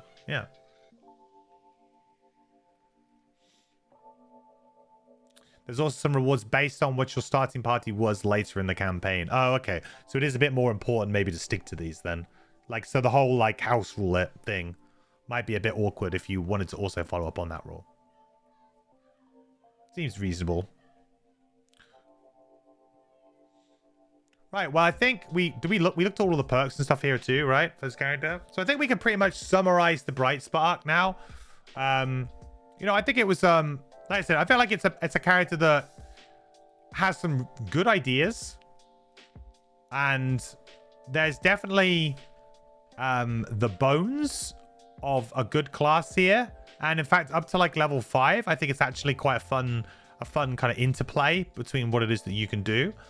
But ultimately, I think that it gets very muddled towards the end and just becomes very like, oh, I just play good card and how many elements do I need? And I think it gets a bit confusing and a bit lost. And maybe that's to do with, you know, when you try and do these characters that are like every single element style characters, perhaps they just become very hard to kind of pin down at a certain point. But I generally liked the use slots idea. I thought that was neat. Easy, implemented nicely, works very well. And ultimately, I think the character balance is, I would say, fairly in line with regular Gloomhaven. I would say it's pretty much in line. Maybe actually slightly weaker in certain elements. Like there's clearly been a bit of pushback maybe on the power level over time, maybe over testing times. I don't know, but it still feels pretty powerful though. Like it feels decent. Definitely feels like it would have a good role in pretty much any party. Okay, so there we have the Brightspark, a character that I was probably a little bit lukewarm on at the end there. I think it's a pretty like decent design in terms of mechanics and the way that it works. I think it all fits together, and it's certainly a functional character, but it just doesn't sort of jump off at the page at me. It doesn't make me really excited to play it. I think there's just a lot of just elements in this character, and it just seems to throw them at you a lot, which makes the character sometimes feel a little bit disjointed to me. Like it doesn't feel like I have a really clear way of playing. Perhaps when I actually get an opportunity to maybe play these characters, that will kind of come to sort of light, and that might actually fall into place a little bit more. But whereas a lot of characters, I can kind of review the cards and say, okay, I can see a nice clear play style with this character. I can see a play style, but to me it just seems like it's a bit all over the place, a bit jumbled up, you know, not very clean compared to maybe some other characters that I've seen before. But certainly an interesting mechanic, and a good mechanic, I think, ultimately, and an easy kind of character to play. So some people are probably going to really enjoy this character. If you did enjoy the video, please don't forget to like and subscribe to the channel. It helps me out so much here on YouTube. I am also starting a Patreon, so if you've got this far, you may be able to, you may see it, depending on when this video goes live, but I'm working on it at the moment. It's over at patreon.com/mandatoryquest. If you would like to support me over there, I'd really appreciate it. There's a way for me to be able to make new videos, get some feedback from you guys, give you guys videos a little bit earlier, and yeah, just a way that I can kind of keep going and making the content that I want. And if people would like to support me, you've got a good option to do so now, whereas before it was really not many good options out there. So I really appreciate everyone who has maybe already subbed to this, depending on when when it goes live, because I'd say I'm making this video ahead of putting it out, so we'll see, but I do really appreciate it.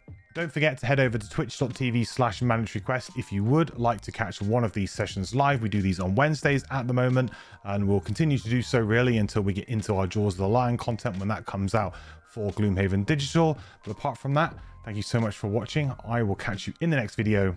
Bye. I think still, yeah. Oh, Scout that's the blessing from Jeff.